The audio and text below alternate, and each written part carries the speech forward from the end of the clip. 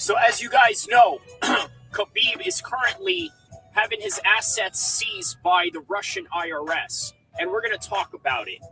There's going to be a lot of things that we don't know yet, and there are going to be some things that we can draw certain conclusions from. I don't pretend to let you know that this is the best possible content out there in terms of information, because quite frankly, at this current moment of time, there is nobody that's going to have the most accurate information on this matter. Not even people that are within the circle of Khabib or people that are within his team. That includes the likes of Ali Abdelaziz. That includes the likes of Islam Makhachev.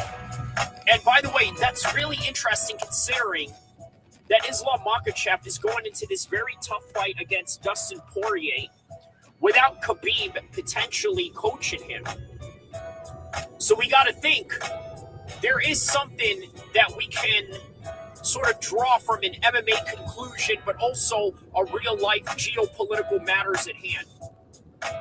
Because we know that it's going to affect his team in terms of MMA, but also we got to ask, how is this going to affect, let's say, foreign policies in terms of foreign relations between Russia and America, which is already at its most volatile point right now.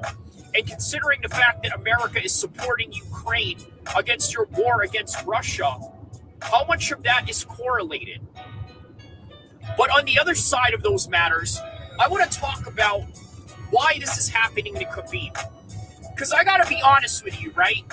Khabib is the least likely type of guy to get into a crash-out situation. You know what I mean? In other words, he's not the type of guy to get in trouble, to get into scandals, and quite frankly, I don't even think of Khabib as somebody that would not pay his taxes. Now, could there have been a mistake that could have happened? Sure. We need to really emphasize that reality. Because there is a reality to where, you know what? He may have been audited, and as a result of that audit, he may have missed a few steps in terms of paying people or maybe forgetting to pay certain people within the Russian government. I will say, though, because it is Russia, it is rather unusual, this particular case. I'm going to tell you why this case is rather unusual. For one, here's something you got to understand, right? Russia is one of those countries that is sort of what you would call a good old boys club.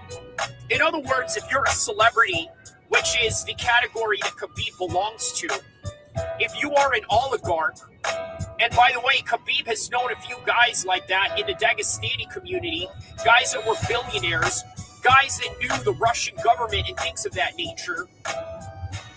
And yet some of them weren't even safe, because there is a particular story that you could date back about maybe 2016 or so, or maybe just a little bit before that, where one of Khabib's friends had gotten arrested, waterboarded, and tortured by Russian government agents. For whatever reason it was, it could have been related to terrorism, it could have been related to, let's say, organized crime, or it could have been related to just government infractions of any kind. Khabib pleaded with Vladimir Putin to let this guy go. Now, what had happened to this guy, we don't know. But whoever this Dagestani billionaire was, you got to understand that this guy was funding Khabib. And then somewhere down the line, he just disappeared, and we don't really know the news of that. It may have been resolved, it may have been not. Just like with this particular issue at hand with Khabib getting locked up by the Russian government, right? Actually, he didn't get locked up. He got his assets seized, so it's a little bit different. Again, being the fact that it is in Russia, it is rather unusual because it's a good old boys club, like what I said earlier. In America, they don't care about you. They don't care that you are a famous guy like Wesley Snipes. And by the way, Wesley Snipes tried his luck with the IRS. Rolled the dice, said, you know what? I don't need to pay my taxes. there were a few guys that were, let's say, financial advisors of some sort. They told him straight up, hey, you know what? This is a loophole. You don't need to pay this. There's somewhere in the Constitution that says you don't need to be paying this money. Lo and behold, what happens? The feds, the IRS, they came in there and seized all his assets. And as a result, what did Wesley Snipes do? He went and challenged Joe Rogan to fight in the UFC because he needed money. And can you imagine, him and Joe Rogan would have been a big money fight. Now, back then, when this was going on, I don't know if Joe Rogan was as big as he is now. I highly doubt it. I don't think Joe Rogan was anywhere close to being this big during the time of when Wesley Snipes had challenged him.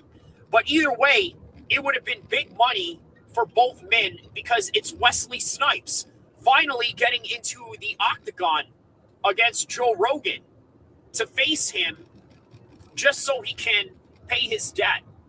Now, obviously, we know that Wesley Snipes is a formidable kicker, great at karate, great at taekwondo. But the reality is he didn't have ground game the way Joe Rogan did. And that would have been really problematic as a result. Very problematic. It would have destroyed the image of Wesley Snipes. Nonetheless, this isn't about Wesley Snipes and the possible matchup with Joe Rogan. This is really more about not paying your taxes and what happens as a consequence. And here it is.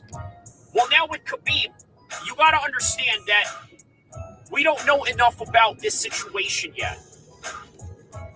What I can say from a religious standpoint is that I believe there is a religious component we can take from this. And what exactly is that?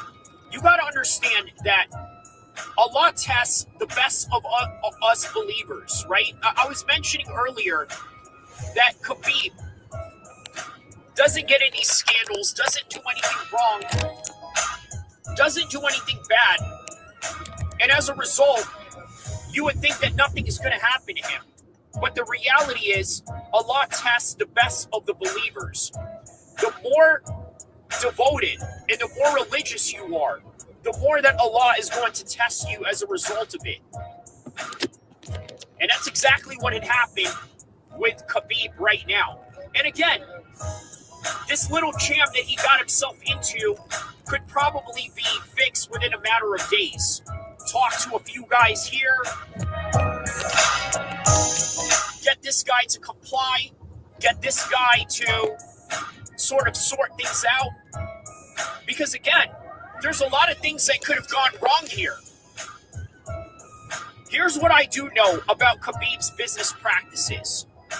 He employs a lot of his family members to be in executive positions in whatever companies or business that he opens.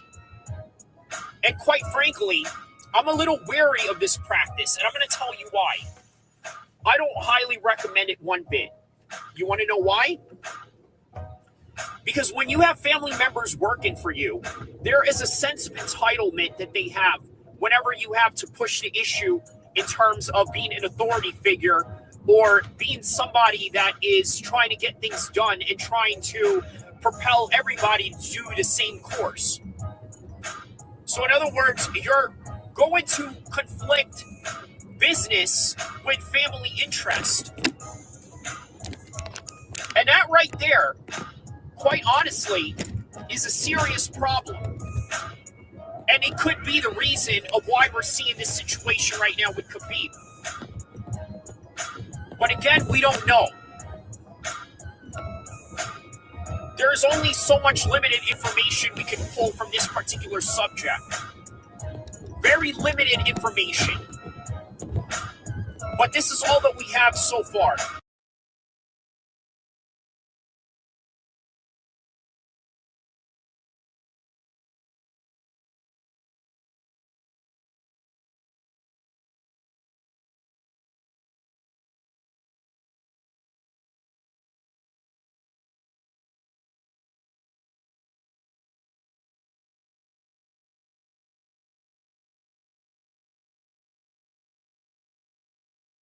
having his assets seized by the Russian. He did not. Not by the definition of its technical terms. Now, why did a lot of people think he snitched? Let's just be honest. Many people in the hip-hop community, quite honestly, are low IQ, and as a result, they're going to take the low-hanging fruit of every conversation, of every argument. And this is one situation that you just decided you wanted to hop in it. I'm going to tell you guys the nuances on this, okay? First, understand Jim Jones' business with family interest. And that right there, quite honestly, is a serious problem. And it could be the reason of why we're seeing this situation right now with Khabib. But again, we don't know. There's only so much limited information we can pull from this particular subject. Very limited information. But this is all that we have so far. His assets were seized, and we don't know much after that. What's going to happen next? We don't know. But within the 10-minute mark of this particular video, I'm going to get into the Jim Jones conversation, right? Because this is going to be the part 3 of Jim Jones. Did he snitch or not? Let's recap, okay? I sort of talked about it in part 1. I talked about it in part 2. And now here we are in part 3, where Jim Jones was at the airport, got into a fight with 2 random white men. And the controversy is not so much with the normal civilian world, but rather with people that are in the life of the gangster world. Did he snitch or did he not? And I'm going to give you the answer right now. But I'm also going to give you some nuances to this situation. Just so I can give advice to those that want to get into that life in whatever path of life you are, whether you're a young kid that is going to get jumped in a gang at 9 years old, or whether you are 30 years old and you've never been in a gang and you just decided you wanted to hop in it. I'm going to tell you guys the nuances on this, okay? First, understand, Jim Jones did not snitch. He did not. Not by the definition of its technical terms. Now, why did a lot of people think he snitched? Let's just be honest. Many people in the hip-hop community, quite honestly, are low IQ, and as a result, they're going to take the low-hanging fruit of every conversation, of every argument. And this is one situation that they are going to do that. Because, let's be honest, Jim Jones did say a little too much. He said a little way too much when the cops came. And why am I saying that he said too much? The fact that he said anything is the reason why we're having this controversy in the first place. Okay, that is the one controversy that we have, is because of the fact that he said he got assaulted in front of the cops. And quite frankly, you just don't do that. You see, one of the biggest problems many people have out there, and I'm not just talking about gangster life or normal life or anything like that, just in general.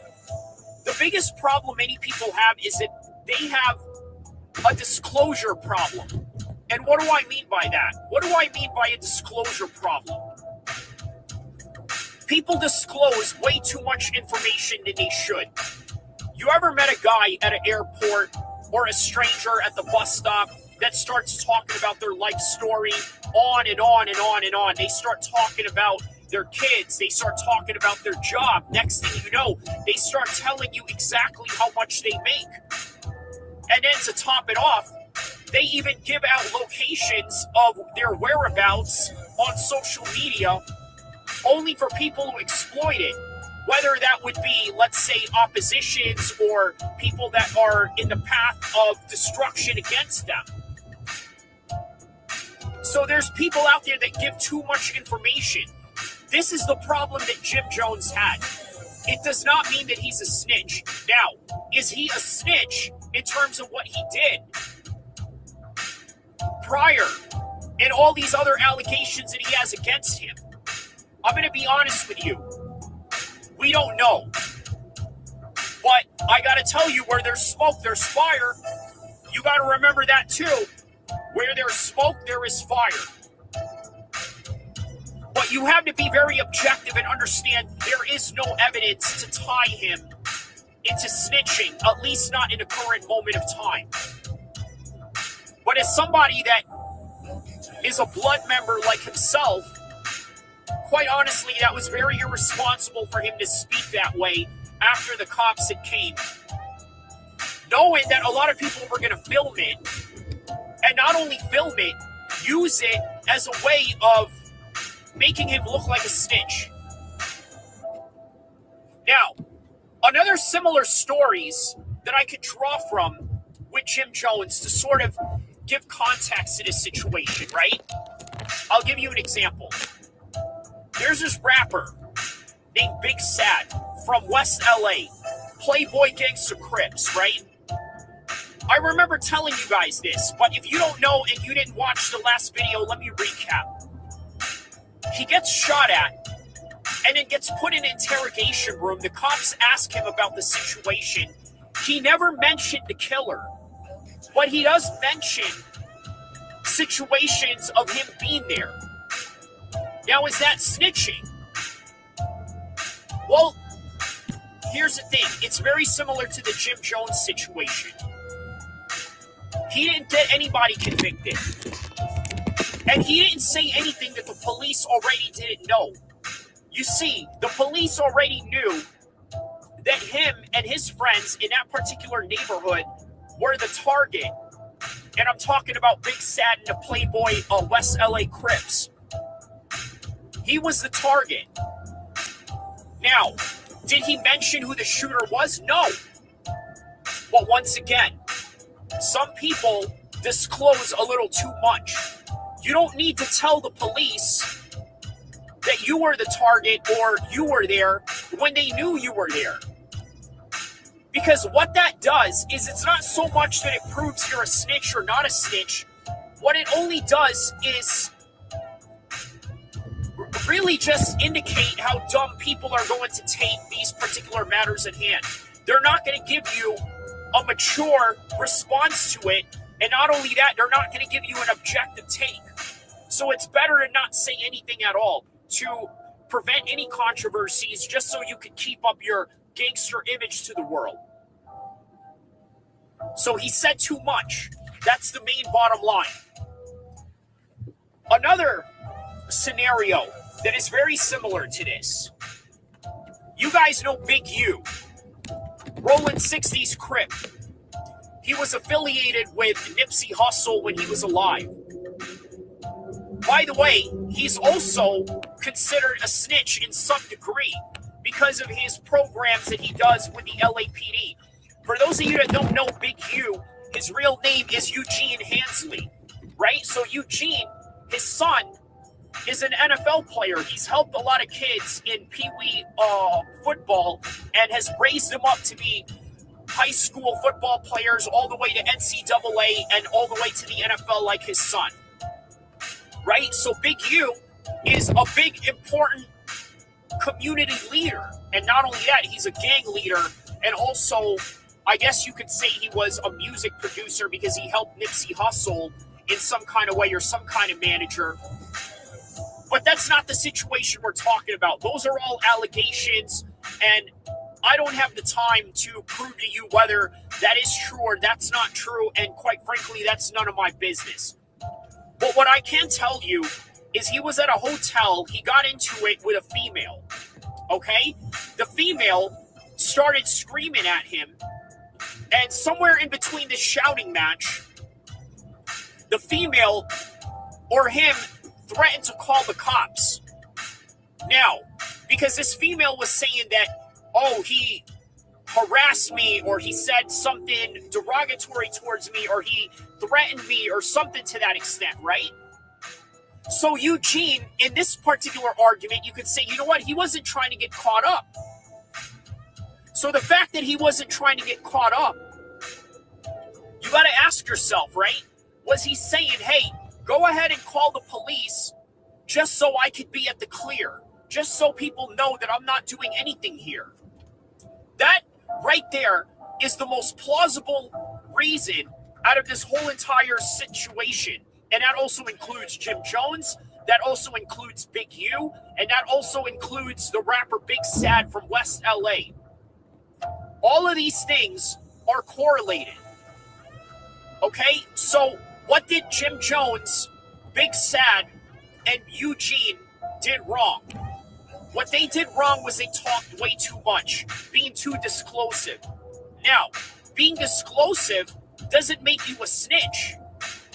What it makes you is somebody that slips up a little too much and gives away too much information, which may not be correlated to snitching or convicting others in any kind of degree. So please understand that these are nuances that are going on with these matters and this subject at hand. Okay? So here's another thing I need you guys to understand as I close this video out. There's a lot of content creators out there that love to sensationalize things. They love to give you the half-truths. They love to exaggerate the truth. Not only that, they love to lie into their own narrative just to fit a certain agenda. I'm not here to do that. I'm here to give you the most objective take. You see, the reason why a lot of people believe in some of the most ridiculous notions and conspiracy theories out there is because they listen to people that are not objective. They listen to people that have an agenda, and they listen to people that don't know how to be fair, down the middle, and really just observing everything from a balcony point of view rather than looking at the world from a POV perspective. I'm not here to do that. I'm here to give you a perspective, whereas as if you were in a high tower looking down at an entire city and seeing what's going on from the skies. You see, when you're looking at things from the ground level, one of the biggest problems is that you don't know what the other person is going through or what the other person is trying to convey, or the nuances to the complex situations that are going on out there in the world. I'm not here to do that. I'm here to give you the most fair and objective journalism that I could possibly give you. So that is why I don't pretend to know everything, but I try to correlate things and give you a possible theory and scenario. You see, that's the problem with people that are in the conspiracy theory world. And by the way, there's nothing wrong with them. A lot of them have became true to a certain extent. So you can't knock it 100%. But there has to be a balance in understanding reality from the ridiculousness that's going on out there. Either way, don't forget to like and subscribe as we take this California sunset ride.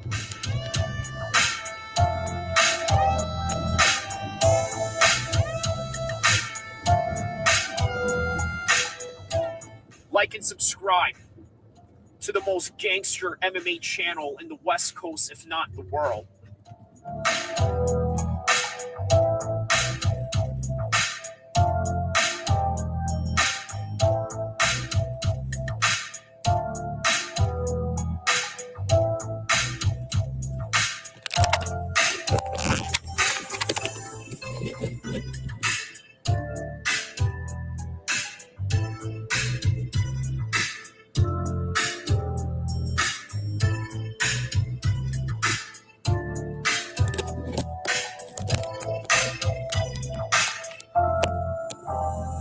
Like and subscribe, y'all.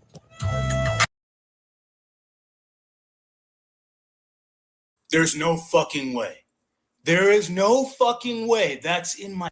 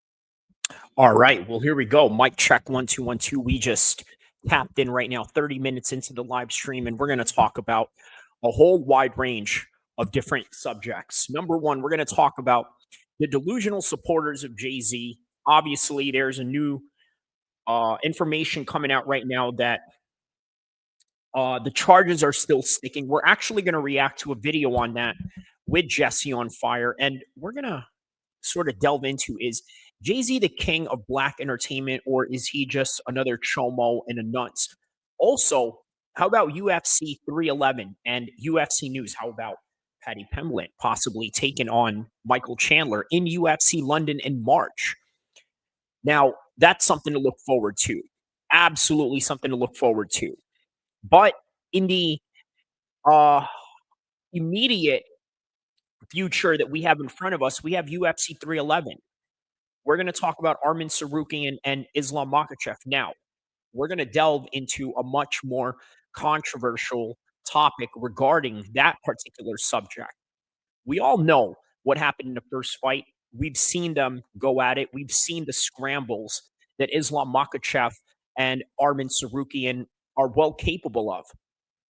But the one component that I don't think we really discussed in this particular matter is the aspect of Armenia and Armenians and their anti-Islamic sentiment. Now, obviously, this is not really uh, sort of, it doesn't really generalize an entire group, right? It's never about that.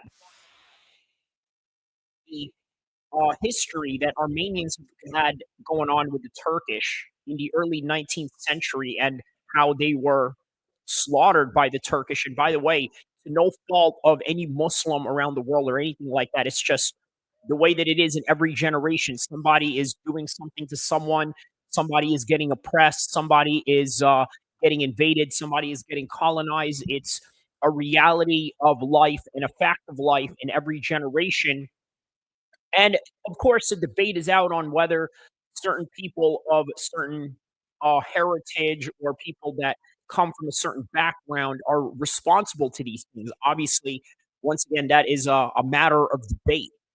So we're going to talk about that because obviously that matchup is great for what it is on paper. But I also think there's aspects of that fight that's not really being talked about. And we're going to talk about that. Also, Davishvili, Marab taking on Omar Nurmagomedov. The same night that these two guys can possibly win a title together, one defending the other, winning their first undisputed championship belt. What does that mean for Khabib? What does that mean for his legacy?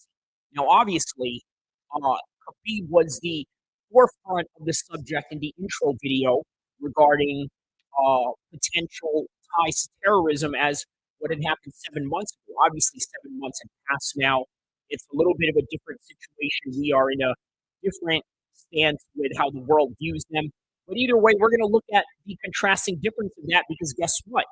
Believe it or not, Khabib was brought up in a debate that I had with somebody that I had today about Jay Z. Now, why was he a focal point of this debate? Well, because Jay Z, for whatever it's worth, he is considered the uh, king of black entertainment, somebody that is someone highly regarded in the black community. But understand this, right? Not everybody is monolithic in any community. Do you honestly think that every African American or every black person in the world stops what they're doing for Jay Z? Do you think that they somehow are going to defend Jay Z? I mean, if you do, I don't know, man. To me, that doesn't sound like you have a very. I don't know. It varies, right? It's not easy to say that these people are insecure. These people are, somewhat less of a man or anything like that. But it is rather weird when you come from a cultural trajectory that rejects icons or rejects the aspect of deities or worshiping another man or things of that nature, which, by the way, is an anti-Islamic component. But we're going to talk about all these particular subjects at hand. But for now, let's get to the Jesse on Fire video regarding regarding Jay-Z here. Yes, you're on fire. And I thought this is interesting because this kind of goes along with everything that we are talking about right now. So let's get to this content right now. Looking for an easy way to get that LLC next to your business name? Say hello to Taylor Brand. You just go to their site, enter your LLC state, add your business name, answer a few questions, and that's it. Now your business has tax flexibility, personal asset protection, plus... Sorry, so Jay-Z's efforts to dismiss a case well, this is a devastating day for Jay-Z and Diddy in the case that was brought against them by the woman who claims that they were assaulting her when she was 13 after the VMAs. This is obviously the only case that Jay-Z has been named in, but it's obviously an incredibly heinous accusation and things that we're looking up for them, for Jay-Z and his attorney. So I want to make something very clear about this particular topic first and foremost, right? So it's obvious Jay-Z is being cleared of this. We don't know right now. To a lot of his supporters that are sort of upset at the fact that I even went after Jay-Z. Oh my goodness, I went after Jay-Z because Jay-Z is the king of whoever, right? King of New York, king of the USA, king of the Democrat Party, king of the woke movement. However you want to classify Jay-Z in that regard, right? I look at it like this, right? They don't want to believe that he's possibly guilty. Now, at first, the argument is, hey, you know what? You may be wrong about this. Okay, fair enough. Well, now they're not dismissing the charges. Now, what's up with that? Is there a reason why they're not dismissing the charges? So let's take a look more into it. Have now been quashed, given the kibosh completely. Like, it actually looked like there was a possibility that this case might even get thrown out. And not only did the judge not do that, the judge demolished Jay-Z and his attorney. And when I show you what she said, you're going to be like, oh my God, like this is no good for them, because this is the judge that's presiding over the case. And you're like, this is going to be who's making the decisions on what motions are allowed and your objections and any of those things that the judge can influence what evidence is allowed in and what's not. She does not like Jay-Z's attorney, and she might also not like Jay-Z. It's really hard to tell, but this went really bad for them, like really bad. And I'll explain to you everything that was going on when we cover that case in a second.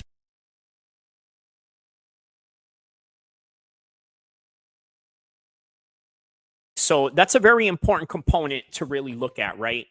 Now, there's a possibility that he does not like Jay-Z's attorney, maybe doesn't like Jay-Z or this and that.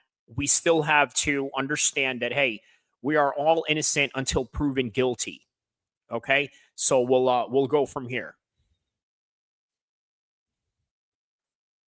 I just want to take a moment to speak to you guys genuinely. I want to say thank you to everybody who subscribed to the channel in the last month. We had a big listen to my video. Now, if I told you that you could make 50, there's no chance into your account. Went down with that a little bit. This game is super. NBA picks. It's an amazing game. As Jay-Z's efforts to you want. Link is in the description. Use promo code Jesse on Fire for the $50 bonus. And that is what it is. Jay-Z's efforts to dismiss rape case from then 13-year-old accuser denied by judge. So as context, okay, in case you guys are not completely up to date on this case, what happened was the woman filed a lawsuit, claimed that she went to the VMA Awards when she was 13 years old, was picked up by a limo driver who worked for Diddy, who brought her to the after party. He said she's exactly what Diddy's looking for, where she was given a drink. She got woozy, was tired, got put into a bedroom, and then Diddy, Jay-Z, and a female celebrity, A-list celebrity, participated in graping her. She escaped. She ran across the street, called her father, and her father came and picked her up. That's her story. That's what's in the lawsuit. So Jay-Z is the very first A-list celebrity who has been named in one of these public lawsuits. Now, look, it's really important to sort of point out, right, that the accusation that sort of came out of this whole thing was very, very, very suspicious, right? I mean, not believable at all and not credible by the end of it. Associated with Diddy. I mean, Diddy's facing so many, it's hard to even keep count. I actually think that Kanye was named in one also, but it was from like Kanye's assistant. And so I'm not sure if that necessarily, it probably actually happened, you know, in terms of like Diddy and Kanye probably ran a train on this girl. And anyway, it's neither here nor there. But but Jay-Z fought back vigorously right out of the gate. And, you didn't really know what to think of it. However, then the woman who accused him went on NBC anonymously, and she's a Jane Doe at this point, right? That was the other thing that was motioned by Jay-Z's side, is they wanted to unmask the accuser. They're like, if she's going to say that we did this, we should at least get to see who she is. But she went on NBC, and I will absolutely guarantee you that she did this against the specific instructions of her counsel.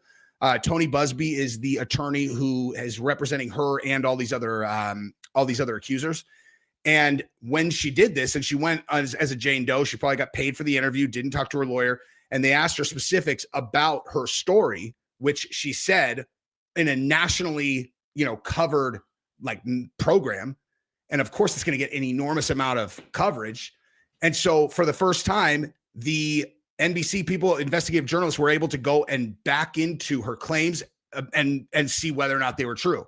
And what she said was that she went to the MTV Music Awards and then went to this house party where she spoke to Benji Madden from Good Charlotte. She talked specifically about a tattoo that he had, which they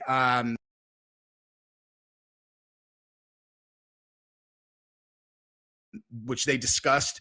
She talked about watching the VMAs on a Jumbotron that was in front of the venue where the VMAs were.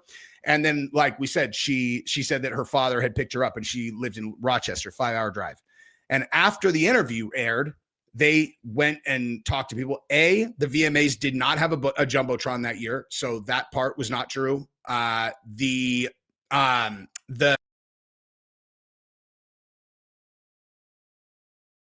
Benji Madden, who she supposedly talked to, was not even at the VMAs or the after party. The place she said the after party was at was not where any after party was at. Diddy was supposedly at a club. Who knows? He could have been in multiple places. And here's the big one, though. The biggest one of all is her own father says he does not remember ever driving to pick her up in New York City 5 hours each way. It would have been a 10-hour drive. And he's like, I think I would remember that, but I don't recall that. I had no idea any of this was even going on. So what you're left with in terms of what this case is based on is the word of an autistic woman who lives in Oklahoma, who is Caucasian, by the way. I don't know why I thought that was weird, but I just did. Like, it's some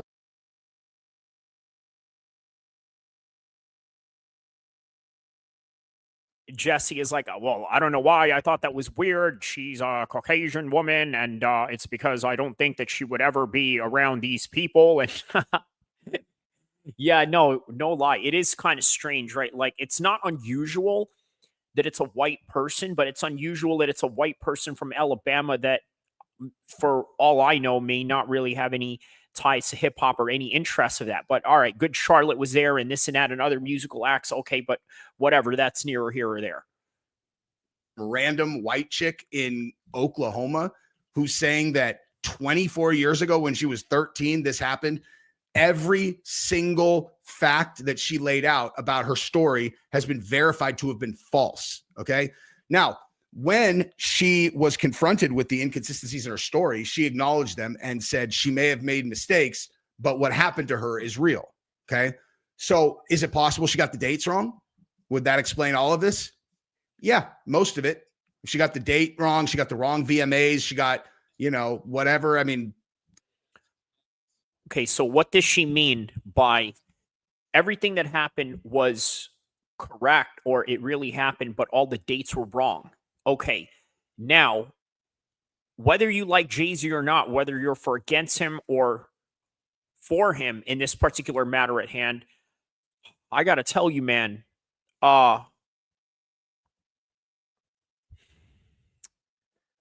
this doesn't look good for his case, because you have to create some kind of plausibility. Is there any plausibility into any of this? And that's sort of what they are trying to build here.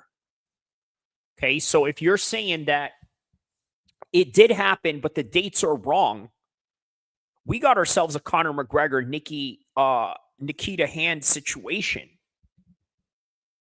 Because the Good Charlotte thing is based on tour dates and things like that. And maybe she was a different year. But the father not remembering picking her up is pretty big, dude. That's a pretty big factor to overcome.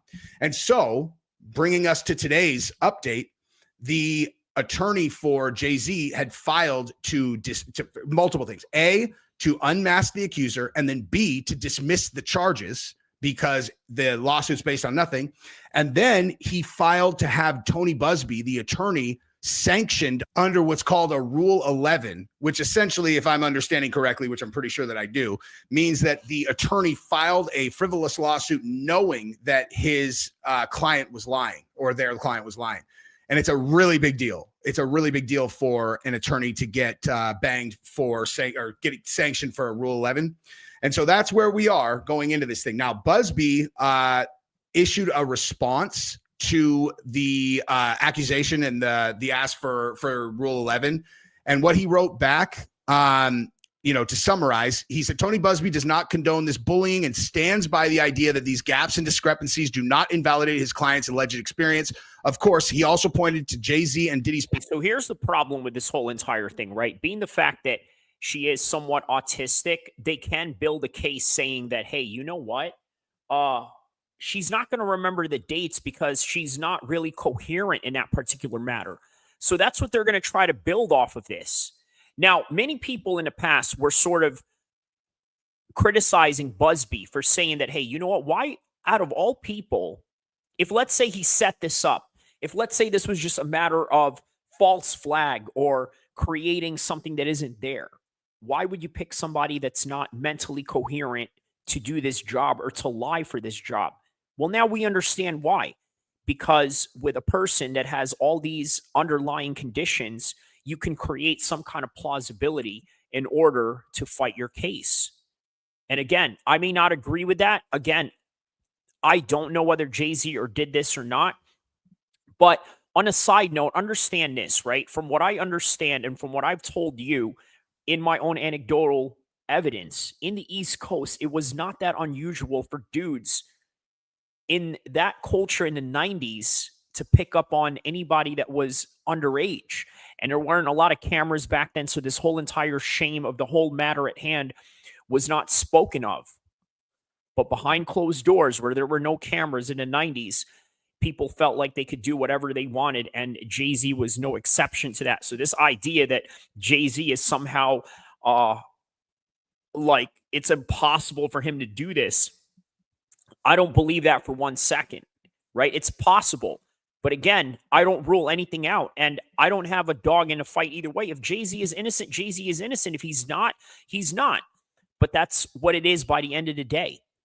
Power as massive celebrities, pop culture icons, so on and so forth. I'll just tell you this. Like, I won't read you the entire response from Busby, but I will say this. I read both the motion to sanction him, and then I also read Busby's response. And the language and how they were written was very different. The Spiro one, which is Jay-Z's attorney, was very colorful. It was like, sounded like the way that I talk, hyperbole, lots of big kind of exaggerated terms. Busby's was absolutely fact-based. It sounded like a corporate letter from an executive to an executive, just laying out facts. It was not, the energy was not elevated in either direction. It wasn't emotional. Okay, so you see, this is the reason why I wanted to play this part in particular, right? This is important to understand. There's no emotionality behind any of this. And again, I want to remind a lot of you people, right? There's a lot of emotionality behind this particular subject matter at hand, right? Some emotionalities that I've experienced from people, right? I'll show you right now. I'll show you a few examples of that right now. Let's see if we can go into my community section, and then we'll get back to the Jesse on Fire one real quick. Let's go to my community section. Let me show you here. And by the way, this is a preview to my up-and-coming video that I'm going to do. Check this out right here. See, this was, okay, this is the area that I filmed the next video that I'm going to do regarding Tyson Fury and delusionality. Speaking of delusionality, here are some aspects of delusionality that I'd like you guys to read, right? Final debate between Jay-Z and his Nonce or his followers defend him for symbolism. In the final conclusion, stay tuned for the live portion of this debate. And here we are. So right here. Let's take a look at this debate from top to bottom. Let's start with where all this started, from part one. Okay, so I wrote this, right? I wrote this because I wrote something prior to that regarding this matter at hand right here. Okay, let me show you right now. Regarding the matter at hand. So I wrote this and someone responded to me when they really should have been responding to this. Hold on, where is this?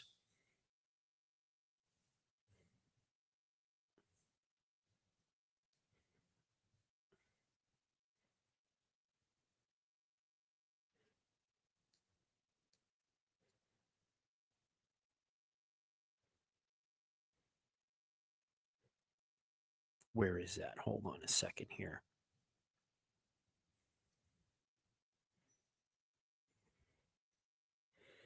Right here, this one right here. This post.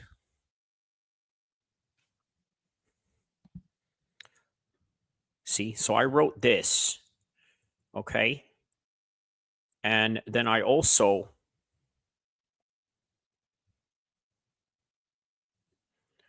wrote this.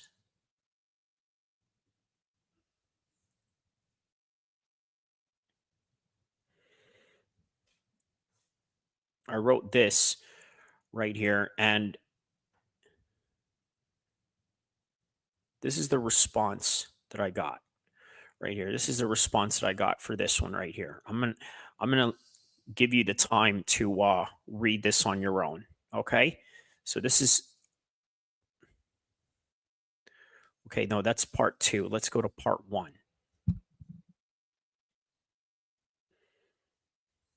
Okay, we're gonna go through all the parts. Okay.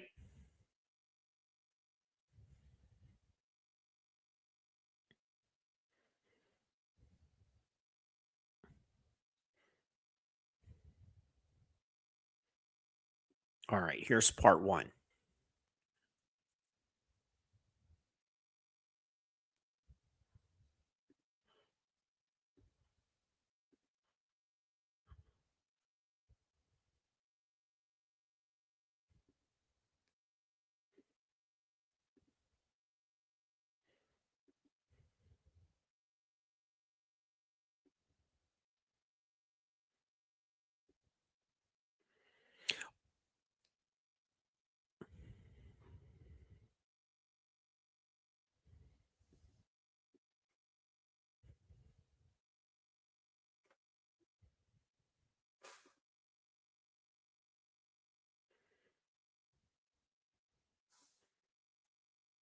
Okay, now part two. After part two, I'm going to go back to the Jesse one. I wanted you to get the point of where I'm getting at with this right here. Okay, so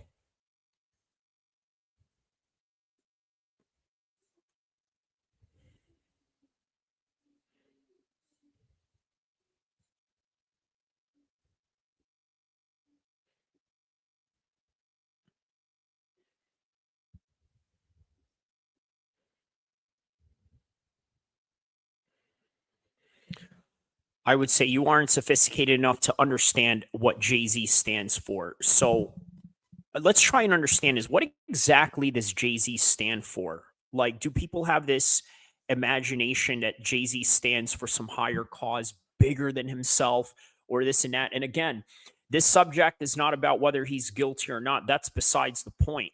The point of this whole entire matter is that I just find it weird that people have this weird, strange celebrity worship that I don't know, man, that quite frankly doesn't really benefit their lives overall. I mean, maybe they think it benefits their lives to a certain extent, but I don't know. Okay, more on that. Let's get back to the Jesse on Fire reaction.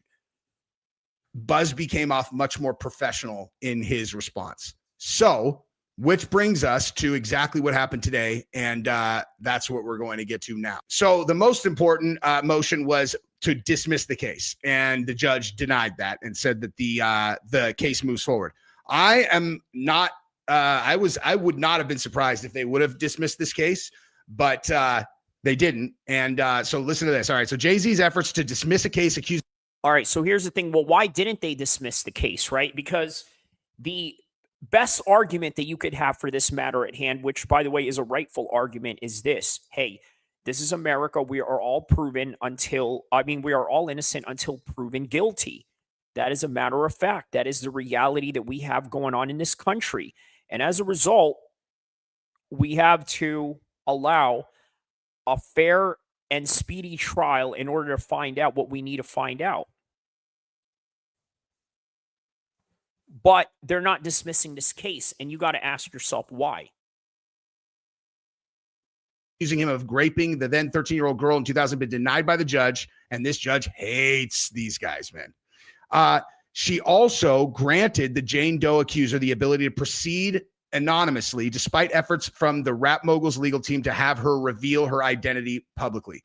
Now, one thing to consider too, when you hear how like aggressive this judge was at their side, is that the origin of this entire case, hypothetically, is very likely BlackRock, because Diddy cost BlackRock $20 billion when he went on a dishonest racism charge at Diageo.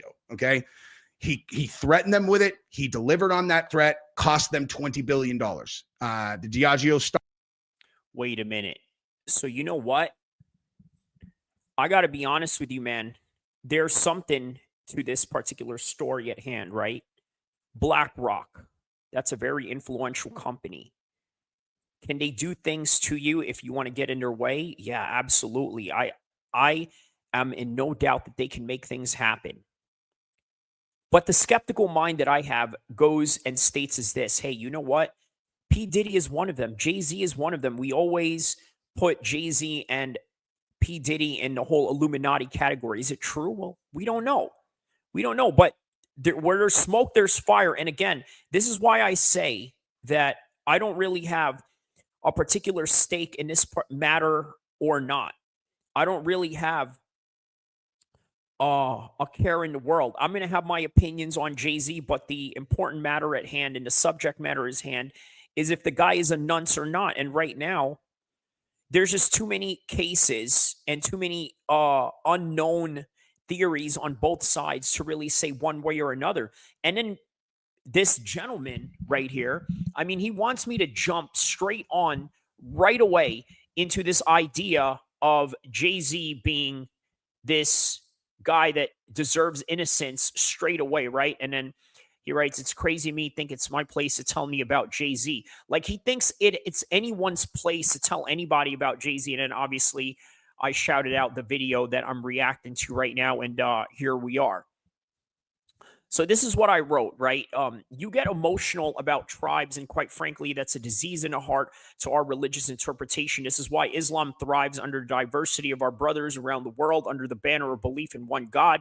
And I understand that you respect the Anglo-Saxon establishment on our side, but unlike you, we're not halfway into implementing those principles.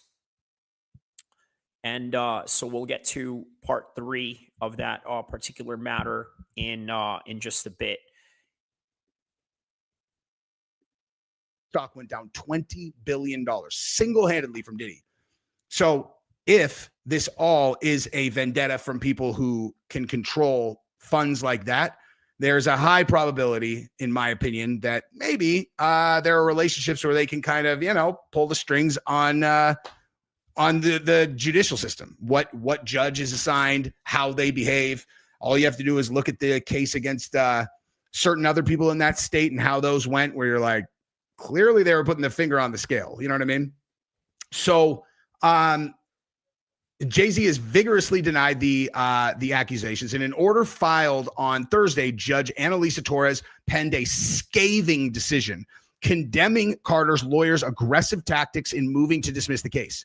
This is a quote from the judge. Carter's lawyers' relentless filing of combative motions containing inflammatory language and ad hominem attacks is inappropriate, a waste of judicial resources, and a tactic unlikely to benefit his client. The court will not fast-track the judicial process merely because counsel demands it. I mean, like, that is as big a middle finger to his side as you're going to hear from a judge. I mean, like, that wasn't just like, no, it's denied. It was like, I mean, you hear that language, right? So earlier this month, Doe filed an amended lawsuit that was initially filed in October, accusing Sean Combs of an anonymous celebrity of raping her after the 2000 MTV Music Awards. Carter was named in the amended complaint, revealing him to be the celebrity accused of assault in connection to Combs, who has pleaded not guilty to 3 federal charges and is awaiting a criminal trial. In her complaint, Doe said that she was drugged at the party before she was assaulted by both men. So this is okay. So once again, let's be very clear. This is her accounts, not real accounts or any accounts that is going on in reality other than, I mean, this is a civil case by the end of the day. So it's not like Jay-Z is going to suffer any criminal penalties of this particular matter, sort of similar to the Conor McGregor case. But you just to keep that in mind, okay? Innocent until proven guilty. In her recent interview, there were noted inconsistencies. She stands by her allegation. And look, I want to show you the type of pettiness that a lot of Jay-Z fans have, right? Look at this. See, look at this. Look at these types of things that they say, right? Because, I mean, like, their idea of measuring intelligence is conformity to this weird black celebrity fetish that they have going on, right? And this is what he says. He says, I'm not the one on YouTube, but on Instagram, my numbers are like, okay, like that. You ascribe your life's value to YouTube. You aren't enriching the community or sharing anything valuable information. You're a gossip guy, blah, blah, blah. I'm like, well, what do you think people do in YouTube? Do you honestly think people, look at this. This is the same guy that's saying all of this. I'm going to show you his channel. Okay. This is the same guy that's saying all of this. Okay. Look at this. Look at this. Look at this fool right here. This is him saying all of this. Okay. Now, look, it's easy to say that, it's not about, views or this and that.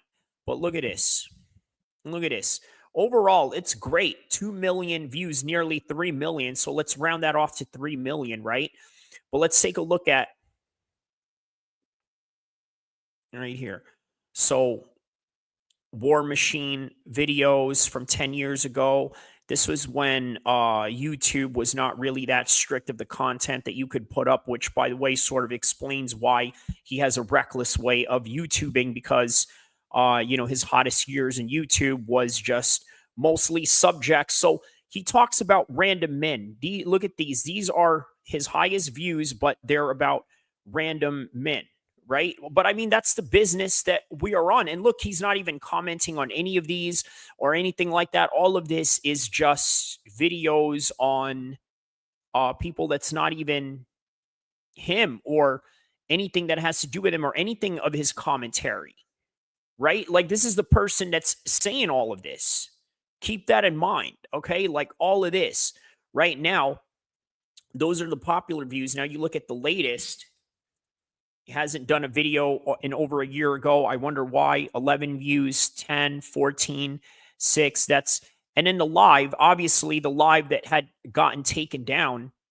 By the way, if you want to see that live, it is on my Colby Covington versus Buckley thing. I have a portion of that, but his went away for whatever reason, because once again, there's just a lack of understanding in podcasting that is, that's sort of prevalent in the new rules of YouTube today than it was yesteryears, right? But either way, we're not about trying to be all of that, but it is what it is. Hey, look, just stating facts for what it is. Against Carter and Combs, relying on those inconsistencies, Carter's lawyer took the unusual step of asking the judge for an expedited dismissal on the grounds that the case was frivolous and unfounded. I mean, honestly, I assume this goes without saying, as the father of a 12-year-old daughter, that if this happened, they should not only go to prison, they should stay there forever. But just as a kind of sideline observer of just this case, I'm not saying that Diddy's innocent at all. Diddy, He's facing how many accusations? Like, is someone going to try to convince you that Harvey Weinstein? All right, let's go back to these posts, right? Just to kind of put in perspective. So where were we? This is it right here. I'm not on YouTube like that, but my numbers and interactions are much higher than your YouTube interactions. That's what they always say, right? If the YouTube is not doing good, just like what the Navy Intel guy did, right? You know, he does great on Wimpkin. He does great on Facebook, but they demonetize him off of Facebook. But, you know, then he just compares the aspects of, you know, of non-YouTube when I literally only have one, which is YouTube, and that's about it. And then I have a Facebook, but that Facebook is relatively new compared to my 9-year-old Facebook page that has gone away, which is neither here or there. But okay, so moving on to that, you just mean that says a lot about your so-called revival. So he says, I'm a 10 times better podcaster than you'll ever be. Once again, you know, just a bunch of hyperbole and saying that, you know, I don't have this or this and that. You know, again, just, you know, a lot of whole immature, low-hanging fruit stuff. And then he says that if you are of a certain age and you're infatuated with gangs or this and that, my boy, I don't know what to tell you, but gangs are an entertaining thing. They draw numbers, and if you happen to have any experience at it in any kind of way, why not freaking talk about it? I mean, this is what it's all about. And look, here's the thing that I think a lot of people really haven't understand about gangs in particular, right? It is a negative way of life, right? But if you've lived it, there are positivities in what you can create in terms of monetizing the entire experience. And that's really the only positivity that you can get out of it. Okay, so moving on back with Jesse on fire here. Like innocent, you're talking about the same kind of thing. He's that kind of predator, in my opinion. Diddy is. But just this particular case, like, what is this case moving forward on? If every fact of her story is disproven, I don't know why everybody can't just kind of say that something happened if you're going to move forward. Again, she hates Jay-Z's attorney, though. So all bad for him, you know. Carter's attorney, now we get to like the sanctions portion where they asked to have Busby sanctioned under Rule 11. Carter's attorney, Alex Spiro, has taken aim at Busby, accusing him of extorting his famous client. Now, I will definitely acknowledge that they are misrepresenting this completely. Now, well, calling a demand letter extortion is acknowledgement that the entire civil process is some way extortion then, because that's the way this goes. Before you file a lawsuit, you send a demand letter. It's like, this is what we're demanding. And you can either choose to negotiate and settle, or you can say, screw you, let's go to court. And that's what they went with. But like, calling a demand letter extortion is ridiculous. In the judge's order, she condemns Spiro for making such accusations against Busby, writing, since Carter's attorney first appeared in this case 17 days ago, he has submitted a litany of letters and motions attempting to impugn the character of the plaintiff's attorney, many of them expounding on the purported urgency of this case. Although Carter's attorney assails plaintiff's lawyer as having a chronic inability to follow the rules, the order continued, Carter's counsel has failed to abide by the court's clear rules. She hates them. Yeah, I could understand that there is a clear biasness in that, and that's something that you really have to take into consideration. Yeah, there's clear biasness going on here, and that's just clear as day, and you can't dispute. Busby told CNN via email on Thursday, the coordinated and desperate efforts to attack me as counsel for alleged victims are falling flat. CNN has reached out to Spiro for comment, as well as additional representatives for Carter. So in addition to the fact that they went for this Rule 11 sanction, Busby also has been sued by former clients that Jay-Z's people reached out to. Apparently Jay-Z's people, according to Busby, reached out to former clients pretending to be government agents.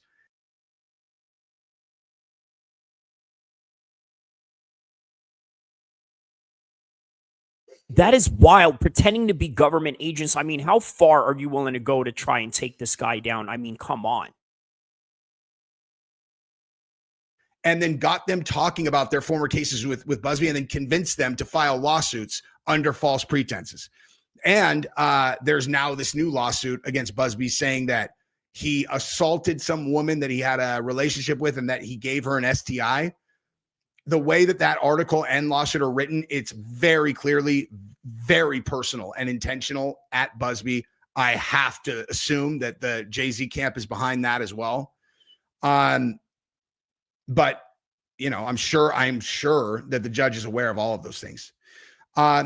In her decision to grant Doe's motion to proceed anonymously, the judge wrote, "The weight of the factors tips in the favor of allowing plaintiff to remain anonymous, at least for this stage of litigation, but noted that this decision could change, writing, because the balance of these factors will certainly shift as this case proceeds, especially if and when the parties engage in discovery in earnest. The court intends to revisit this decision at a future date."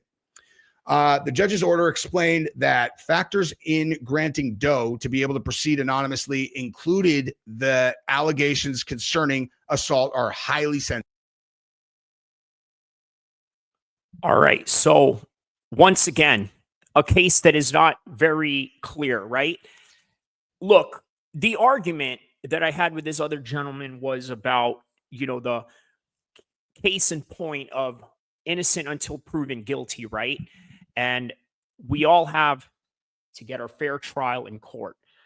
So the problem is right now, you can't expect me to exonerate this man publicly when there's all of these things going on. Now, is it suspicious that this woman is creating all of this crazy stories and this and that, but we still don't know by the end of the trial?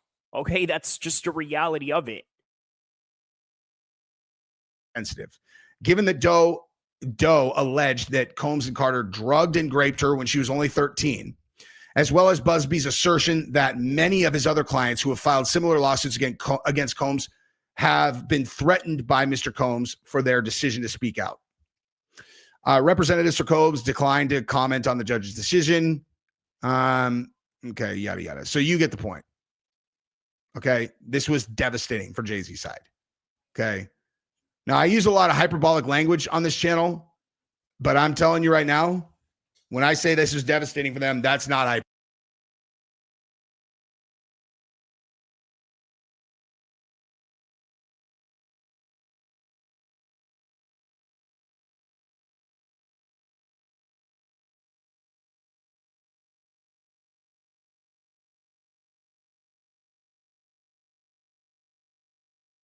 Okay, so once again, just like what Jesse mentioned about using a lot of hyperboles and this and that, right? This is once again all similar to this. If you thought so, I would call you one. Okay, once again, use accurate and ensure you.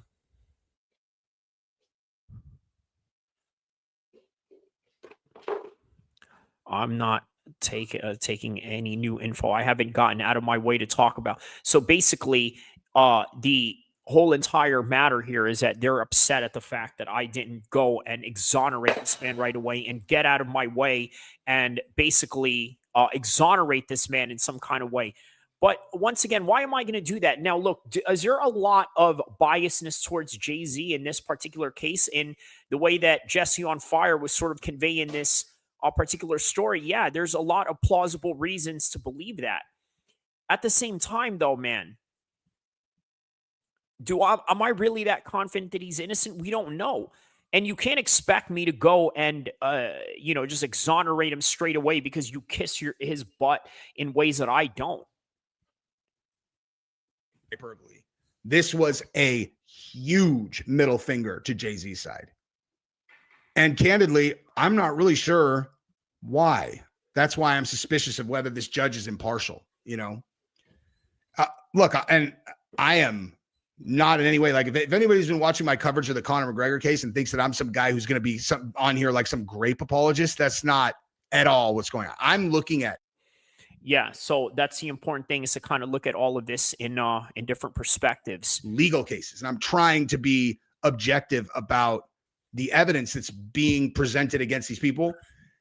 And if a person who has absolutely no way to verify that they were physically at a location that they're saying a horrific crime happened, and then in their description of the story every detail that they lay out gets factually disproven, provably, I don't understand how the case can move forward. Do you know what I mean? Like, what's it based on?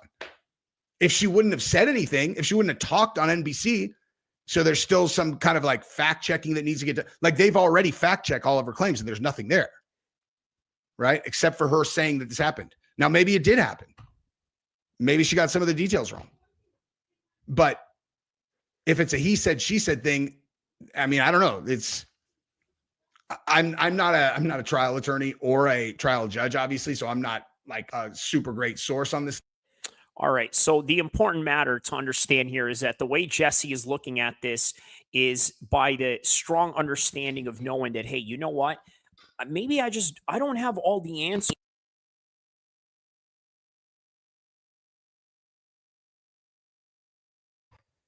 Sorry about that. My mic fell off on that one. What I was saying was, it doesn't mean that this case is definitive in any kind of way, right? There's still a lot of unanswered things going on. And that's sort of the message that I'm trying to convey here, but also trying to convey the message that, hey, man, some people out there are just extremely delusional in this whole entire matter at hand, right? So let's see here.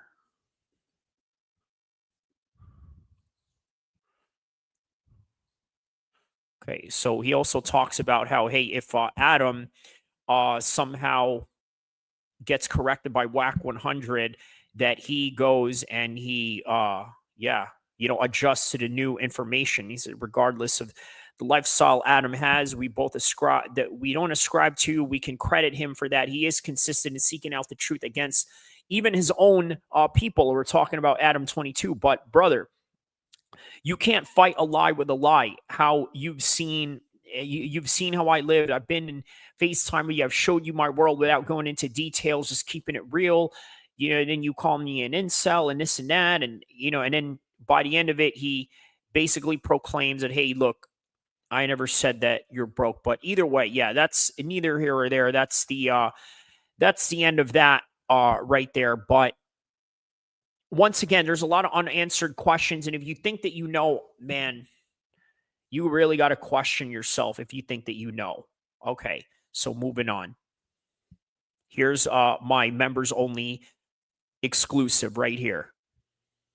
Want to put it out there too much, but I'm going to just read to you what he said. And by the way, there's some really interesting conversations here, okay? Because he brings up Khabib as me being a staunch Khabib supporter, right? Obviously, most Muslims are. But then he brings up some really interesting conversations about potential ties to terrorism that Khabib has, and I'm going to address that as well. Because if you guys remember, not too long ago, Khabib was sort of in trouble, right? As you know, he had some situation going on with a terrorist attack that happened in Moscow. And as a result of that, he was accused of being part of it. I talk about that as well in here, right? We're going to talk about that in some of the conversations that we've had. But going back to Jay-Z, I got to tell you, where there's smoke, there's fire, right? And he kind of answers me on that as well. But the one thing I got to say about Jay-Z is that he is known to have picked up Foxy Brown in high school. Now, you can say whatever you want to say about that. That's kind of strange. At the same time, though, let's be real and honest. For those of you that have been in the hood or have rolled with a gang or been around people that are about that life, that about that life sort of deals with a lot of minors in that particular section as well, right? Because let's be honest. If you want to go and pop somebody, do you send a 60-year-old OG that has, I don't know, maybe a couple of decades left in his life and risk it all? Or would you let a youngin handle the damn thing because he's a juvenile and most juveniles don't get tried as an adult? And the severe crime that you commit I mean, you're going to be forgiven at some point when you're an adult, but it's just different. So, yes, there is an element of the hood that does hang out with minors, but that would be for different reasons. But the hood, I got to be honest with you, also is not down with Nonce chomo behavior. They're not down with that. I always tell people, right, who are outside of America, do you want to see cops and criminals collaborate together? The only time that will happen is if they go after a chomo. In the prison systems, most chomos don't really last that long. When they're in there, the COs, the correctional officers, they look the other way. And as a result of that, guess what? The inmates inside go and handle the business, maybe unalive them. But you also got to understand in the 90s, before I get to the chat, the interesting chat that me and Smack had about this particular subject, it is no doubt that back in the days, I'm 39 years old. So if you're around my age or a little bit older, you know that dudes back then were picking up young girls in school, okay? Like the dudes that had the car that were like 25 years old and they're going out there picking up the 16-year-old. Meanwhile, the other 16-year-old male that's trying to get at her has no chance because he's competing with this grown man that, quite frankly, doesn't have the wits to talk to older women. So what does he do? He goes down to the high schools and picks up. This was a normal thing back in the days, and it was never spoken of. It was only until this modern era of Vitaly and Chris Hansen where we started really condemning Nonce chomo behavior that it became a thing for people to come back. But one thing remains, the whole Nonce thing, this is always something that was looked down upon in the hood, whether you're in the East Coast or the West Coast. So let's get to the conversation that me and Leon had online. And by the way, this is all on written text, so I'm going to read it to you, okay? So Smack says, I see this as an opposite. You're super quick to trust the mainstream media anytime there is a salacious story. You've reposted a fake image of LeBron James and often assume the worst. What he's talking about with the LeBron James thing is that I posted a picture of LeBron James wearing a dress. And from what I found out later on, it was an AI. And then you look at it, yeah, okay, there's something a little off with this, right? The tattoos are not matching. So, okay, so he's right about that. And then he also says, Smack, and I quote, you seem to have a handle on black gang culture, but you severely lacking when it comes to the comprehension of intelligent cultural voices and sophisticated black thought. And again, this is why I say that this is an interesting conversation, because there's a racial element to this attached to Jay-Z, even though Jay-Z really does nothing for black folks in general, not even his own family. But anyways, he says, and I quote, Jay-Z represents the ultimate underdog story, true, born and one of the most poorest and most dangerous neighborhoods in the country and descended to 1 billion of an empire, a system that was rigged against him. We salute this man for many reasons, but you have to tap in to understand. Okay, so this is what I said in response. Well, exactly. Regarding the West Coast culture, no homies out here would have endorsed that if he had came out.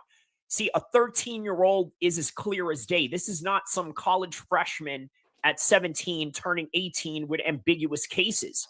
Jay-Z is a straight-up chomo, and there's a lot of black billionaires out there besides him.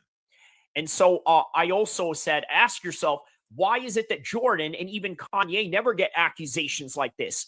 Where there is smoke, there is fire. So then he goes and he says, scientifically, this is incorrect. Smoke is smoke, fire is fire. You have to be a critical thinker in order to be engaging. Otherwise, you are just a hot taker, a parrot of the Matrix. Ooh, okay. So maybe he got me on that one, right? Is this just a hot take? Obviously, but it's a hot take because it's something that a lot of people agree with. And then I showed him a zoom. Let me see if I can zoom this in. I showed him this picture right here that I screenshotted from Nino Boy. Okay, I let you be the judge of this right here. Okay, right here. Foxy Brown was with Jay-Z when it was down low, but many NYC people back then knew the deal. He used to pick her up when she went to high school. She went to my school. Okay. Okay. Yeah. All right. Well, okay. I see what he's saying here. Okay. This is, I don't know, man. You know, you have to look at this with a critical eye. Again, you got to understand this video is not in any way to smash on anyone's opinion or anything like that. If anything, I'm just here smashing on Jay-Z because I think that he deserves it. I think that there is smoke where there is fire. I think that he did do things with Foxy Brown back in the days, and my evidence of that is probably anecdotal due to the fact that back then, that's what men his age did. Okay, that's what they did. They picked up young girls in schools, and it was never really talked about until it was really condemned later on. But all right, let's continue on with this topic because that's the screenshot that I showed him after that. Okay, so what did he post here? He posted Jay-Z addresses. Okay, so let's take a look at this. Foxy Brown addresses Jay-Z. This is from the Vibe magazine. Okay, so Foxy Brown addresses rumors regarding Jay-Z's relationship and alleged NDA. Stop playing with my name, dying for a comment. Okay, Foxy Brown hugged Jay-Z on Best of Both Worlds tour with R. Kelly, 2004, Madison Square Garden. Foxy Brown addressing those who keep trying to use her name to paint Jay-Z in a bad light. On October 6th, the Brooklynite took to Instagram to address some BS speculation that Jay-Z forced her to sign an NDA, preventing her from telling all about her alleged relationships from the mogul. In one post, the rapper directly responded to Tessa Tell's video about Brown and her connection to the businessman. Brown called the YouTuber post fake news and insisted that she would never sign a non-disclosure agreement, let alone one with Hove. In icon business, miss me with that fake news, NDA. Ain't a mother effer alive that could stop my story. NDA on my ish gone wrong. 100 mil. She typed on her IG, stop playing with my name, dying for a comment. Can't spin me with that suck ish to take Hove down. Better ask about the clout I'm cut from. Y'all want me to be anti-Hove so bad. So Foxy posted a multitude of other posts on her IG regarding speculation, including fans posting thanking her for calling out the misinformation and this and that. Okay. So listen, here's the thing you got to understand, right? About Foxy Brown. Listen, Foxy Brown comes from the streets. So that means she's not going to give you any information for nothing. Well, not whatsoever. Even though we understand that this is morally wrong, she's not going to do that. And then this is what Leon says in response to that. He says, you read screenshots. I'm from the culture. I don't play with names. She said it's a lie. And then he writes right here, oh, how about this? Sports Illustrated magazine. When it comes to the beards, you become the Johnny Cochran. These are the real criminals and terrorists. Damn. So he's calling Khabib and his homeboys a terrorist and a criminal. So this is what he's talking about right here. UFC police raid Khabib Nurmagomedov's gym. Conor McGregor reacts. Oh, yeah, of course. Because if Conor McGregor reacts, who happens to be the ops of Khabib, that his word is golden. Look, here's something you guys got to understand, man. If it's your ops that's saying it, let's hold back on giving it some credit of truth, okay? But obviously, this is a well-known case right here. This is the article that he had showed me. 21 people killed in a terrorist attack. Okay. Yeah, so yeah, this is what I got to say about that, right? Oh, and also let me show you this video. This he said right here. I'm sure these guys right here have been to P. Diddy's parties. This right here. So then he shares this picture right here, which again, it's low-hanging fruit, right? We've seen this picture over and over again. This is real straight low-hanging fruit stuff, but I get it. The only explanation that I have for that, you guys got to understand something, right? In the Western culture, especially in the urban community, right? We're not going to do that. We're not going to sit in a sauna together in very strange positions like that, where it could be looked at as homoneurotic in some kind of way, right? We don't do that. Okay. And you know what? I've had a cultural shock experience like this. You guys seen Turkey El-Sheikh, right? You seen how Turkey El-Sheikh holds hands with other people, right? He holds hands with these other people and this and that. Obviously, this is not something that we're going to do in America. Okay, this is just not something that we're down. I'll give you a little story. In Egypt, right? Back in, I believe, 2005, I went there, and guess what, man? A lot of these people out there, they hold hands even though they're men. Now, look, that may look very strange to our culture, especially in a hyper masculine culture that we have going on. And by the way, it's not something that I would ever practice, nor would I let another man hold my hand. But that's because I grew up in a westernized culture where that is looked down upon. But you also got to understand, in that culture, man, they are not tolerant to certain people. So they have a certain level of security to where, like, okay, well, you know what? Nobody's going to think that I'm GAY because I'm holding hands with this guy out of affection for this person. It's no different than a hug. But again, it's just different cultural practices, and that's just the reality of that situation. But I can understand how that looks really bad. But this is what I said to Smack right after that. So what you're trying to do with this, bringing up Khabib, is that you're trying to play false equivalence. This is not hate towards Jay-Z in any way. I grew up wearing Rockaware gear and bought them fresh out of Macy's when I was a kid. But a chomo's a chomo, and it's hard to defend that even if it was Khabib. Because let's say if Khabib was a chomo, yeah, I'd go after him as well. Man, I've had family members I called out on some chomo stuff, Catholic priests and all. I have no limits or loyalty when it comes to chomo Nonce behavior. And it just so happens that now it's Jay-Z. But trust me, brother, the song Millions got me excited to fly in LA and NorCal when I was based in New Jersey. A really great song, but it is what it is, unfortunately. Okay, but it was a great song nonetheless. Great memory. Did you really have a spot like you said in front of foe? And if so, what block? What you doing in LA with Filipinos and essays? Like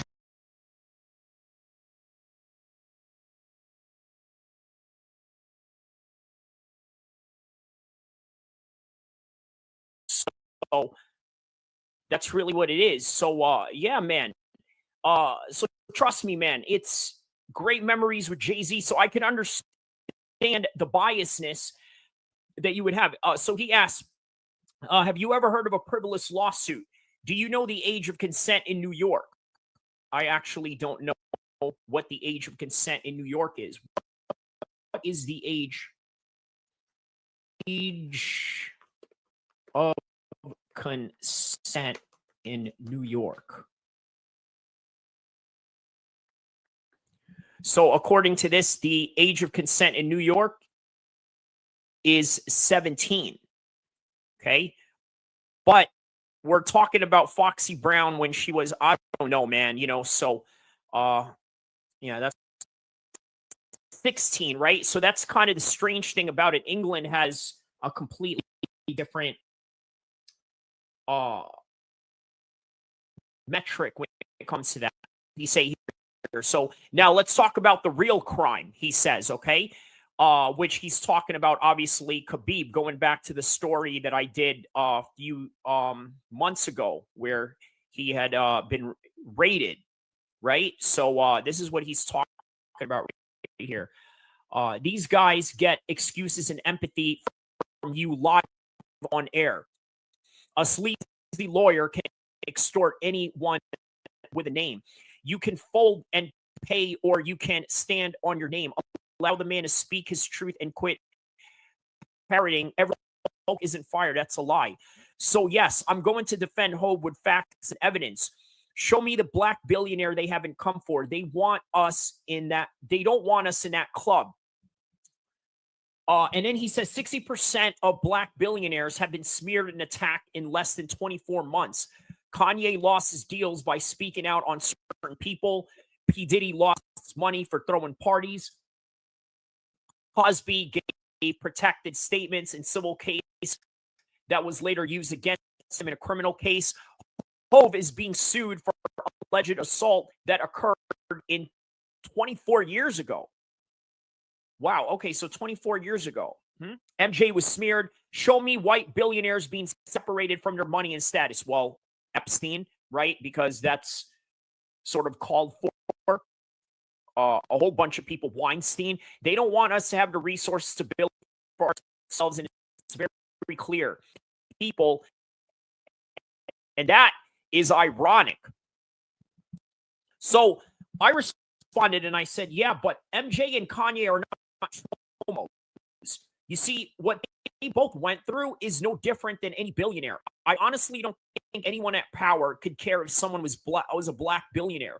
Maybe to influence them, but some of them go along with it. I don't see the conspiracies just symbolic fallacy. And speaking of fallacy, this whole terrorism thing with Khabib, you and I know not everyone is homies outside of the gym. You see, you can hang out with every guy from, you can't hang out with every guy from the gym if there's hundreds, if not thousands of people that come in and out of that gym. These guys committed this terrorist attack in Russia were never cornered by Khabib in any of their fights at all. They were never cornered in any. So you got to ask yourself, how close was Khabib with these guys in the first place? So how much involvement could Khabib have with, and his team could have with these guys?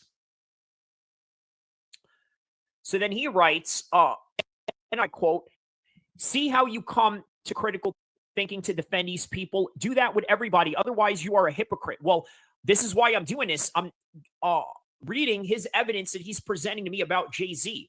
And then he writes, this is definitely hate for Jay-Z at the highest order, most disrespectful way possible with the least amount of evidence I've ever seen. So this is what I wrote. Look, these are emotional fallacies you're displaying. I understand Jay-Z's impact on the culture. I grew up on it.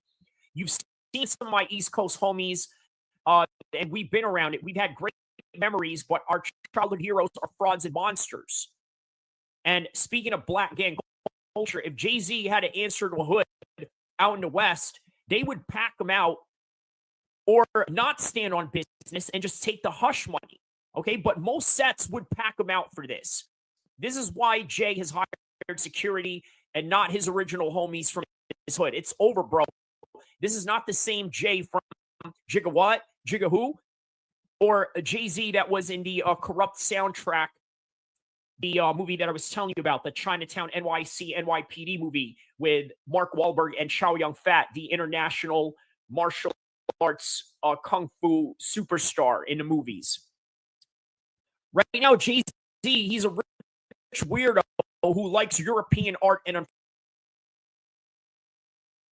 they are Muslims at the highest order, right? They are righteous Muslims. They do everything by the Quran, and the only people that hate them are their industry ops and fans, which is normal.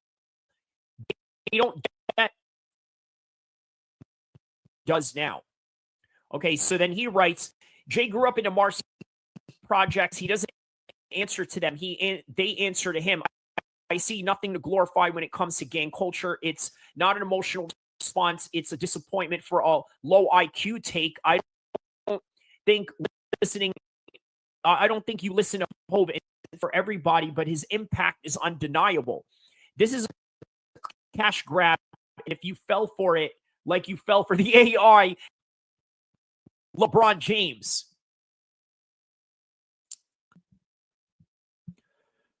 And I'd have to agree with that. This is AI right here. This right here is AI. You can tell that it's AI. So then Smack goes on and continues. It says, not only is this an attack on Jay-Z, this is calling people like me bozos for believing in an actual justice system in which you are innocent until proven guilty. Yeah, just like his R. Kelly song.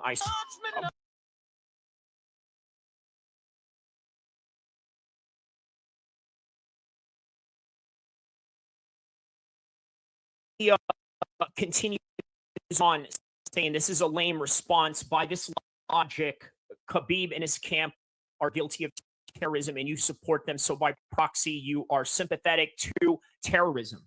Well, look, so here's what you got to understand, right? There's a lot of false equivalence in that, because what I'm presenting is that Khabib is a gym owner and you can't control what everybody does in that gym. So it's hard to put it in the same equivalence. Jay-Z has had enormous amounts of evidences that would suggest that he's picked up Foxy Brown when she was a minor. A lot of people have seen this. A lot of people in the industry have said this. And by the way, you got to take into consideration Foxy Brown is a street person and she'll never call the cops on Jay-Z. I want to end it with this. Tony Yayo said that he would never call the cops when he was a kid, even when, let's say, there was his uncle who had a heart attack situation going on, right? He said that he didn't even want to call the police or, paramedics. Why? Well, probably for the same reason why Foxy Brown is never going to tell you any crimes that Jay-Z has done against her, because she has a reputation for being a street lady. And even if you were to say something about this, you either got to just handle it two ways. You either keep your mouth shut about it or you handle it yourself and basically go after the person that violated you, just like Hassan Campbell, who unfortunately never really attacked his molester. I didn't really have a good word to say, but that's really what it comes down to. But what it really comes down to by the end of the day is this. We don't know if he's guilty or not. And in this country, you are innocent until proven guilty. And that is the bottom line about it. So let us put this on a close. Don't forget to like and subscribe. And I will see you guys in the next video, inshallah. Being a 13-year-old girl in 2000 alongside Sean Diddy Combs. The lawsuit, originally filed in October, was refiled today to include Jay-Z.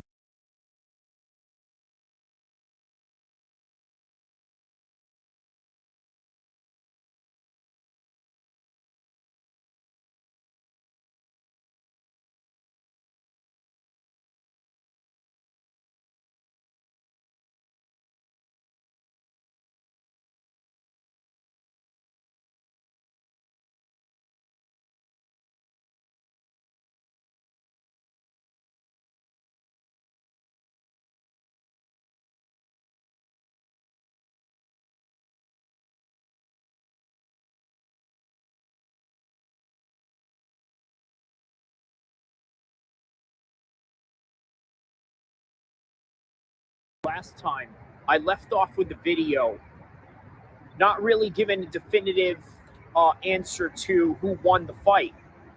And I did that by design, simply because I thought at first Fury won, but he didn't. In actuality, it was Alexander Usyk.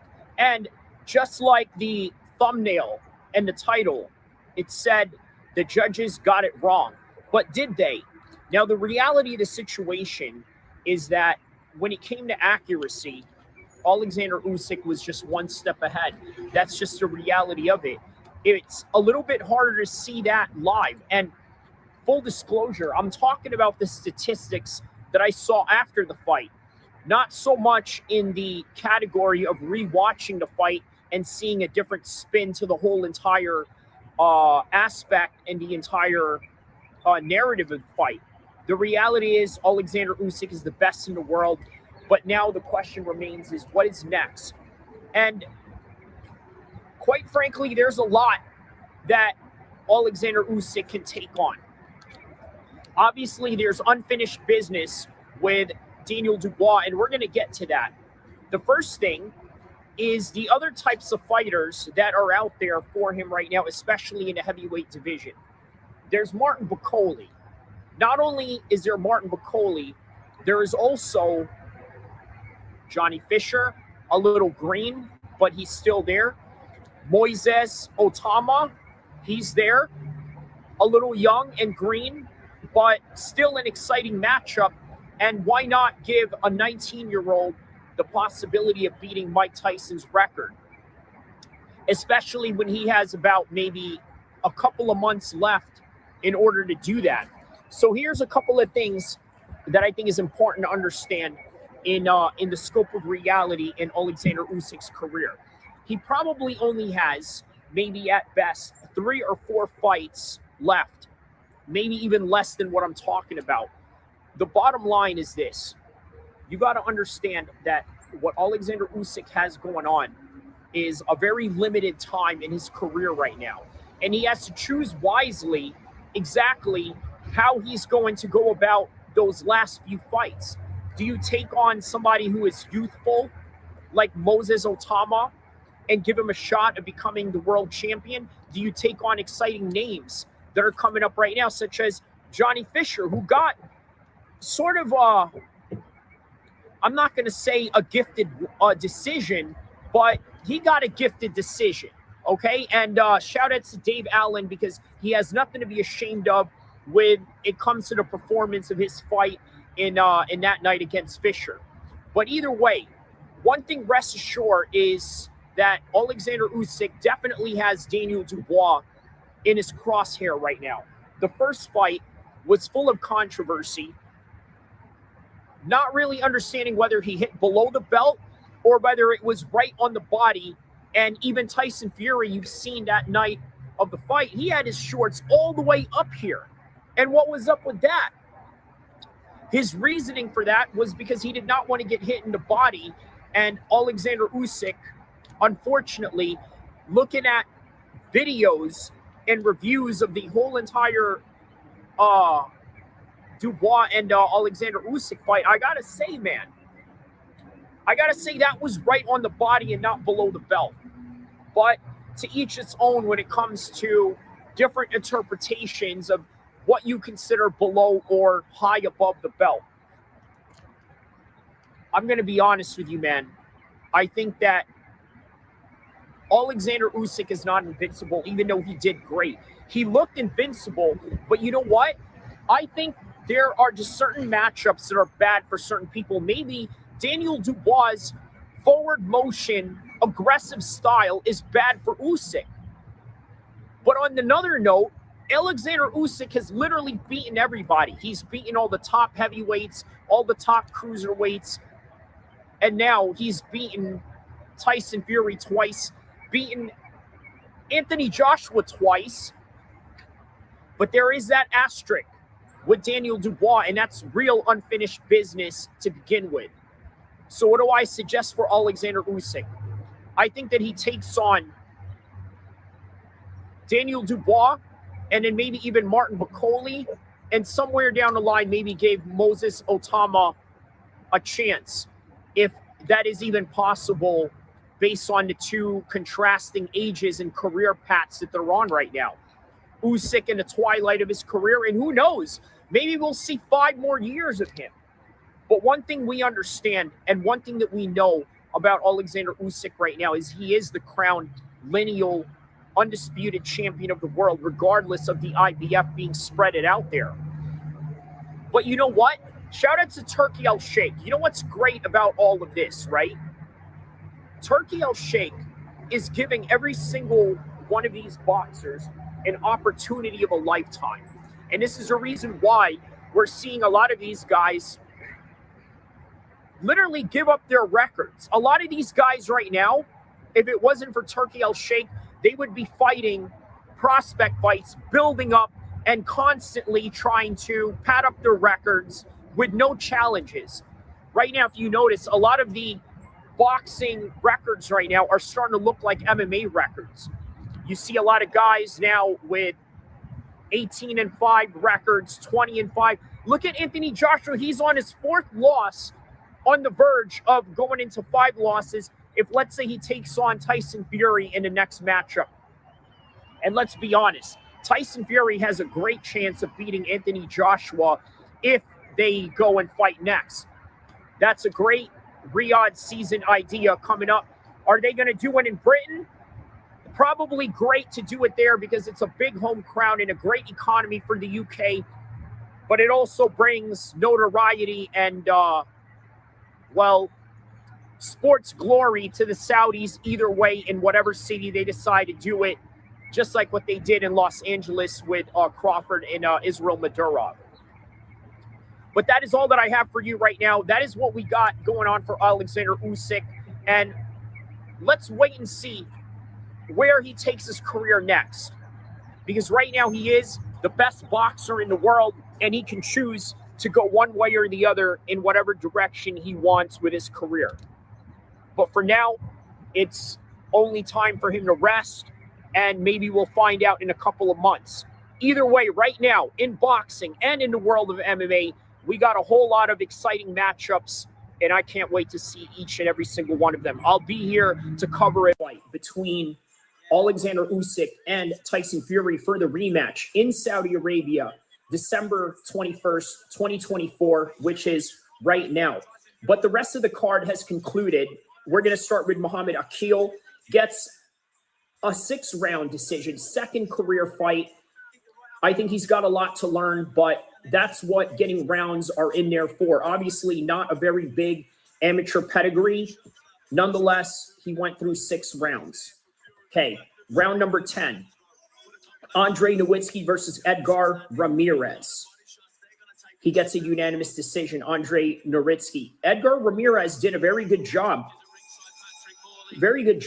in giving a good account of himself, but by the end of the day, it was Andre that had won that. Next up, we got Daniel LePen and Dylan Collin. We're going to talk about that right after the 9th round. So right now, we are in round number 9 between Usyk and Tyson Fury. Oh, look at this. So far, the way that they have it scored is even. You know how I have it scored? Literally, all 8 rounds for Tyson Fury and only 1 round for Alexander Usyk.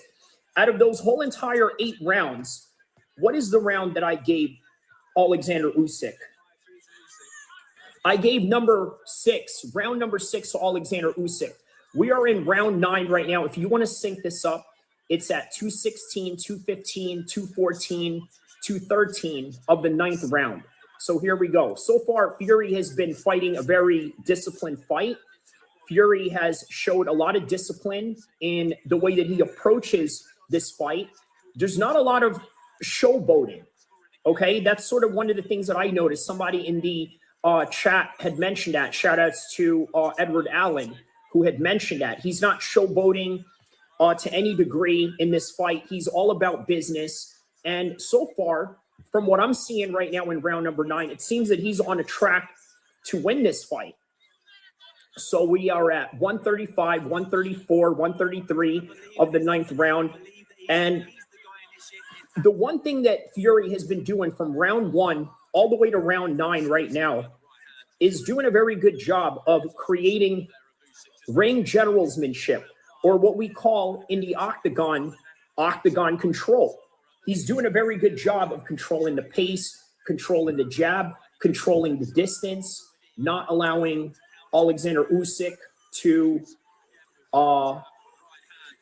get in rhythm in the way that he did in the first fight. So we got about under 60 seconds left in the 9th round right now, which I project that this fight is going to a championship round. So while we're looking at all these rounds, we're going to recap all of tonight's fights at the same time, okay? So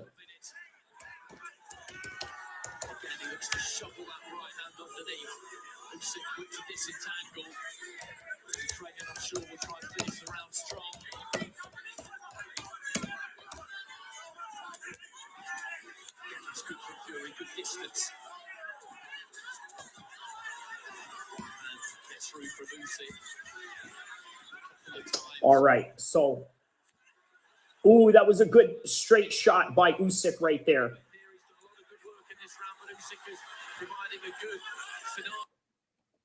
But so far, Fury is all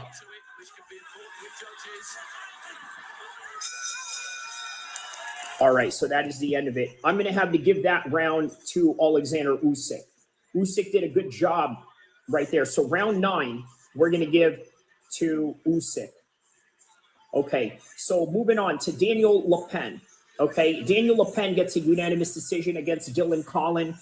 The height of Daniel Le Pen, very important in this matchup. He used it to his advantage. And by the way, Daniel Le Pen is obviously the training partner of Alexander Usyk. Tyson Fury is 6'8", 6'9".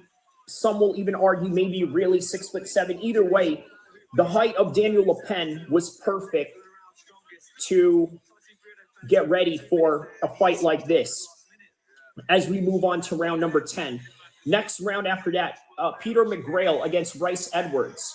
Peter McGrail gets a decision win on this one. Very aggressive performance on his part right here. And then after that, Lee McGregor taking on Isaac Lowe. Isaac Lowe, in my opinion, I thought won this fight, but Lee McGregor came out with a unanimous decision. Very controversial at that. Now here we are, round 10 against Alexander Usyk versus Tyson Fury rematch. Round number 10, will we also get a unanimous decision or a split decision that is controversial? Let's find out and tune in right now. Johnny Fisher versus Dave Allen, I'm going to go over next because that was also a controversial decision. By the way, one of the many controversial decisions of the night.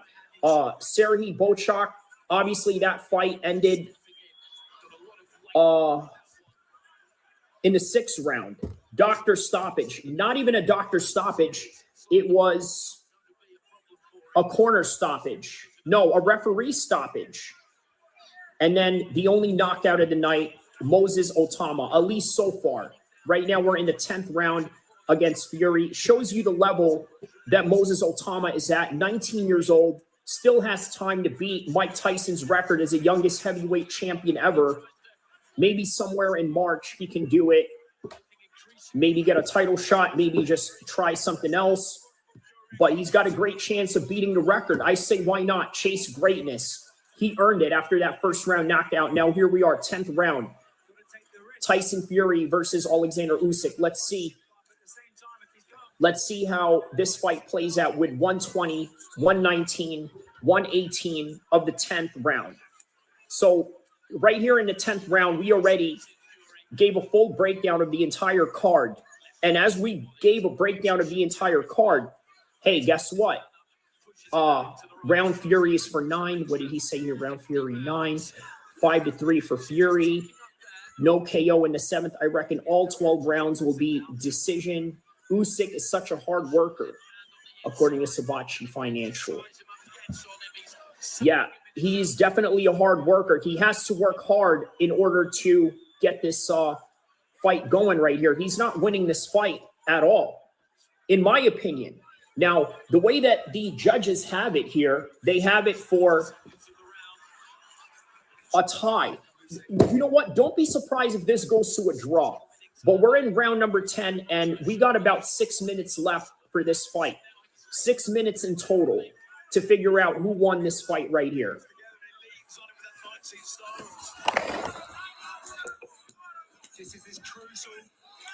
Ooh, nice uppercut by Fury right there. See, he's doing a very good job of dodging away these shots. Every time he comes in, he throws a jab, and then he comes right back out. Jab, and then comes right back out. Fury is doing a very good job of that. So now that is round 10. Who do I give that round to for round number 10? Man, that's a tough one. Round number 10 is a tough one. I got to give a round to somebody. I'm going to have to give that one to Fury. Round number 9, I give to Fury. So I got Fury winning all of this so far.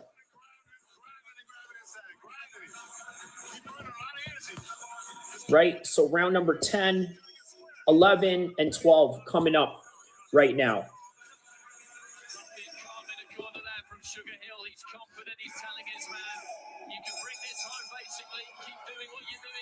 So round 10, Fury. Round 9 and 10, Fury.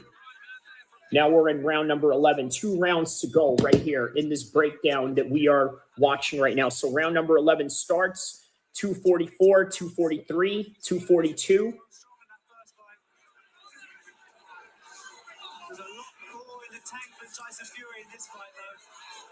A lot more in the tank for Tyson Fury, huh? Well, good, because we got one more round after this.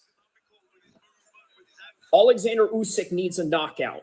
That is how I see this fight, but the way that the commentators have the fight, they see it differently. I wonder why. Maybe we're watching a different fight, but who knows?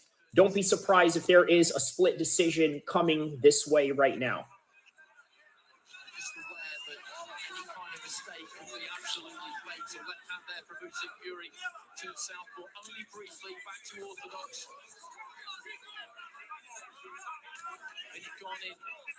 Round 11. Usyk in this round is remaining on the front foot, but Fury steps into that uppercut. Good shot. Good shot right there. So now we are down at a wire, right? Less than 5 minutes left to determine this championship matchup, this legacy matchup between these two men that are in their prime, yet also in the twilight of their career at the same time. It will be really interesting to see where this fight goes. One more round.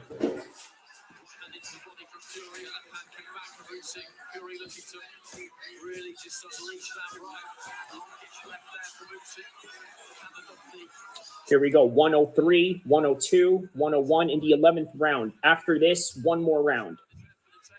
And the fight is over. And then we get to decide who the winner is.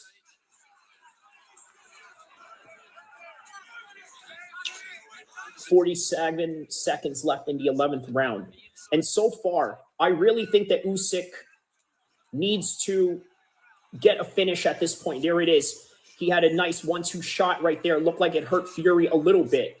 But Fury seems unfazed. And here's something that a lot of people really don't understand about Fury. He has a chin. Sure, you've seen him knock down. Ooh, he got rocked right there in that one. He walked in on that shot, but he took it. And now Usyk is backing him up, walking him down.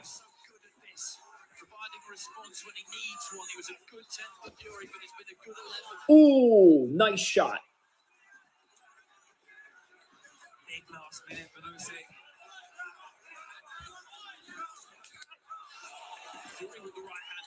Oh, he hit him with the right. Okay. So round number 11, I'm going to give to Alexander Usyk. Round 11, we're going to give that to Usyk. We got about one more round left on this one.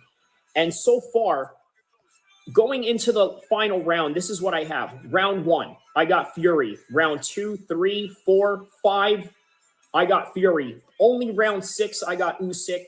Fury number 7, Fury number 8, Usyk number 8, Fury number 9, Fury number 10. In the last round, I got Usyk for the 11th round. Now we're going into the 12th and final round to determine the heavyweight championship of the world. And so far, I have Fury winning. Usyk needs to get a knockout. Fury is slowing down.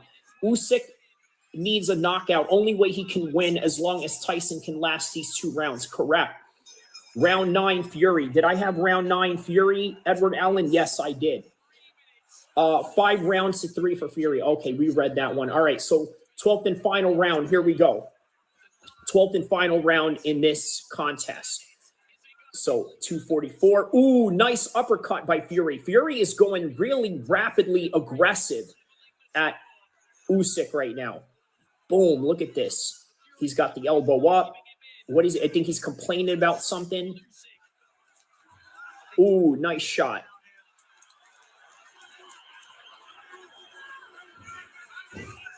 Nice shot right here. All right. 220, 217, 214, and then there's... Oh, wow. This is scary, this matchup right here. Very scary. 206. Now they're back in the clinch. Oh, man. I'm so nervous for this one. I know Fury is going to win this one if he just holds on. But then again, you never know with the judges. Look at this. He's got a little dirty boxing upper. Ooh, look at this. Throwing some hooks and some haymakers at Usyk right now.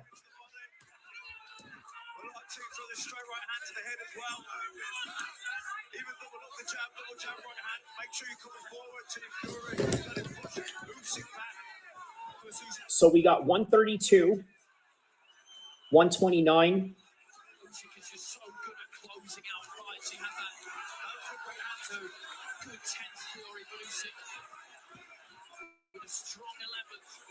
Yeah, this is a strong 11 for Fury right now. Fury got number 11 so far if he continues this trajectory.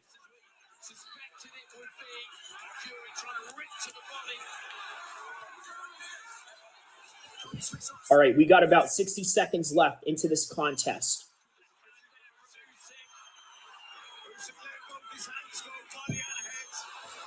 Look at this. Look at this. Swinging for the fences.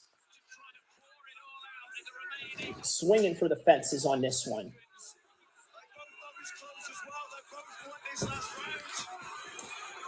I just took a picture of that one. What is that? Right. 33 seconds left. We're going to find out the official decision on this one.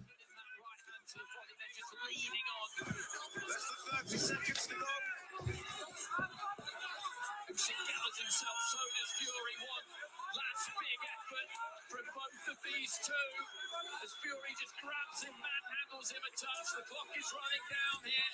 Both corners unsure will claim victory when the bell goes. Fury looking to try and aim that uppercut. Usyk will want to. And that is it. That is the 12th and final round right there.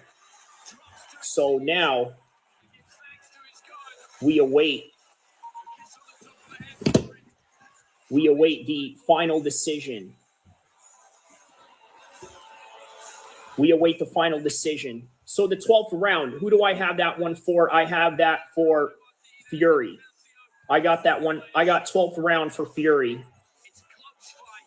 There were close rounds, particularly early. The momentum shifted fractionally, imperceptibly at times through the second half of that fight. Yeah, I got Fury on that one. So we're going to find out the decision on this one. I gave you guys the breakdown. I let you guys get a little bit of this recording while the live stream is going on. And by the way, I'm doing a post-fight review right now. As you guys are watching this live right now, I'm doing this on a separate camera right now, right? I'm doing it on a camera while I'm doing it on audio. And by the way, shout out to everybody across the globe. We just now hit 4K. This is my second highest stream ever in this whole entire YouTube thing. So shout out to everyone from across the globe that stay tuned and watched my live coverage of this fight for Usyk and Fury 2, and also for this video that I am recording right now. And we are about to find out the decision. So, like I said, round 1, Fury, 2, 3, 4, 5, Fury, Usyk, number 6, all of Fury up until number 8, which was Usyk, and then Fury until it was Usyk number 12, and then number 11, and then number 12 it was Fury. So a Fury majority decision, in my opinion. Let's see what the judges have to say, because they're going to really draw this out into a long drawn type of decision, right? They're going to make us wait and wait. But let's find out. Let's find out who the winner is. Look, if they give this to Usyk in any kind of way, I'm telling you, there's a screw job going on. They want to somehow create, what do you call it? A rematch. I think that's what they're going to do. They're going to create a rematch, right? And to make money out of it. That's what they do. That's what the game is about. So,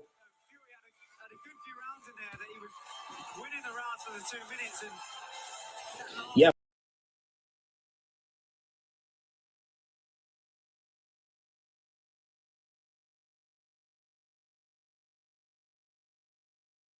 So as I'm out in the countryside, I wanted to talk about the delusionality of Tyson Fury. But in reality, aren't all mixed martial arts fighters, boxers, and combat athletes, if not athletes, period, delusional in some way. And in some ways, you would have to in order to succeed. So maybe we're not going to Mic check, concentrate 1 2. so much on Tyson Fury, but more so on the people that are delusional in your life. And the reason why it's an important topic to talk about is because delusionality can be harmful for many people out there, not just Tyson Fury, who is the subject matter at hand. So understand this. There are many people in your life that sort of overinflate their value, overinflate their worth, and not only that, maybe overinflate their capabilities. And oftentimes you see that in combative situations where guys get beat up because they put themselves in dangerous harm's way because they got into a situation that they don't belong in. In other words, they didn't have the fighting skill to get down with these people. They didn't have the resources to do exactly what they needed to do to have liable protection in whatever conflict that is going to arise with the matter at hand. They didn't have any of that. And that is a reality for many people out there. And one would think maybe Tyson Fury is in this category. Why so? For example, he believes that he won this fight. Now, I'm going to be honest. I did make a video saying that, hey, you know what? I think the judges got this wrong. The reality is, when you look at the fight by stats, and once again, I still did not look at the fight for the second time around. I'm only talking about stats. And we can make a debate on how accurate these stats are, but the stats are the stats, and the percentage went with Alexander Usyk for the majority of the fight. And it is important to point that out. But what Tyson Fury has going on in his head is delusionality. When he talks about the fact that, well, Ukraine, their country is at war. Maybe that's the reason why they gave it to him. I'm sorry to tell you, this right here is just nothing more than emotional fallacy. And in fact, the type of emotional fallacy that I often get online, whether that would be in a comment section or whether that would be in my social media, whether they want to argue about certain matters of sport, certain matters of politics, and certain taboo matters of other things such as socially conscious subjects, they often want to attack with emotional fallacy. And why is that? Because they want to move the goalpost. They want to create a different narrative. They want to insult you when things are not going their way. They would either insult you in a religious matter or in a racial matter or any type of stereotypical matter that can fit any low-hanging fruit. And that's just the reality of the type of people that you have going on. And guess what? The people in your lives, and Tyson Fury in particular, are really not that different when it comes to that particular subject, right or wrong.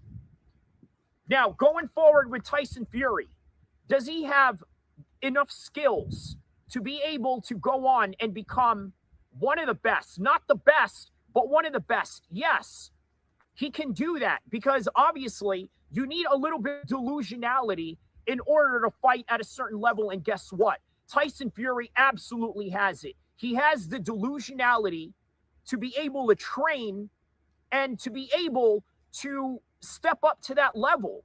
Because here's the thing that a lot of you people don't understand. Yes, I understand the mantra and the motto of, you know what, the guy that talks the loudest is usually the weakest. I understand that. But guess what?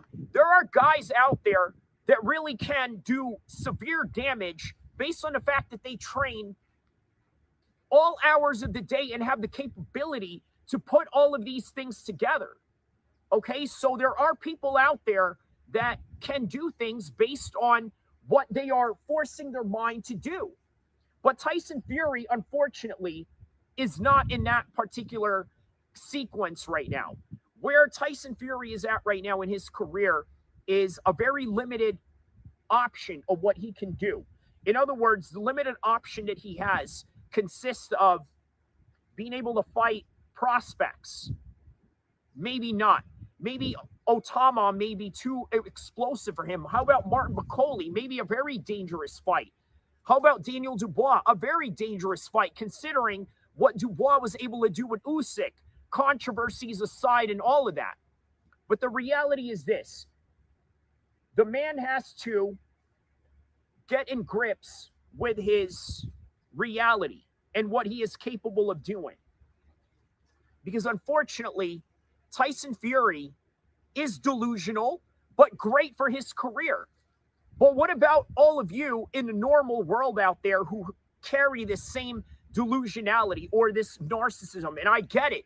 The whole entire word of narcissism is so overused. All of a sudden, people pick up a dictionary and read the meaning of it. Now they use it without really understanding the full diagnosis and the medical terminology to put things together where they need to be, right? Very uneducated effort, and that is the reality of many people out there. They have a very uneducated effort in how they approach life.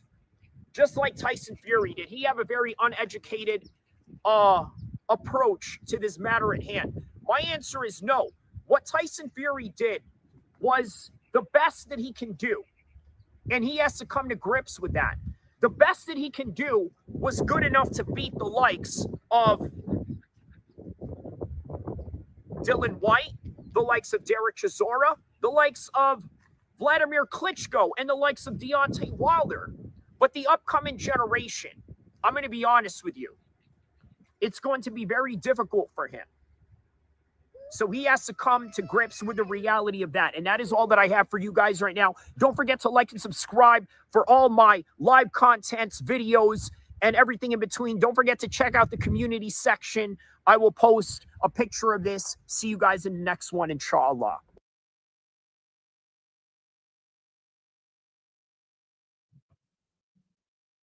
Well, all right. So I wanted to wait until the end of the grand arrival to be able to give a full breakdown analysis on this fight. And here we are. What an amazing grand arrival they had going on. The Saudi Airlines commercial that they had going on. And by the way, how about the trailer? Speaking of commercials, how about the trailer that they had for Alexander Usyk and Tyson Fury? If you look at it, it looked like a horror movie. And by the way, that's exactly what the Saudis are going for, sort of like a Hollywood cinematic type of reaction from people's interest into this fight. Obviously, the second time around. So here we are, fast forward into the day of the grand arrival, which is today.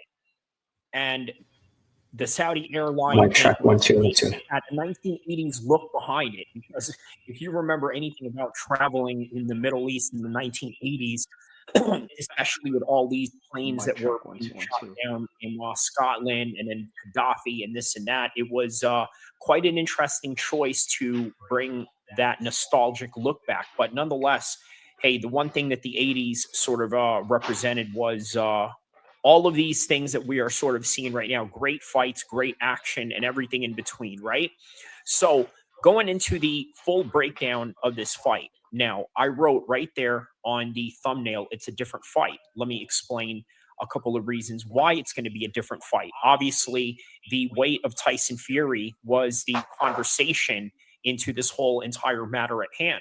And what exactly does all of that mean, that his weight is going to be a lot bigger than it was previously? Well, obviously, Tyson Fury's entire game is predicated on being able to have great footwork, great speed, which, by the way, Alexander Usyk has, and then some. So what do you do to counter that? Well, maybe perhaps you use size.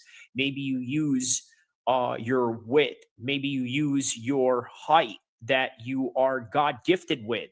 And why didn't he do that in the first fight? Well, obviously because, once again, Alexander Usyk's footwork is just a whole lot better than Tyson Fury on that particular end. Well, this is what he has to do. He has to do something different, sort of similar to what had happened in the first Deontay Wilder fight. What exactly happened in the Deontay Wilder fight? A lot of people are afraid to move forward on Deontay Wilder. Now, why is it that Tyson Fury wasn't? Well, the reason was because he understood for a fact that, hey, you know what? I'm the bigger guy, and maybe my shots are going to hurt a whole lot harder if I hit him with it. Now, look, can you imagine Tyson Fury coming in here nearly 300 pounds. He said that he is coming in here at 291 pounds.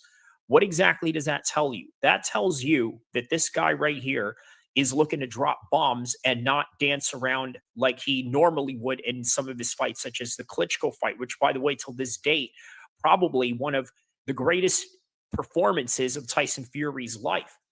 Now, everybody wants to make assumptions about Alexander Usyk, especially Tyson Fury. He calls him a middleweight. Well, did he look much of a middleweight in the first fight? And the answer is no. He did not look like a middleweight at all. He looked like a seasoned heavyweight. In fact, Alexander Usyk has been a heavyweight for quite some time now. And within that time frame, he sort of adjusted into allowing his skills to develop into his new size, which, by the way, kind of brings me back into John Jones in the conversation of the UFC, right? I wonder, why did he take so long to get to the heavyweight fights? Now, obviously, there are talks of contract negotiations. There's talks of just wanting to get paid more. There's talks of just trying to negotiate with the UFC and playing them bluff, which is, by the way, what he did for this Tom Aspinall fight, and fair play to him. But with all of those things into consideration, what else sort of made him hesitant to jump into the heavyweight division? Well, the answer to that is quite simply because of the fact that John Jones wanted to develop his body into being a heavyweight. In other words, you ever heard of these stories that a lot of people said about John Jones in the training room, right? Which is that, hey, you know what? In the training room, he's beating up all these heavyweights: Brendan Schaub, Shane Carwin, Matt Mitrione. The list goes on with all these top heavyweights that he was in there with, right? Alistair Overeem, Frank Mir, all of these guys. He's beaten up all of these guys as he was a light heavyweight. Well, not that I've ever seen any of these sparring footages, unless you were a member of Team Greg Jackson, but you would think that the reason why John is beating these guys up is probably because of the striking, right? And that's just my own assumption. Now, he probably needed the size in order to somehow fit himself into the heavyweight category of the grappling aspects of things. Now, look at what he did with Cyril Gane. He took him down with ease, and then he submitted him with ease. Now, did the heavyweight weightlifting, powerlifting sessions of John Jones sort of help that? Absolutely it did. So as a result, Alexander Usyk right now is sort of trying to get ready for the weight of Tyson Fury, because he knows that in the second time around, he's going to try and move forward, try and not really fight off the back foot. Will Tyson Fury have moments where he fights off the back foot in this? Yes, absolutely. He has a lot of moments where he's going to do that. But the reality of this situation is that I think Tyson Fury is going to move forward, and this could be very dangerous for Alexander Usyk, because we've never really seen anybody challenge him moving forward, and somebody at this size. Because you got to understand, the first fight, how Tyson Fury went about it was that he was trying to match him with boxer for boxer, technique for technique, footwork for footwork. And I don't know if that's going to work. And it certainly didn't, because there were times where Alexander Usyk found openings in there. And as a result of finding those openings, it knocked Tyson Fury down to everybody's surprise. Okay, he knocked him down a few times, actually. And you know what? The other aspect of this conversation is fitness.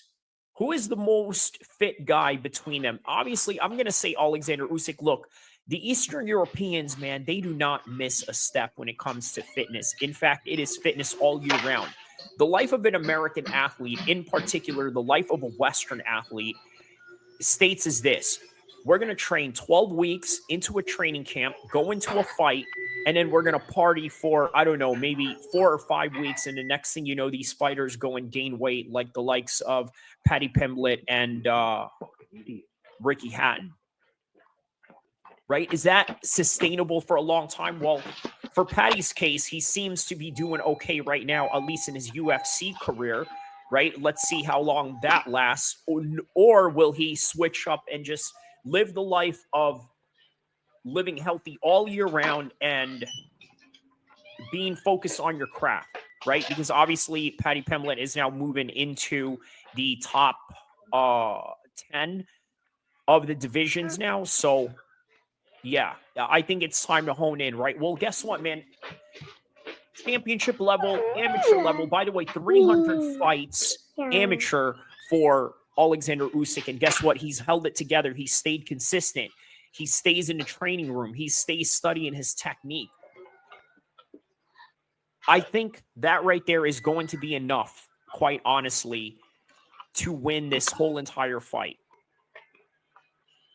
Yes, because there is a world where I see Tyson Fury coming in reckless, coming in trying to press on his weight between the ropes, right? Holding Alexander Usyk down, trying to zap his energy with all his weight. Basically, if you've ever seen the Dylan White and the Joseph Parker fight, it's very similar to that.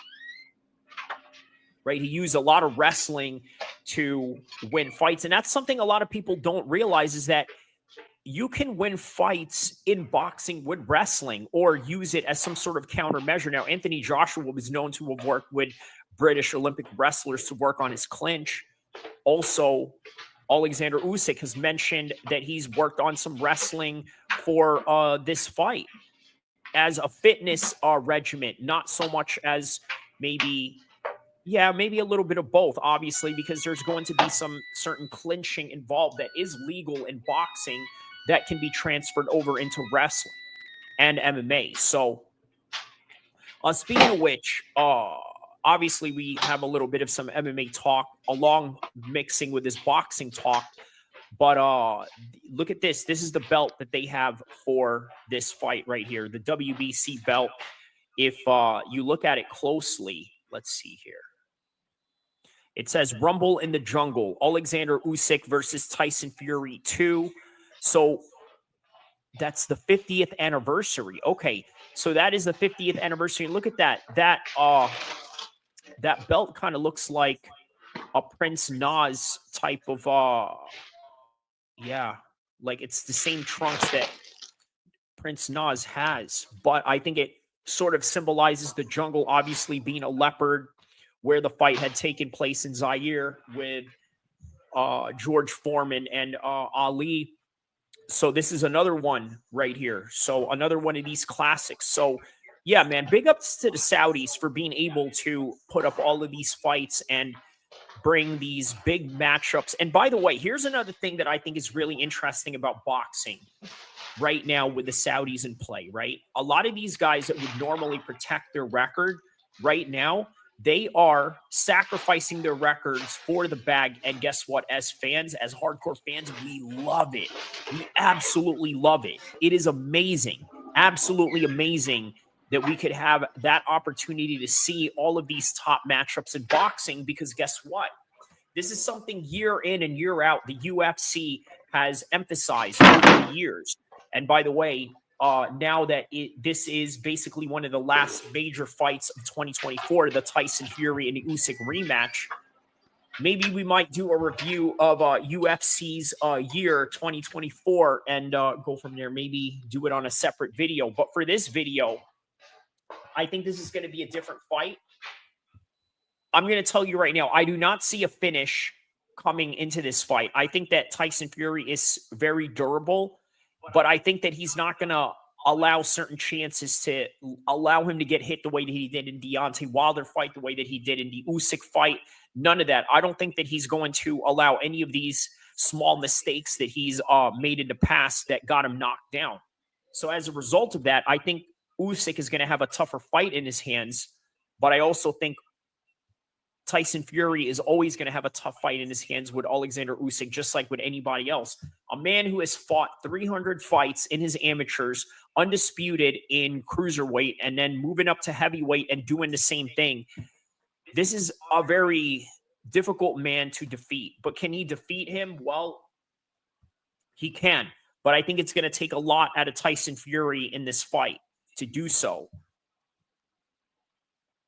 I'm really excited to see how this fight is going to go. I'm going to have to go with my final decision on this one. I think that Alexander Usyk is going to win this by decision. That is my final prediction on this fight. That is my review for the Grand Arrival. I am right now, and in this Saturday night, I am watching UFC 310, reacting to the show, right? And I find out that Tommy Fury has pulled out of his fight against Darren Till. I'm thinking to myself, why did he do that? And the reason why he did that was because of the fact that Darren Till had threatened to kick him in his face. Darren Till went on to the Ariel Helwani show, and I believe he told him that, hey, you know what? I was just talking trash. I was just bantering. And then you also got to take into consideration all the bullying that the Fury family has done over the years. I mean, are you going to deny that these guys are bullies, that they try their very best to intimidate others? Well, now for the first time, you got an MMA fighter in your crosshair. John can't do none of this. Oh, no man alive can do anything to me. Start taking his shirt off or start yelling or anything like that. None of that. He can do anything with an MMA fighter, especially somebody that is as seasoned as Darren Till. Now, I know a lot of you are saying, oh, well, Darren Till sucks. He had this situation going on. He lost to this guy or this and that. By the end of the day, Darren Till is an accomplished mixed martial arts fighter. And as such, he's going to beat up literally 80, if not 90% of anybody out there, and that includes boxers. So now here's Tommy Fury. Interesting enough, I see a video of him and Tommy Aspinall training. He had Tommy Aspinall in a stacked guard position while he was raining punches from the top, sort of simulating and training ground and pound positions. And I'm like, wow, there's a position I never see Tommy Fury train in. Obviously, you never see boxers train in this capacity because all they do all day is just work on their punches. That's just the reality of boxing in contrast to mixed martial arts. So I thought to myself, well, you're talking about a proper fight. He fancies himself a proper fight. He's obviously training MMA. And by the way, I'm going to tell you something about Tommy Fury. I think that he has the body to do MMA. He's long, he's big, he's got a wrestler's frame. Obviously, the learning curve of trying to catch up to the wrestling, the jiu-jitsu, the kicking will take a while, but he has a base for boxing and has attributes in his body, and he's long. Longer guys, taller guys with good reaches do well in MMA and kickboxing, and those two sports are important to MMA in and of itself. But for him to pull out like this, I think there is an excuse going on. Darren Till said something to the effect of, well, you know what? I think that he pulled out because he has an injury going on or he hasn't been training as hard. And so therefore he thought, hey, you know what? I'm just going to pull out of this fight and use the excuse that he was going to kick me in my face. Here's the thing. If he kicks you in your face, he gets disqualified. He gets fined, and you look like the biggest BICTH in the world because you got knocked out in front of the world with Darren Till right there knocking you out with boxing shoes on. I can never even imagine kicking somebody with boxing shoes on. They're not meant to be kicked. I would imagine they are a whole lot harder than wearing shin pads. There was this boxing fight in Russia where a guy threw a head kick. Oh, wow. Just like that, Doo-Ho Choi just got a stoppage by ground and pound in a crucifix position against Nate Landier right now. Like I said, as I'm making this video right now, I'm reacting to Doo-Ho Choi and Nate Landier at UFC 310. And yeah, this was literally just the fresh and first time that I had found out that Darren Till is pulling out or Tommy Fury is pulling out due to Darren Till's reason of threats. But in reality, let's just call it what it is. He's not fighting because of the fact that he has injuries going on, or maybe he hasn't prepared and needs time. This doesn't mean he's afraid of Darren Till. It doesn't mean that he is never going to fight Darren Till. He just doesn't want to fight Darren Till at the assigned date that they had previously arranged for. But will they fight in the future? Yes. When he is a lot ready, when he is a lot in better shape, when he has better preparation and he doesn't have the underlying injuries that he may have going on. That is the reality of Tommy Fury and what he can do in this current moment of time right now. In fact, I think that he could probably even fight MMA at some point, maybe not at the level of Darren Till, but he did say that he wants to fight Jake Paul in MMA and he fancies his chances on it. So I would be curious to see how that goes in the near future, inshallah. I will see you guys in the next video. Don't forget to like and subscribe. I will see you on the live streams, on the videos, and all the contents that I'm going to have in the future and in the past. Like and subscribe and watch all of my content from top to bottom.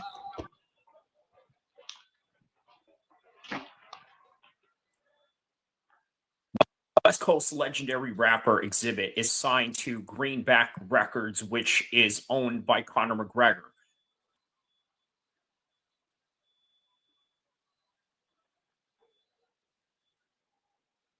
All right, mic check 1 2 1 2. All right, mic check 1 2 1 2. Mic check. Mic check 1 2 1 2.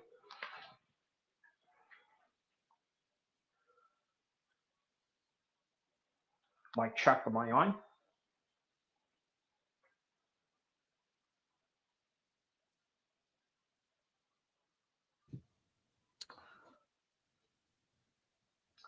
Mic check. Okay, we're on. All right. So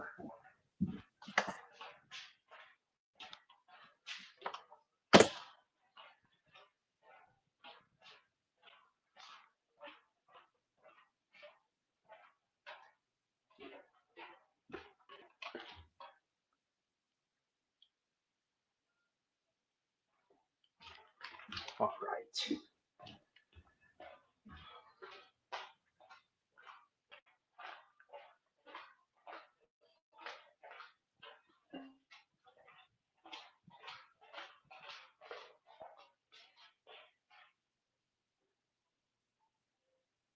Let's see here.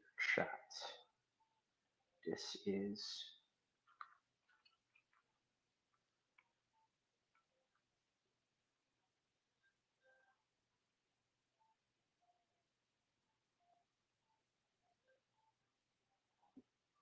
all right. So 2 minutes, 2 hours, and 40 minutes. We will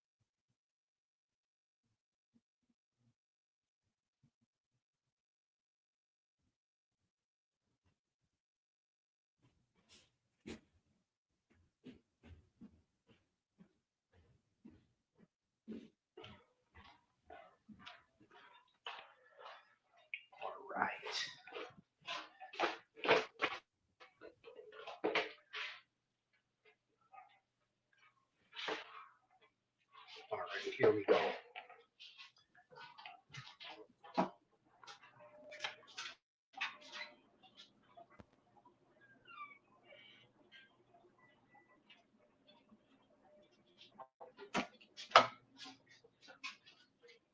Mic check, 1, 2.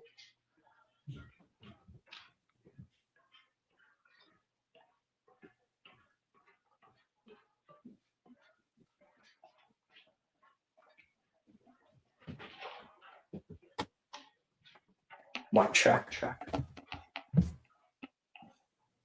Mic check, 1, 2.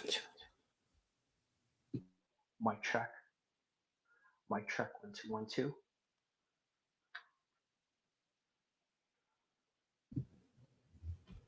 Mic check. Mic check. Mic check, 1, 2, 1, 2. Mic check.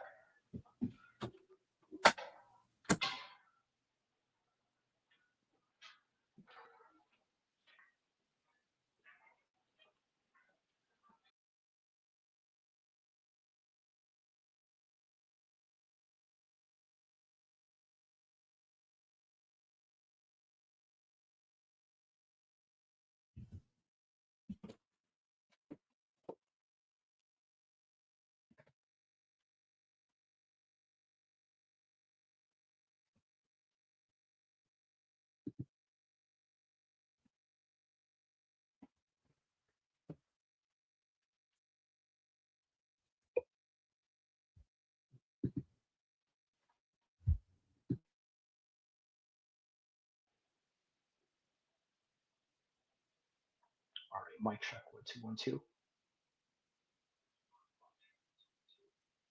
Mic check, 1, 2, 1, 2.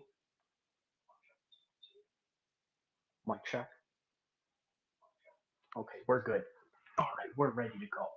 Okay, so as I promised about Islam versus Armin Sarukian coming up, what is this? Probably January? January the 18th. Now, at first, uh, I thought it was going to be on the 11th. I don't know why I thought that. I may have seen something online that suggested that, or maybe they switched the dates around.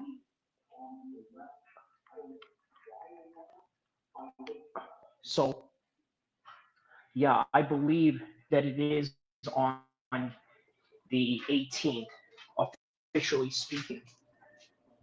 So, yeah, it is the 18th, and I believe there is some sort of fight night going on just right before that. Yeah, I believe. And I believe there is some sort of... Okay, so yeah, there might be a fight night going on, but nonetheless, the one main thing I wanted to talk about with this particular topic at hand is just the aspects of this fight that a lot of people are not talking about. Now, obviously, I've mentioned earlier that this fight with Armin Sarukian and Islam Makhachev has a lot of uh, has a lot of aspects that sort of derive religion into the whole entire mix, and I thought that's really important to talk about with this particular topic at hand, and we're going to get to it in a second. So just sit tight, relax, and fire one up because we got an interesting conversation ahead of us right now.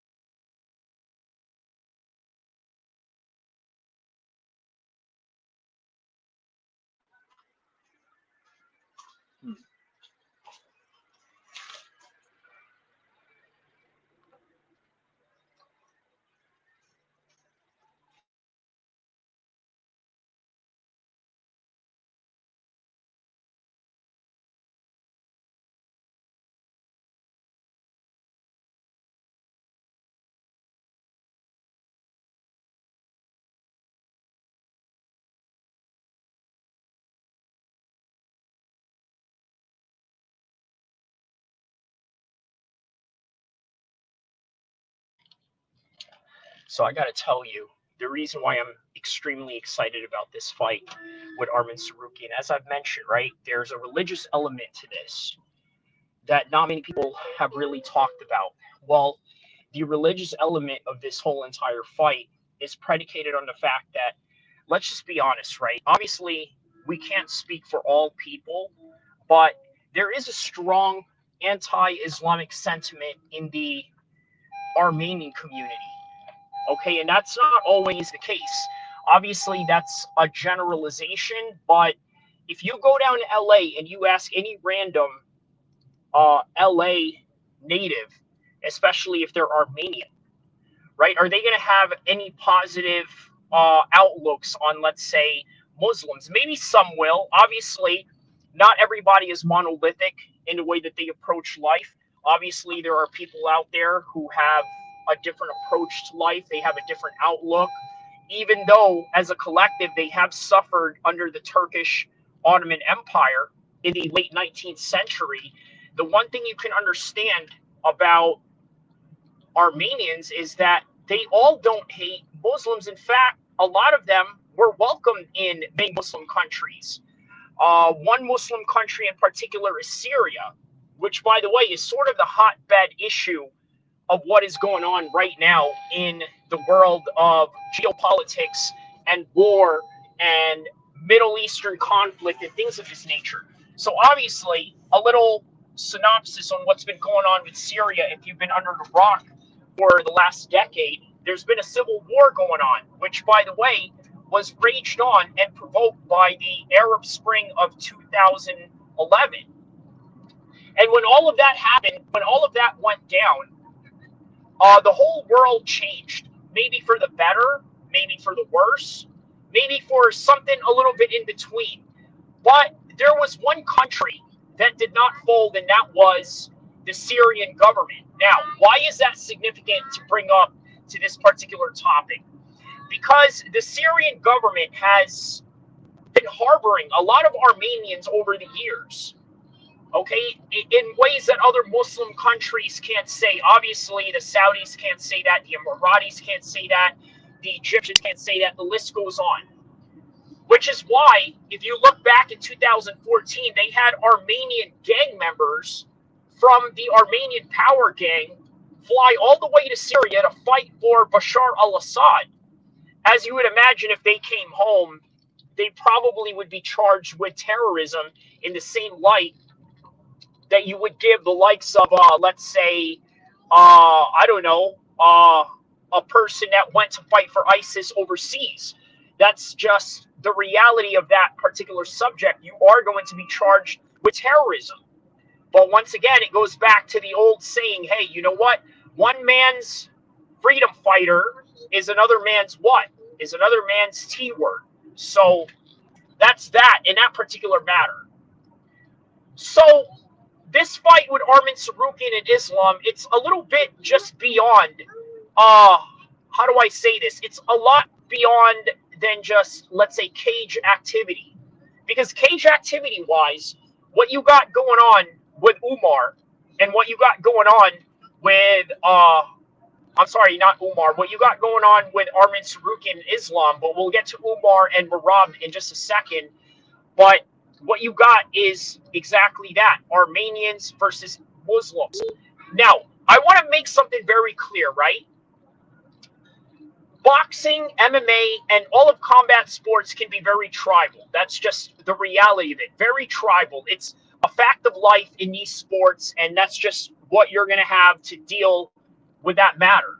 So when a sport like MMA, as tribal as it is, don't you think that these fans are going to engage in this kind of matter and bring up aspects of the Armenian war, aspects of Muslim aggression towards Armenians, and maybe even vice versa, Armenian backlash and aggression towards Muslims?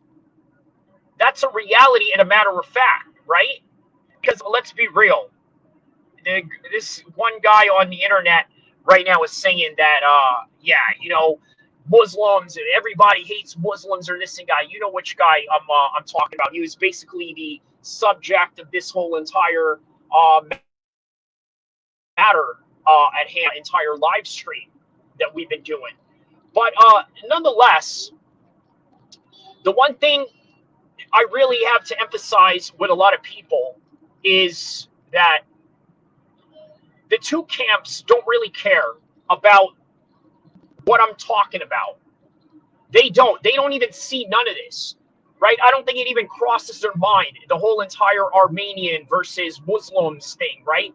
None of that crosses their minds whatsoever.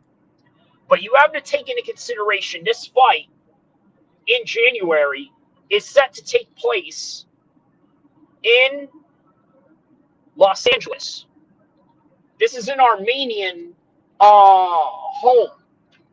Okay, let's just be honest about that, right? It is an Armenian stronghold. Would you agree or disagree with that? I think it's fairly obvious that that Los Angeles is an Armenian town. The Kardashians will let you know that that is a reality. That is a reality, and a matter of fact, in Los Angeles. It is an Armenian town just as much as it's a Mexican town. But depending on what areas in Los Angeles you're going to. Now, Glendale, obviously there's a lot of Armenians there. There's a lot of Armenians in West Hollywood. So they got a strong Armenian community overall in that part of the world. So I think it's safe to say that Armin Tsarukyan is the home favorite. But hey, you know what? You got a lot of Arab golf guys that are in Los Angeles as well. You got a lot of guys that are from Egypt, Palestine, in Anaheim, especially in Anaheim. There's a huge Arab population in Anaheim. So I'm not going to rule out the fact that obviously Islam Makhachev is going to have fans. Islam, look, he's one of those guys that it really doesn't matter like where he's at in the world, right? He's one of those fighters where it doesn't matter where he's at. He could easily be the A side any time of the day, any time of the week. That is a reality for Islam Makhachev. Now, some fighters, I got to be honest with you, that's not always a reality for some fighters, okay? Not all fighters have that same reality. Not all fighters can just walk into any town and sell out. For this particular case, in Los Angeles, I think it's safe to say that, yeah, it would be easy for the likes of Islam Makhachev, Armin Tsarukyan, to have a home court advantage of some sort. I think there's a strong reason to believe that, hey, you know what? He's going to have a strong contingency of Armenians there. But Islam Makhachev is an internationally known fighter, which means that, hey, guess what? As a result of being internationally known like that, what you got out of Islam Makhachev is a situation where he can sell out anywhere in the world. All right, he's obviously sold out shows in Abu Dhabi, okay, when he had those Charles Oliveira fights, when he had that Volkanovski fight. He can sell out crowds in, where do you call it, in Australia, obviously, because he's fought down there against him as well. He can sell in Europe. Let's say if you were to hold Islam in, let's say, I don't know, let's say a London card of some sort, right? How will that turn out? Well, I guess it would depend on his opponent. Let's say if it was Paddy Pimblett, if let's say Paddy was the guy to go against him, yeah, there's a good chance that he makes great money there. But obviously the other side of that is Paddy, right? And again, you know, that's kind of one of these interesting conversations that they have when you talk about what is the A side or B side or this and that, and how they really go about negotiating that. And also the other aspect of it is who really is the A side and who really is the B side by the end of it all, right? Because hey, A side and B side is one thing, but after the fight, you know, who knows? who knows how that would turn out. But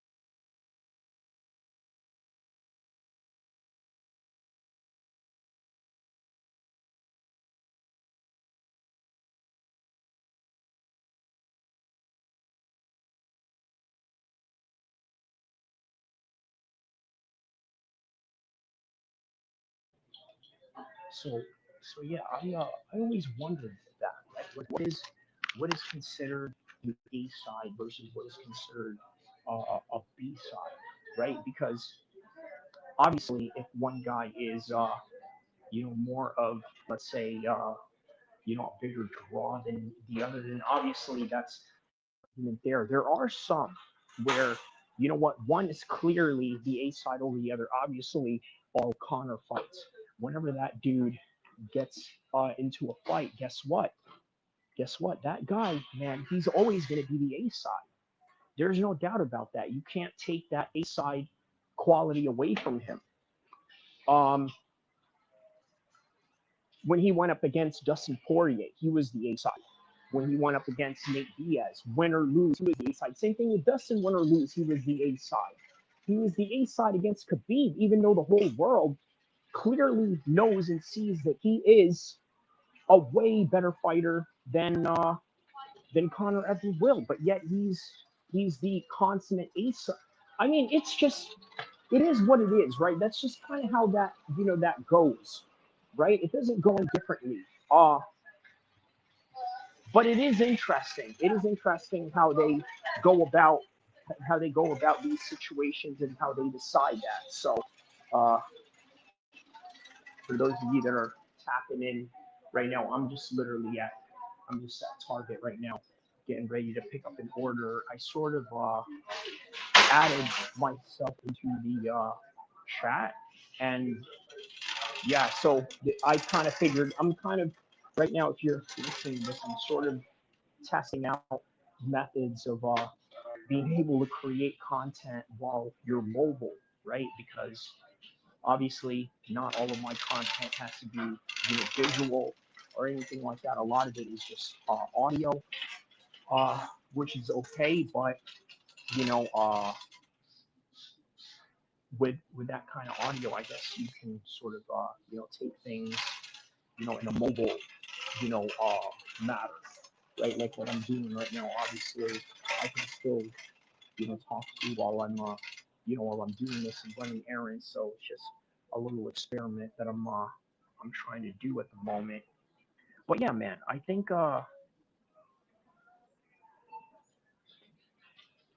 it is quite interesting to figure out who the A side is and who the B side is, even though there are some that are clear A side or B side over the other, right? Like for example, take Chandler and Patty, right? Um, how do you decide who is the A side and the B side in that? Like, do you give Patty the A side or B side, or do you give Chandler the A side? Now, one would probably say Chandler, right? Because he was Bellator champ. Uh, he's a vet. He's been going on a whole lot longer. Um, but that's not a guarantee because look at where they're fighting. It's in London, right? It's a London show. Now, obviously, Patty's not from there per se, but he is from that country, and he is just right up north in Liverpool. Either way, that's like if I was to go and compete down in Los Angeles. Obviously, not a city I'm from, but a city I'm adjacent to. That type of thing.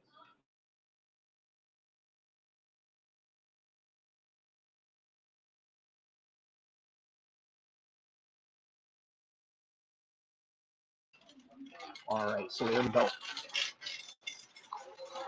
There we go. Just picked up my pick up an order. All right. So let's continue on with the show as I went and picked up my order, and then we will go from here. All right.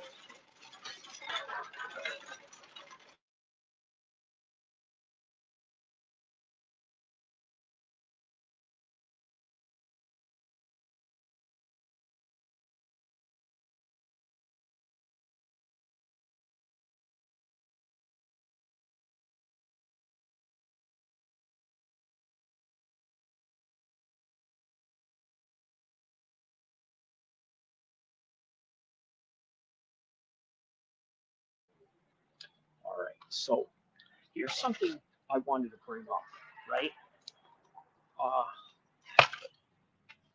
What if Islam Makhachev was to lose this fight coming up against Armin Sarukian? We always talk about how Islam is going to have easy work going into this fight, how he is the favorite. He already won the first fight. Excuse me, I'm sort of pushing the cart back here real quick, so just don't mind the noise. How many of you guys will put your carts back when you're out shopping? Does anyone do that? I like doing that only because, you know what? I like forming good habits. I like doing things the right way as much as I could. That's why you don't often hear me curse or say bad words or anything like that. It's just not in my line of thought to do something like that, right? It's not in my way of thinking to engage in, in that type of, that type of thinking, that type of way, right? It's not something that, it's not something that I'm into in any kind of way, right? I don't like to curse. I don't like to leave my cart out there. I don't like to leave any, dishes unwashed or, or anything like that. I like to be clean. I like to be right on top of things, right? So that's sort of the, that's sort of the mental aspect of this that I sort of wanted to emphasize. Another thing I wanted to emphasize was that there are no guarantees in the world of mixed martial arts, right? There's no guarantees on whether, let's say, Islam is going to win this fight. Because, once again, I wanted to ask the question, what happens if Islam Makhachev loses this fight? Now, obviously, this is not the first time Islam Makhachev has lost before. He's lost against Martins, a guy that has knocked him out, but is no longer in the UFC. I think that it would be very devastating for Islam, but I think that it would also create a different type of weight division, right? Because right now Islam is is pretty much the quintessential #1 lightweight in the whole entire world. Okay, he's the #1 lightweight in the world. So what exactly does that mean, that he's the #1 lightweight in the world? Well, what that means is that everything that he does is correct, right up until this point. His wrestling is on point. His striking, his kicking is getting better by the day and by every fight. So if he was to lose, I think that it would create a different standard in the 155 division. You see, the standard in the 155 division is already high in and of itself already, right? It's already a stacked division, because you got to remember, the majority of most men around the world weigh right around 155. It is the average size for most men, right? You ever met a guy that was 125 pounds, or a guy that was even less than that, or maybe a guy that's 130 pounds, a guy that's 140 pounds soaking wet?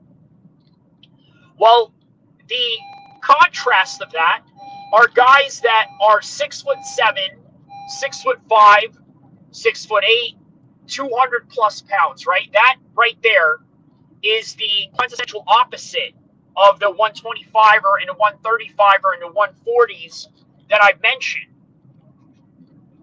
And then the contrasting side of that, men that are 6'8", 6'9", and things of that nature, right?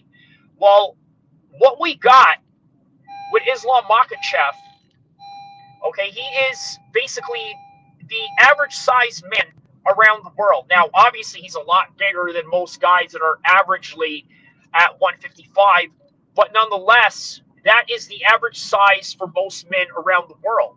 So that means if you're a 155er, you're not only going to be fighting people that are, let's say, I don't know, smaller and faster, but you're also going to be fighting people that are bigger and stronger. And so you get used to these two different types of dynamics. So as a result of that, what you have is basically a division where they leave no stones unturned. Literally, right? Think about that. What stone does a 155er leave unturned, if any at all? I think none. I don't think there's any stone that they leave unturned. Think about this. They roll with guys and spar with guys and strike with guys and drill with guys that are faster than them at 135, 125. And then they got to deal with knowing how to mitigate the strength of somebody that is a heavyweight, plus not only a heavyweight, but also a guy that is stronger and that can knock them out with one shot.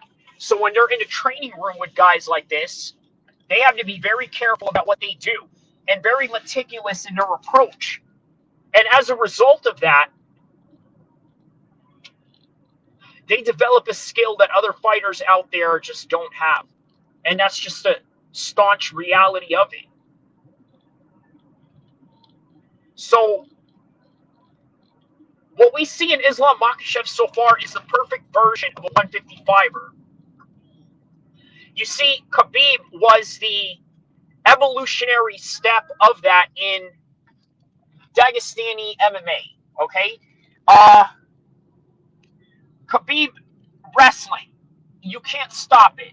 If he wants to wrestle you, he's going to wrestle you, and unfortunately, there's not going to be anything that you can do about it. With Islam, guess what? He's wrestled with Khabib all of his life. Do you not think that he can offer the same amount of wrestling, if not offer the type of wrestling that is, that is very devastating, very, very devastating for Arman Tsarukyan, as much as it would be for any other former Khabib opponent, such as Justin Gaethje, if Islam ever gets to fight him, or Dustin Poirier, which Islam Makhachev has already fought and has beaten, although some may say that he sort of struggled. But what do you expect from Dustin Poirier when he's one of the best 155ers in the world and has developed himself into such? Right? So, yeah, he is the standard of the 155 division today. But what were to happen if he was to lose? I can tell you right now, this is not something that a lot of Muslim fighters, especially the ones that are on a dominant level, really have experienced. Now, look, Bilal Muhammad has. But let's make no mistake about it. Bilal Muhammad lost when he wasn't with Khabib. Is that fair to say? Is that fair of an assessment to make? I think so. I think that's a fair assessment to make, considering that, hey, you know what? Most people in Khabib's camp don't lose. And guess what? Omar is undefeated. Islam is sort of undefeated, at least with just that one blemish. But that's about it. Usman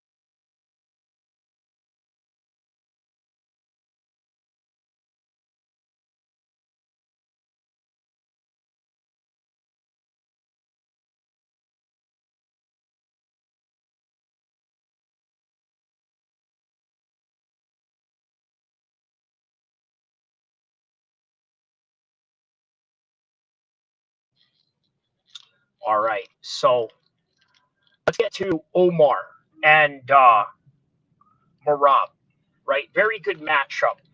Look, can I be honest about Merab? I think Merab has one engine, right? Like, this is something that a coach of mine has talked to me about several years ago, right? His name's Jeff Baca. He used to be the head trainer of Muay Thai Lao, and then right after that, he was the head trainer of a gym that I also trained at, which was a Collective Combat Academy, along with Team Alpha Male. But he said something about Chad Mendes that sort of resonated with me even till now, right? He said that he only fights in one pace. And I kind of understand and know what that is because wrestlers are highly susceptible to this particular pace that he is talking about. For example, when you're in a wrestling match, it's not like boxing where you can mix up different types of speed, right?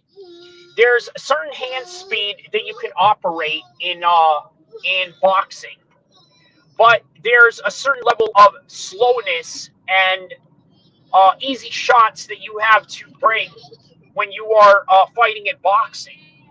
In wrestling, it's a little bit different. You see, you got a 3-minute period. You get in there and you go as hard as you can go for like 2 or 3 periods, and then that's it, right? That's wrestling in a nutshell. You got to go hard as hard as you can, but you got to do it at one speed. And so, operating in that one speed, I think you're just kind of used to that one pace. Look, here's the thing with Omar. Is he a wrestler? Yeah. But he's also a complete mixed martial artist. And I'm going to argue that I think he's a much more complete mixed martial artist than Merab. And I think that the difference of speed is going to show in this fight in terms of the application of speed, which I think is even more important to emphasize.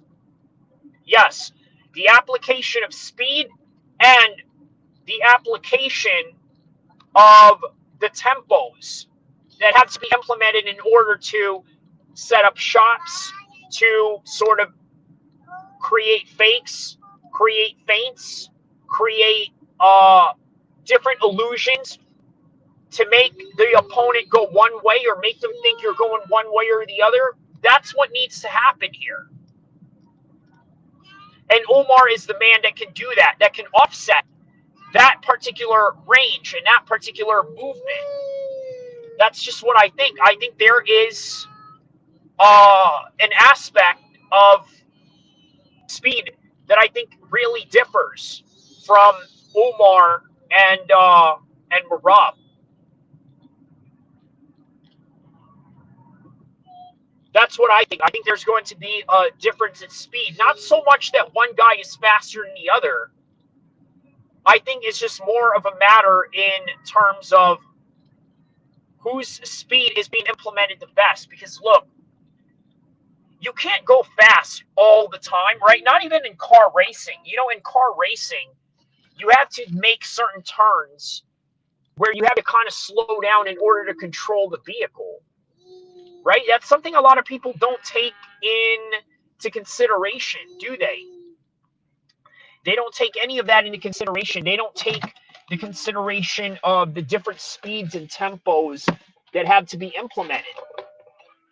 I don't know why. I don't know why they don't take any of those things into consideration, but they are an important consideration to make, especially if you're thinking about picking these fights. So, yeah, man. Yeah, a whole lot of interesting fights in that card as well. Let me take a look and see who else is in this card, because UFC 311 is supposed to be stacked. You know what? I think the reason why I thought UFC 311 was at January 11th was because it was UFC 311 and January 11th. It just made sense, but it's obviously January 28th, so Let me see here.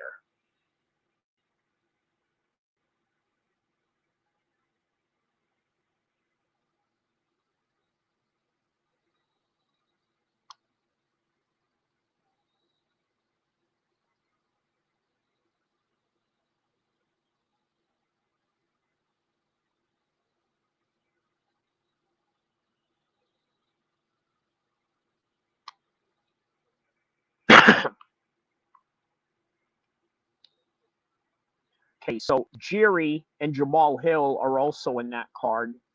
Let's not forget that. That's also in the card as well. Jiri versus Jamal Hill. That's a good one. That's a fight that we've been wanting to see for a while. How about Moicano versus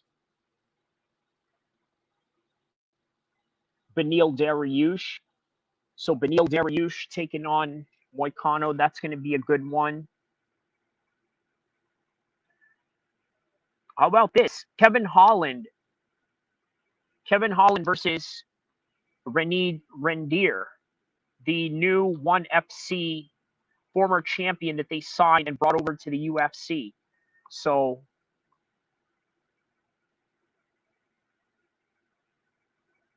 against Kevin Holland, now that's a good test, right? Especially for his second fight around with Renee Rendier. I got to tell you, these are not one of these guys that you sort of coddle early on, right? He's already been through the ringer at ONE FC. He's already been a double champion.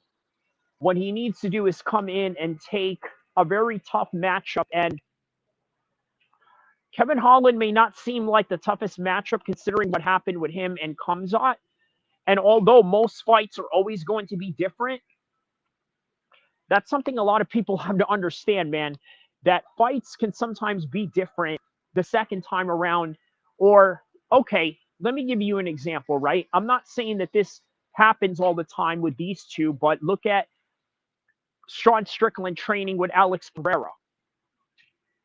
Okay, now Alex Pereira already knocked out Sean Strickland, but can Sean Strickland catch Alex Pereira during training if they were to spar maybe, I don't know, 10 times, right? Maybe out of those 10 times, 7 of those times Pereira will win. But in your lucky day where you walked in Randy Couture's gym and you saw Alex Pereira there, wow.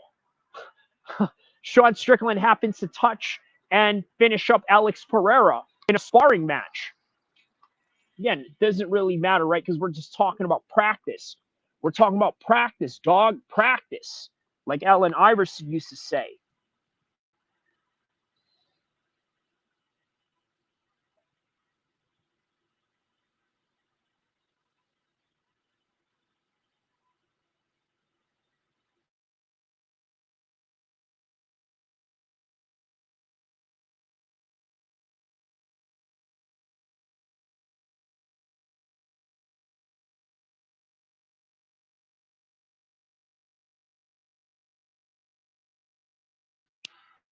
But yeah, that's really important to understand. It's just practice. But it happens. That's what I'm trying to say is that different fights have different outcomes and different scenarios that come about. So, yeah, where was I going with this? Oh, yeah. I was just saying, yeah, because Kevin Holland obviously got beat by Khamzat. So this is the rightful test for Renee Rendier right now, right? It's a perfect matchup for him. Great win coming into the UFC. His UFC debut was successful. Obviously, he struggled a little bit, but he got the finish. By the end of it, now in comes Kevin Holland next. What else is in that particular card? Let's see.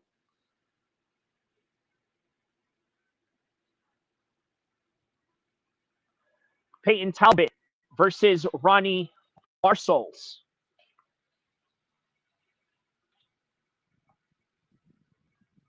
Zachary Reese versus Cedric Dumas, Florida's very own. That's a pretty good matchup as well.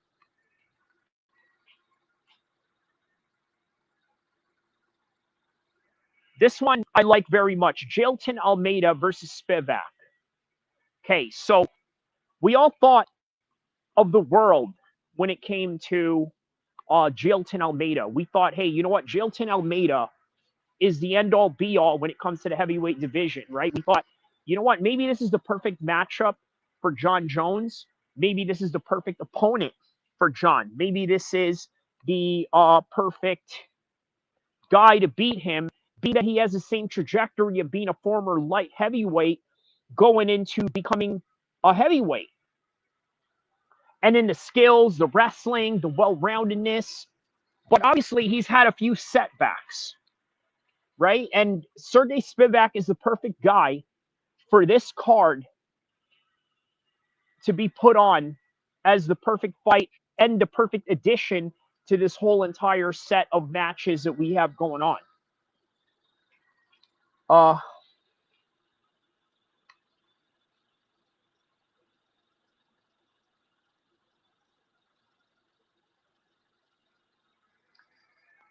The debut of Reinai Nakamura, I believe this is his debut.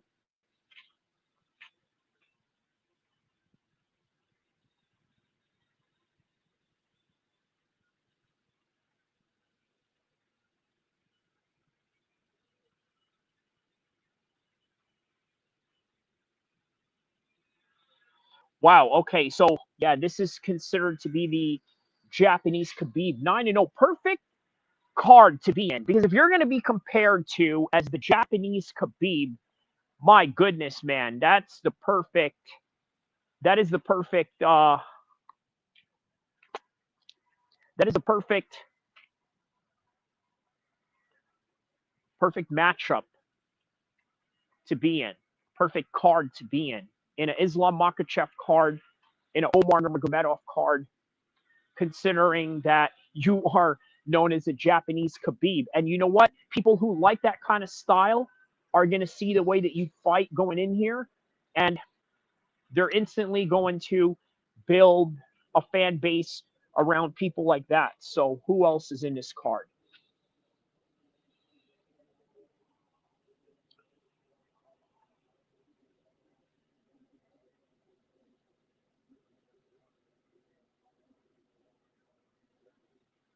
So it seems that he had an opponent change. Obviously, Sopaj was supposed to be his original opponent. Now it's Garoff.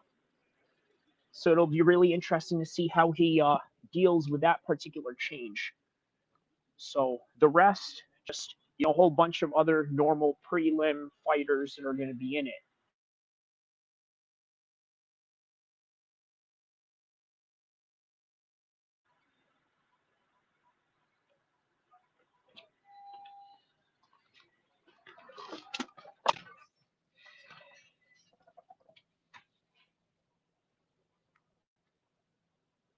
But let's take a look at the rest of the cards anyway. Let's take a look at this.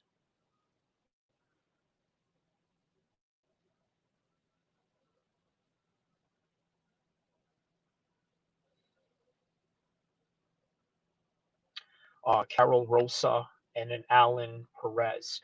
So Carol Rosa and an Alan Perez is also in that card, women's division.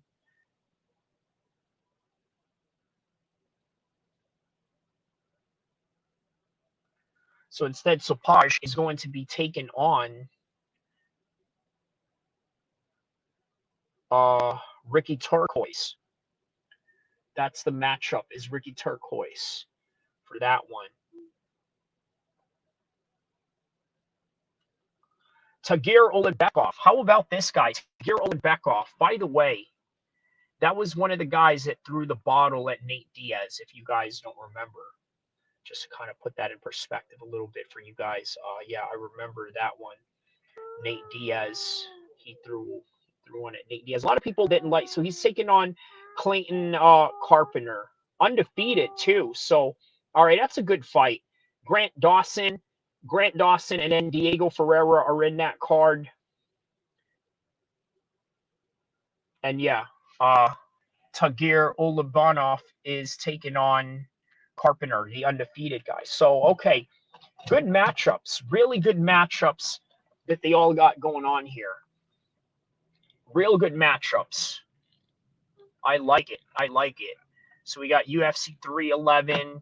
We just talked about that whole entire card. We sort of gave a little bit of a breakdown not so much of a breakdown, just sort of put in perspective who was in that card and stuff like that. Who else? Who else here?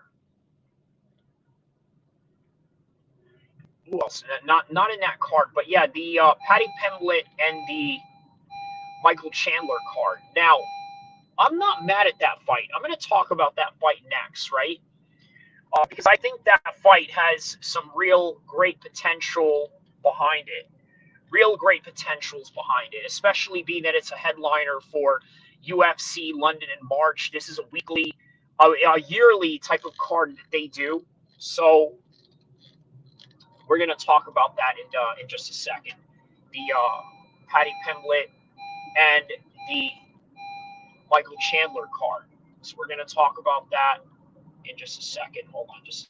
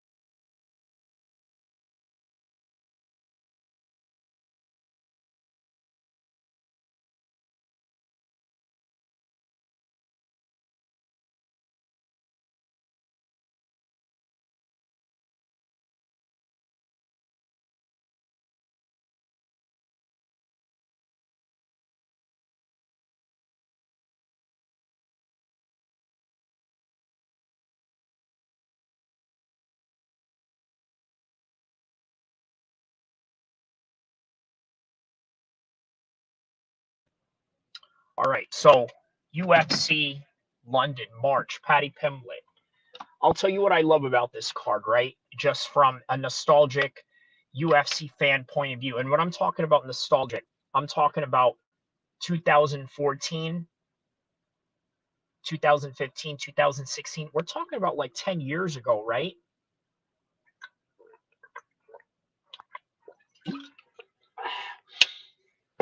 I want to sort of give some context into this particular matter, right? Okay.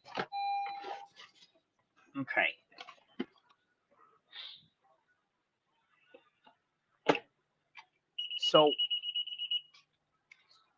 we got UFC London in March. This is sort of like this yearly calendar that they have going on, right? Sort of a pattern that I notice every year. Okay, so let's start with December. Every December, they have a Las Vegas end of the year card.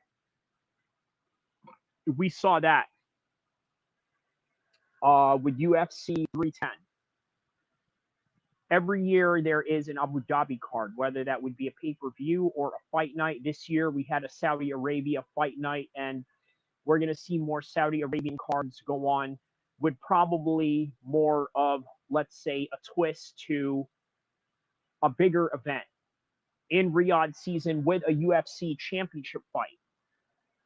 Now, what's significant about that is this is a new venture that they're going to do with Saudi Arabia. And by the way, before I get into UFC London yearly in March and the classic cards that they've had going on from back in the days, I want to talk about this in particular first and foremost, right? The Abu Dhabi card, the Saudi Arabian card, and all of that, right? Which is a new addition. Now, Turki El-Sheikh, I don't think we really talk about or emphasize just how much this guy, how do I say this? How much this guy, sort of works really hard, right? Like if you look at his whole entire, trajectory of work that he does on a daily basis or something like that, there's a lot of work that he has going on. He's got a lot of work when it comes to let's say movies, let's say television. He does a lot of production with Arab television and things of that nature, right? So he also does a lot of production when it comes to, let's say, What else does he do? He does movies. He does TV shows. He does a lot of concerts, a lot of Arabic concerts. You'll notice he's got a lot of them going on. What else does he have going on? Music, sports, NASCAR. No, well, not NASCAR, but probably Formula One racing, but some form of racing of some sort, right? He has all of that going on. Turkey Al-Sheikh. Turkey Al-Sheikh has all of that going on and then some. Okay, so he's a very busy man in Turkey Al-Sheikh. But that's not what I wanted to talk about. I just wanted to talk about how busy this man was, because every time I look at this man's social media, man, he is working on something new every time. He is always on the grind. He is always out there stepping. He is always out there just doing the damn thing, right? Just being busy and providing a service for his country, which, by the way, is, look, let's be honest, it's really remarkable, right? Because obviously these guys are royal family members. And what exactly does that mean? Well, if you're a royal family member, when you think of, let's say, somebody like Prince Charles or King Carlos from Spain, or some other monarchs that you may not know about, like the Emperor of Japan. Yes, there is such thing as the Emperor of Japan. He exists. Who else is a royalty around the world? You have the King of Sweden. I believe there is a King of Denmark, right? There is a King of Greece, which, by the way, King Philip was, well, not King Philip. I should call him King Philip, but yeah, the husband of Queen Elizabeth. I don't know why they don't make him king, right? But it's sort of a weird thing, right? Like, okay, if you're going to marry into the family, like, doesn't that make you king or this and that? But yeah, not so much with the Anglo-Saxon class of things, right? But neither here or there. But understand this, right? The type of royal family member, especially with the likes of Turkey Al-Sheikh, these guys are not the type of people that ever have to work a day in their life.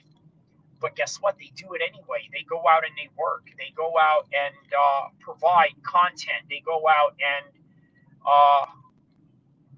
create different avenues of events and different aspects of tourism to sort of boost their economy, right? So,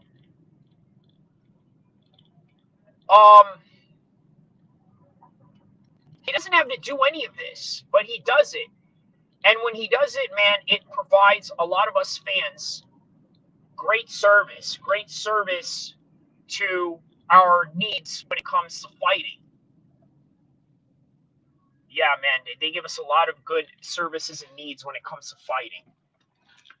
Okay, because they're doing it on the boxing side. Now they're doing it on the MMA side.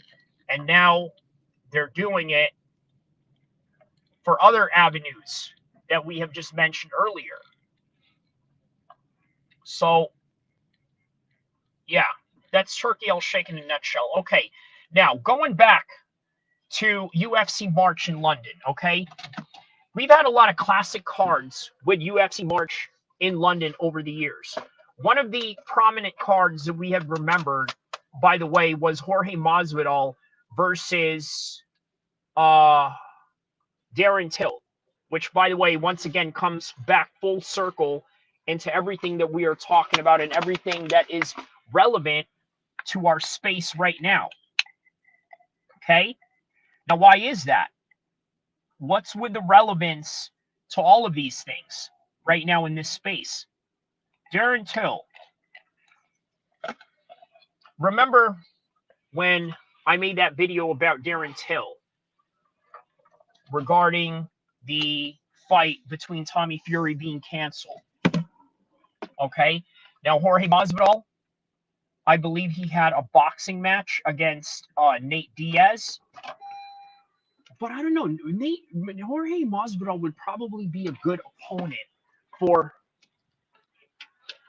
Jake Paul, right? You would think, because considering that Jake Paul fought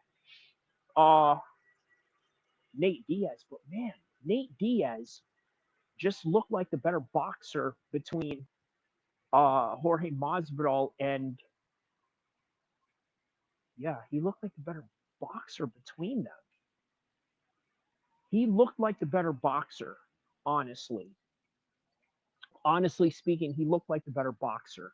Let's just be honest and put that in perspective, right? He looked like the better boxer to the point where he really redeemed everything that Jorge Masvidal should have never had. Okay, now why am I saying that? Look, that lucky shot that Jorge Masvidal took on uh that lucky shot that Jorge Masvidal took on Ben Askren, I think is a lucky shot. Look, I'm just going to be real about this, right? I honestly think there's a lot of luck that went into that shot. And with that shot alone, I think really brought a whole lot of differences of history in in uh in the life of Jorge Masvidal. Like if he never got that knockout, he would have never been the millionaire Jorge Masvidal that he is. In fact, I think that he would have lived an okay middle class life, but not the millionaire life that he would have had right now. And that was all because of the lucky shot that he had with Ben Askren. Now, with the Darren Till fight, in all honesty, that fight, he earned that. But also, let's not mistake the fact he was sort of losing that fight as well. If you don't remember, he was losing that fight up until out of nowhere, Darren Till gets knocked out. I remember telling this story every time I remember that fight, right? That was the same day as Mikey Garcia taking on Errol Spence in Texas. And I remember the corner of Mikey Garcia, his brother, who was in his corner. They asked him in a bus, and this was by an Eli Sekback interview. You know that guy reporting, right? The E News Network. Remember him? So Eli Sekback, yeah, he asked the brother of Mikey Garcia, hey, so you know Darren Till and Jorge Masvidal are going to be fighting on the same day. What do you think of that fight? Oh, he said that's easy work for Darren Till. Darren Till at the time was a major superstar.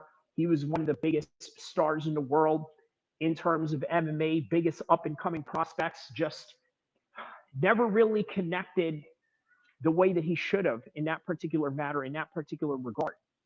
But either way, here we are, Darren Till, now an influencer boxer, right? So, and all of that from the UFC London card. So yeah, that's basically just what I'm trying to convey with this message. There's something special about that particular card, right? Now, how about the fact that Rakic knocked out Jimmy Manuwa? I believe it was a UFC London card. I'm not quite sure. But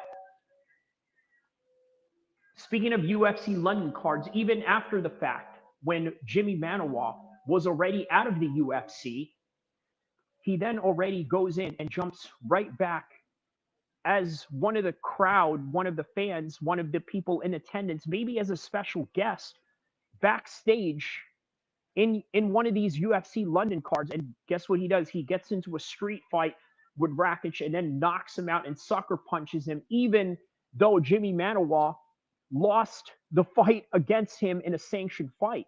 So there it is, man. You know, not all fights have to be won inside the cage. Some fights are won outside the cage, and you can ask Conor McGregor about that with the way that he felt when he knocked out Khabib. Or I'm sorry, with the way that he punched out one of Khabib's teammates, if you remember, right? He got beat in the fight, and then he ended up getting a punch out of one of Khabib's teammates, only for Khabib to win the fight, but then for Conor to declare that he won the war and lost the battle, or some weird stuff like that. So more on UFC London in a second.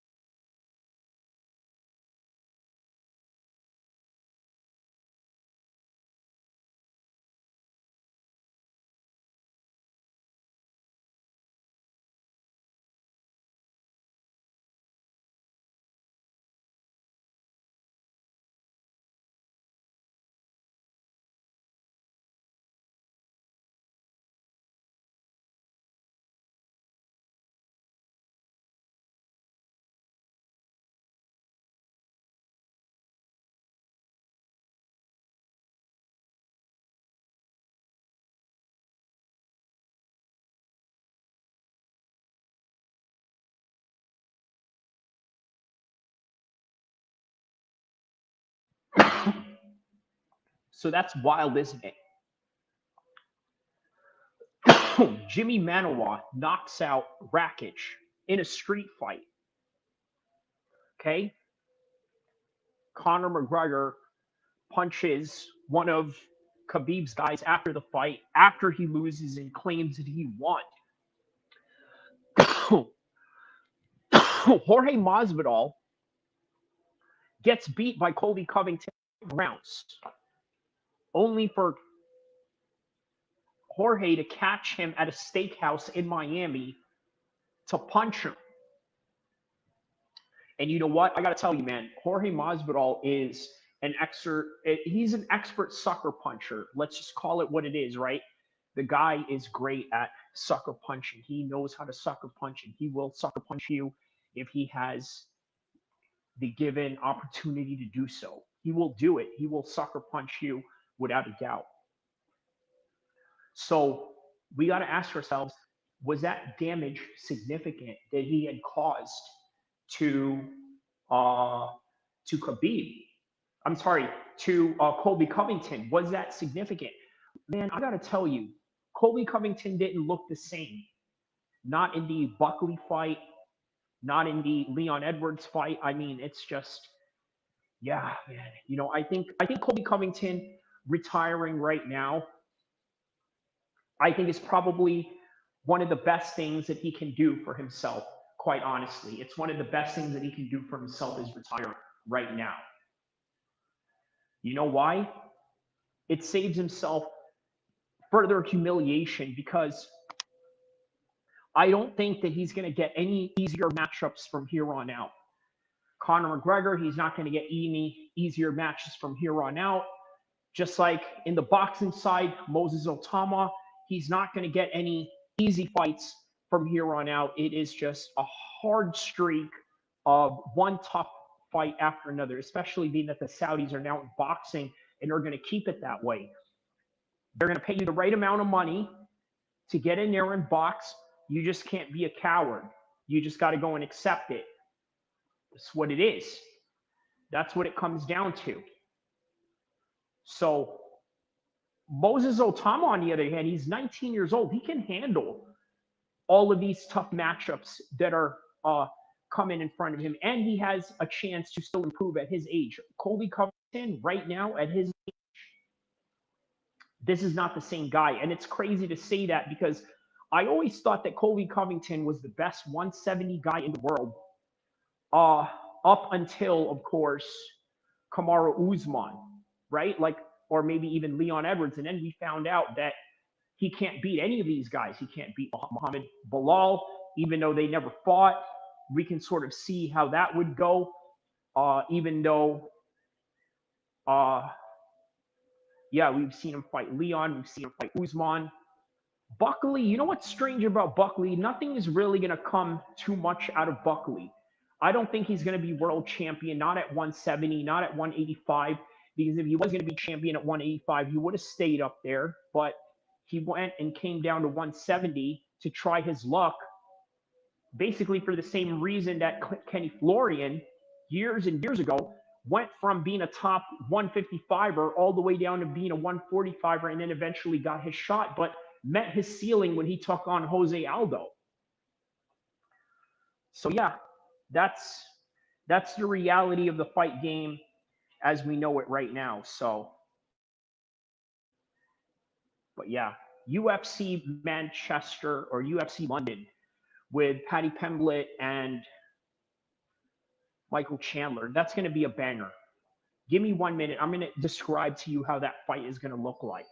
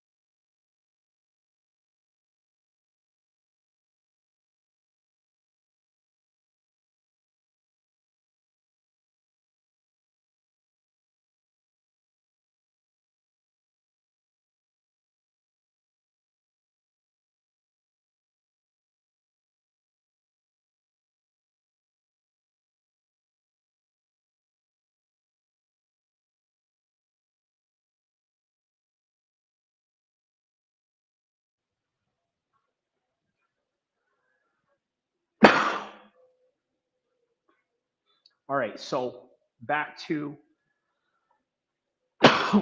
Michael Chandler and Paddy Pimblett. How do I see this fight? Okay, I'm gonna explain something to you. These two guys right here are probably two of the most chaotic looking fighters that I have ever seen. And when I mean looking, I don't mean how they look aesthetically. I'm talking about their fighting style. Very messy, sometimes very technical, but mostly very messy. I think you're going to see a barn burner fight. I don't think you're going to see. Uh, I don't think. I don't think Michael Chandler is going to go out on top with this one. Not whatsoever. You know. You know what? I'm going to tell you something right now. I can see this fight being very 50-50 until it's not. Until Michael Chandler makes a mistake, which he usually does, and Paddy, being that he is younger, a lot fresher, still a lot more explosive, more room to improve, I think that he's going to show something devastating in light of the mistake that Michael Chandler makes via knockout by Paddy Pimblett or submission on Paddy Pimblett's side, to which this isn't going to go any other way unless, of course, Michael Chandler improves his technical prowess, which, quite frankly, I don't really see happening in any kind of way. I don't see him being able to close the gaps of those skill deficiencies that he has going on. I don't see it. And as a result of that, I think that is why it's going to be an easier win for Paddy Pimblett as a result of that. A lot easier than what it should be. So that's how I see this fight. Again, early prediction, an exclusive early prediction. Obviously, I'm going to give an even more extensive breakdown, like what I do with most fights, give an official prediction, maybe 1 week, 2 weeks away from the fight. But hey, that's not till March, right? And we're talking about post-Ramadan. So I believe Eid is going to be in February. So that means you're not going to see a lot of Muslim fighters compete around that time calendar. And I think that you're also going to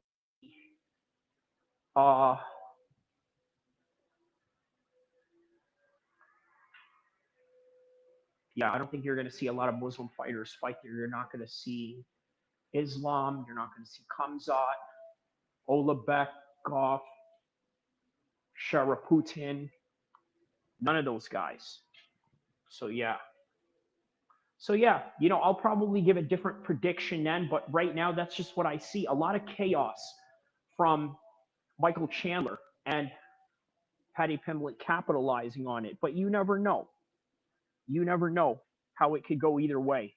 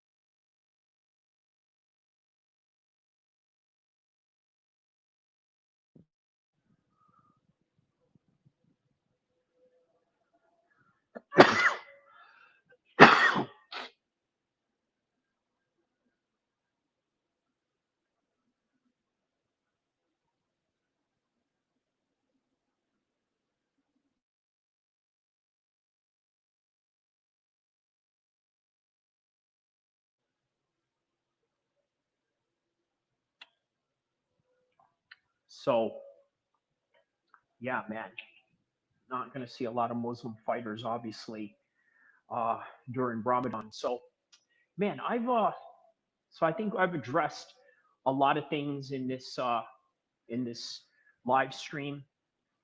The UFC news, the fights, obviously the Paddy Pimblett announcement.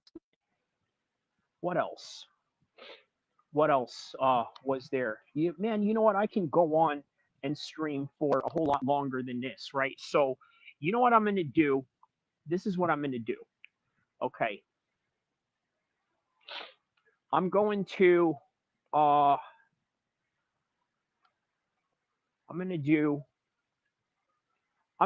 John Jones and Tom Aspinall breakdown. But first, I'm going to probably, you know what? I'm going to play a video of Tom Aspinall that I had made, right? See, this is what I love about now learning how to sort of put production in. I can make these different types of content sort of expressing in a different way, right? By, once again, using production, which, by the way, I'm just starting to kind of learn right now, right? Just learning storytelling and this and that. Now, keep in mind, guys, I've done journalism in college. I've done public relations in the real world and in the field and things of that nature. And I got to tell you, man, I like doing storytelling. I like editing. I like doing all these things. And you know what? It's sort of my first time delving into it, learning how to put edits together. And quite frankly, I'm not really a big editing guy. And I do a lot of my takes, just one take. That's it, right? Like there's no rehearsing. There isn't any written teleprompter that I have going on. I just have a lot of storage in my head where I can basically just come up with different topics to talk about with a drop of a dime.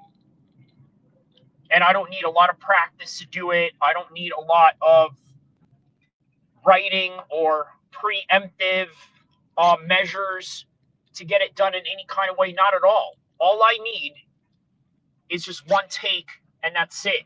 I will do it. So what I'm going to do is prepare for a little bit of a breakdown. I'm going to play you guys another video of Tom Aspinall and his father. So let me give you a little synopsis behind this video that I'm going to play, right?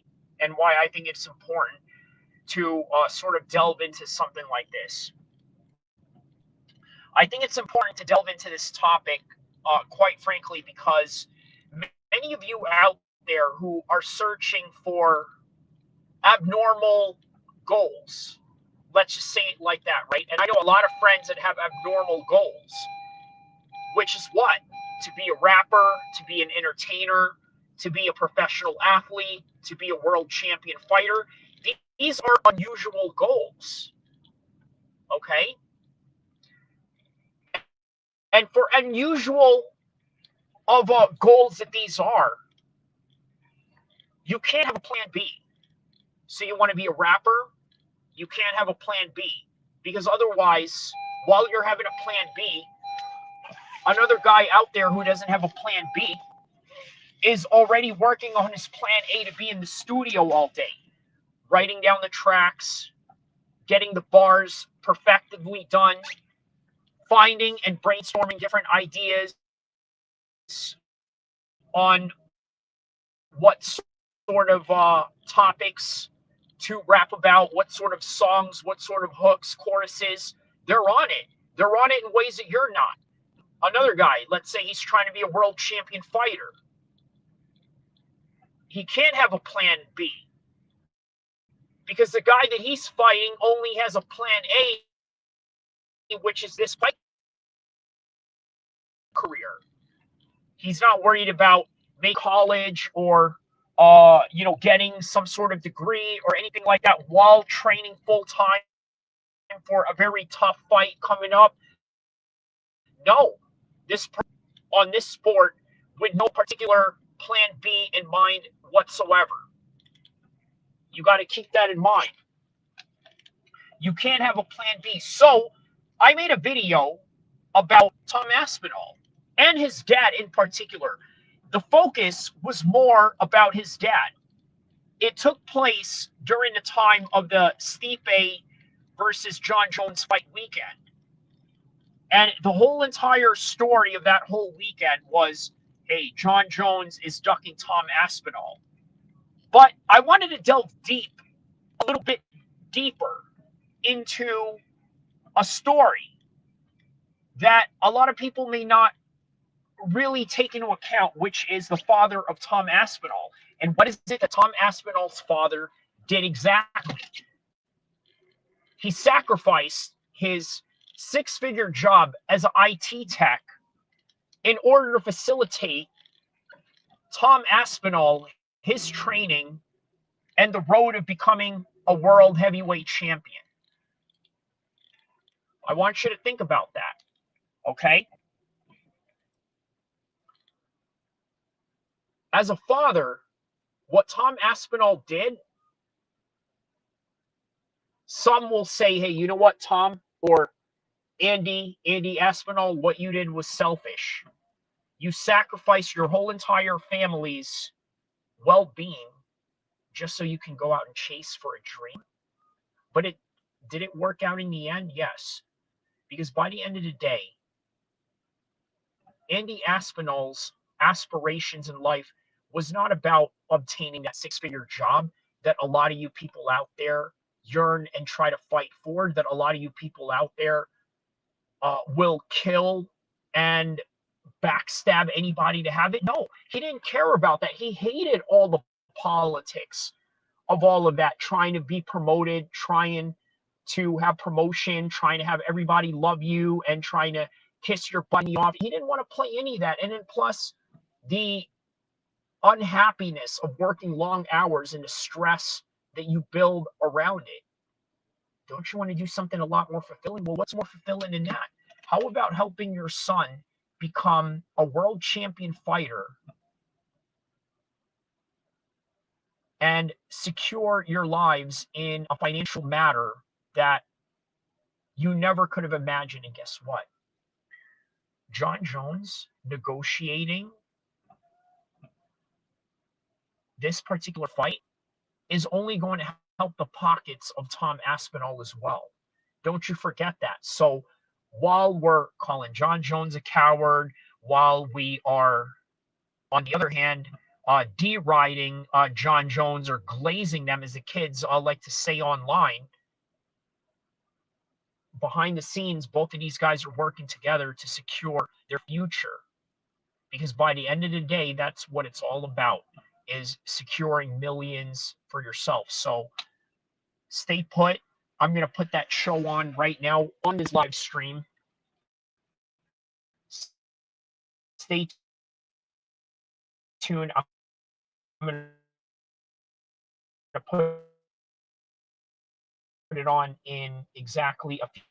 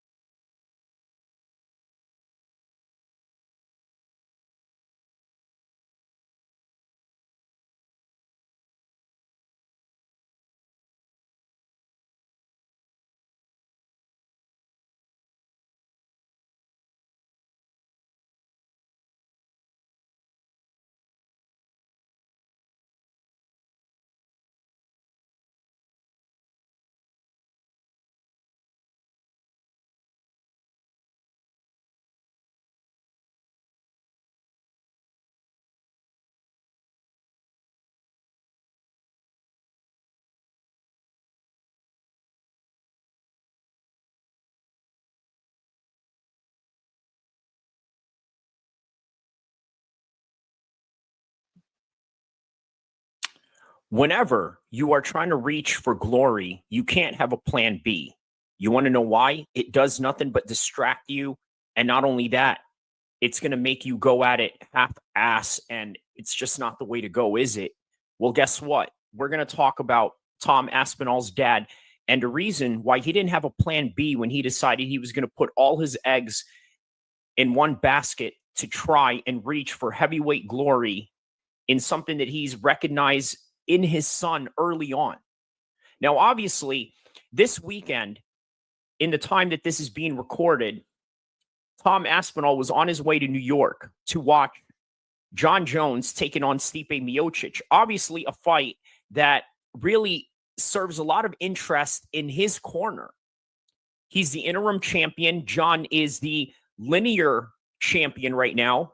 That is, if you don't count Francis Ngannou and his contract negotiation issues with the UFC that ultimately led him to departure. But either way, it was a very important matchup for John Jones and Stipe and Tom Aspinall as well. The only difference is that now we have to figure out who is the best heavyweight in the UFC. Now, I think that is besides the point of this video. You want to know why? Because obviously, Tom Aspinall is in a position right now where we can even argue the fact that he is better than John Jones. Now, we're not talking about just setting up the fights, because that right now is sort of up in the air. We don't know what's going to happen with that and the contract negotiations and the strategy behind John Jones's team in ways of trying to get more money from the UFC. Okay, but that is besides the point. What is important is understanding Tom Aspinall is already here. Now, he's not there yet because in terms of fighting John Jones, but he's there. Now, the question is, how did he get here? Because that is the main topic at hand that we want to talk about. Obviously, over the years, we've seen John Jones dominate the light heavyweight division for a very long time. And now all of a sudden, John had decided after the Dominic Reyes fight to jump into the heavyweight division. And now what happened?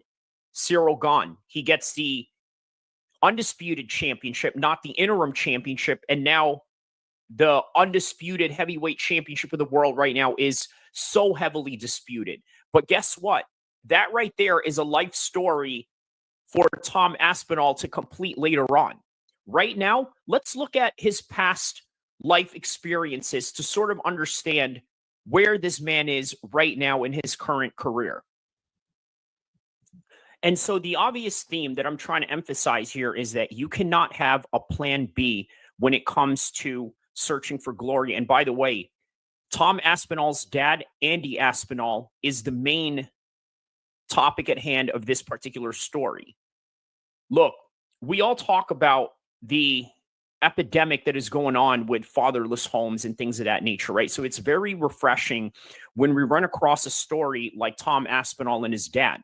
Now, what a lot of people don't know is that Tom Aspinall's dad had decided he was going to quit his job so that he can focus on Tom Aspinall's talent full time. He recognized early on, hey, you know what? This kid has a talent. And if I put all my eggs in this basket, it's going to work out. And I think this story right here is very important for a lot of people to really learn and understand. You want to know why? Because there's a lot of people out there that have, let's say, a halfway approach to the goals that they are trying to accomplish. Now, look, people need to understand, if you want to become a doctor, if you want to become an engineer, if you want to become a lawyer, these things are highly attainable, way more attainable than being the heavyweight champion of the world in the UFC, in the heavyweight division. However, there is something that Andy noticed about Tom that was special, and he decided he was going to go all in on that. And I think this is something a lot of you really need to understand. There's people out there that are going through life halfway into whatever goals that they want to do, and it starts very young. You see, when you're young, people tell you, hey, you know what? You got to go out there. You got to get a job. You got to go out there. You got to fulfill these particular obligations. You got to go to school. But here's a reality. What if a job or what if a school is not good for your journey? You see, during this weekend, not only did John Jones and Stipe fight, but another legend fought, and that was Jake Paul. Kidding. Obviously, Mike Tyson was also part of that. But the first trainer of Mike Tyson told him, hey, you know what? We can't put you in school. You want to know why? Because it's not a good environment for a future heavyweight champion. Now, I don't know why Custom Model thought that. I could give you a couple of theories as to why. One is probably because of the fact that you do nothing in school but take orders all day, and you're sort of missing out in training. You see, you can wake up in the morning and train very early and this and that, but then where is your recovery time? Right? You're going to be in school sitting in these hard chairs for 6 hours on and on, being told what to do, being programmed in your brain, being told that, hey, you know what? If you don't go to college, if you don't get a degree, or you don't do this and that, then you're never going to be anything. And then guess what? It does nothing but steer you towards a plan B. And this right here is the story that we're going to emphasize with Tom Aspinall and his dad, Andy Aspinall, which, by the way, is a very intriguing story in and of itself. So the best way to really convey this story is go through articles leading up to 3 or 4 major fights that sort of made Tom Aspinall the Tom Aspinall that we know him today as the #1 threat to John Jones. And those 4 fights in particular are the Curtis Blades fight, his last loss, by the way, literally lost in 15 seconds due to a knee injury. And then the Myson Tybura fight, the Sergey Pavlovich fight, and then the Curtis Blades fight. Well, this article that we have in front of you right now was just right before the Curtis Blades fight. Okay. Very interesting story right here.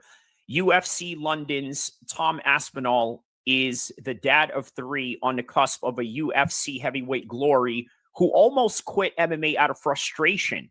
By the way, there's the plan B diagnosis right there, right? Almost quit MMA out of frustration. And to be fair, and to be honest with you, Dana White said it best. MMA is an opportunity, not a career choice. Oftentimes you hear people complain about fighter pay and things of that nature, but that is the reality of the situation, right? It will make a lot of people quit out of frustration, even if you have a winning record. Okay, so Tom Aspinall set to rock the O2 Arena tonight. This was back in 22. Okay, we'll top the UFC bill tonight. Pivotal heavyweight showdown against Curtis Blades. Okay, so these are some of the photos that involve Tom Aspinall here. Aspinall is stunningly on the cusp of winning a world title, okay, less than 2 years after his debut in the promotion. I believe his debut in the promotion was in, when was that? That was in 2020. Okay, so he came in literally during the pandemic. So, yeah, Tom Aspinall came into the pandemic. He's not looked back since making his octagon bow on Fight Island, where he brutalized Jake Collier in 45 seconds, then earns 36,000 pounds, which is $50,000 in American dollars out of performance bonuses. See, I don't even understand the British pounds and the American dollar exchange, but I know that 36 equals to $50,000 because guess what? That is the performance bonus that they give out. So Tom Aspinall at the time was 29, has all comers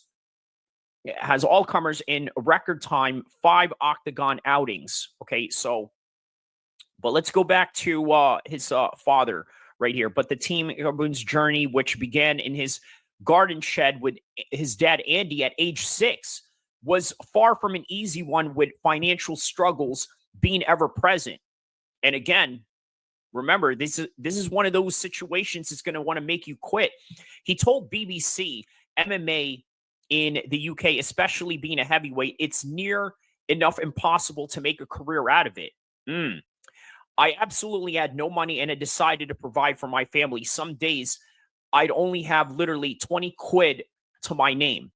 Inactively early in a professional career, which was often the result of opponents pulling out at the last minute, not only deprived Aspinall of the opportunity to better himself, but denied him much needed money to feed his family. So you see, this right here, this is exactly what I'm talking about, okay?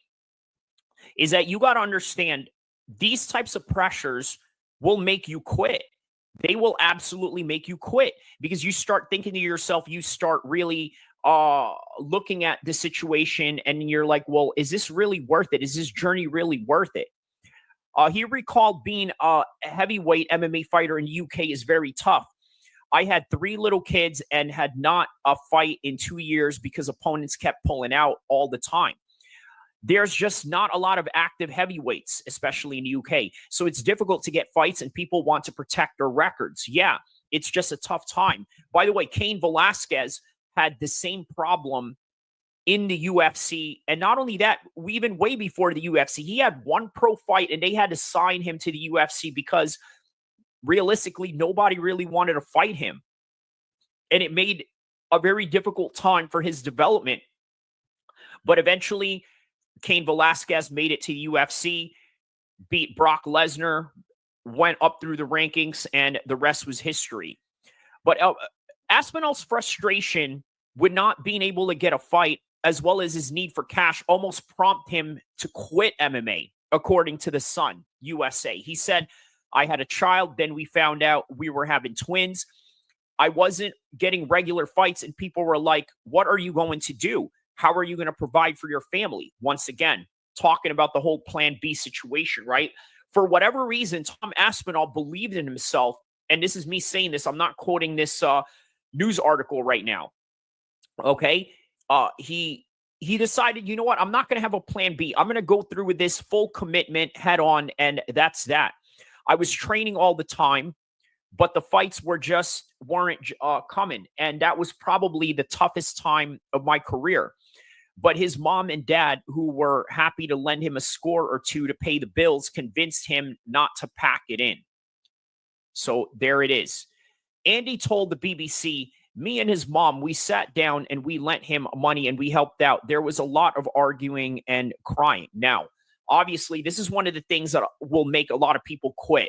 Okay, you got to understand when there's money situations involved and it becomes tough and it becomes hard, man, let me tell you, people start arguing, people start panicking, and people really start becoming jaded to your dreams and whatever it is that you're trying to accomplish. So that right there is point taken right there, right? There was a lot of crying and a lot of arguing, according to The Sun. We told them, please give it a go and see how you get out. I always felt Tom could make it to the top, so we went through a heartfelt, you've got to do this. Eventually, he turned around and he came back.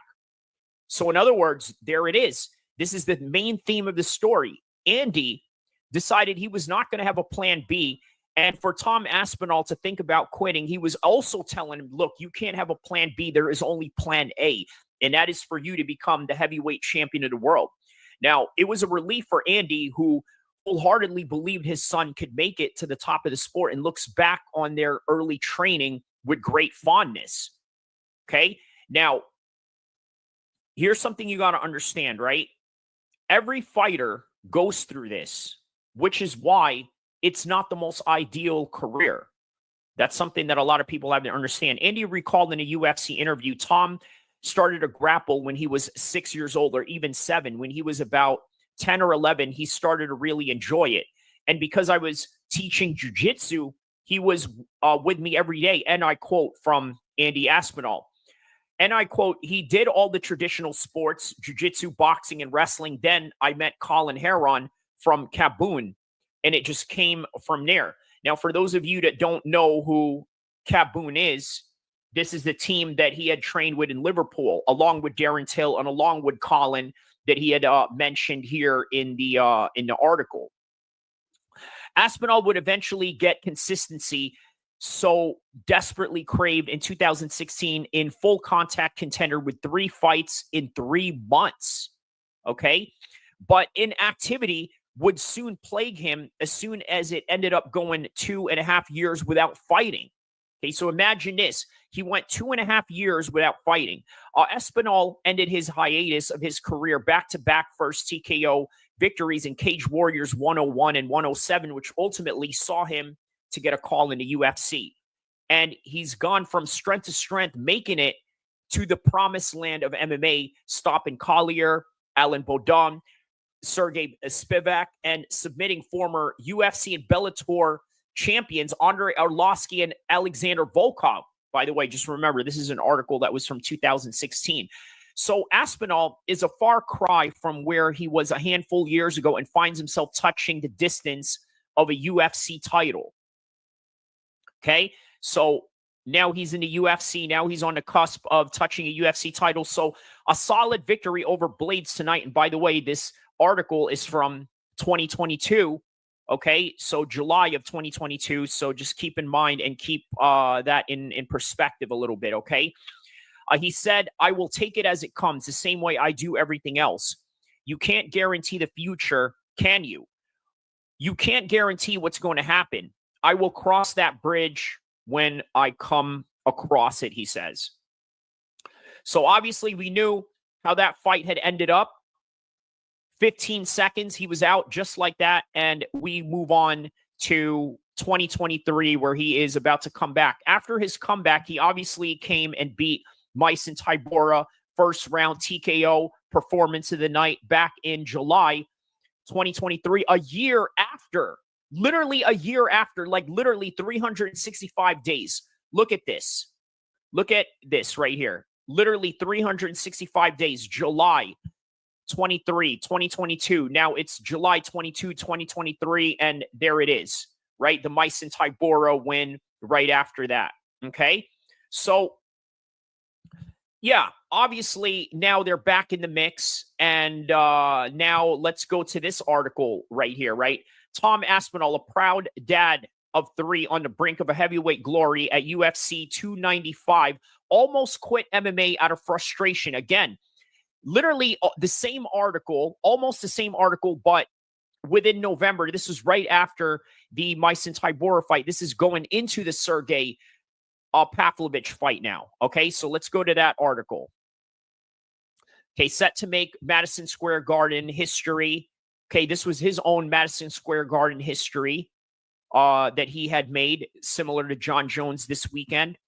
Let's get to the article. These are all the pictures that they have. Standing between the Wigan Warrior and becoming Britain's 3rd UFC title holder is the Russian wrecking machine, Sergey Pavlovich. Now, Tom Aspinall is a dad of 3. By the way, many people don't know that. 30 years old at the time, had blasted through all of his opponents since making his UFC debut in Fight Island. Okay, so we all know that. We've mentioned that in the last article.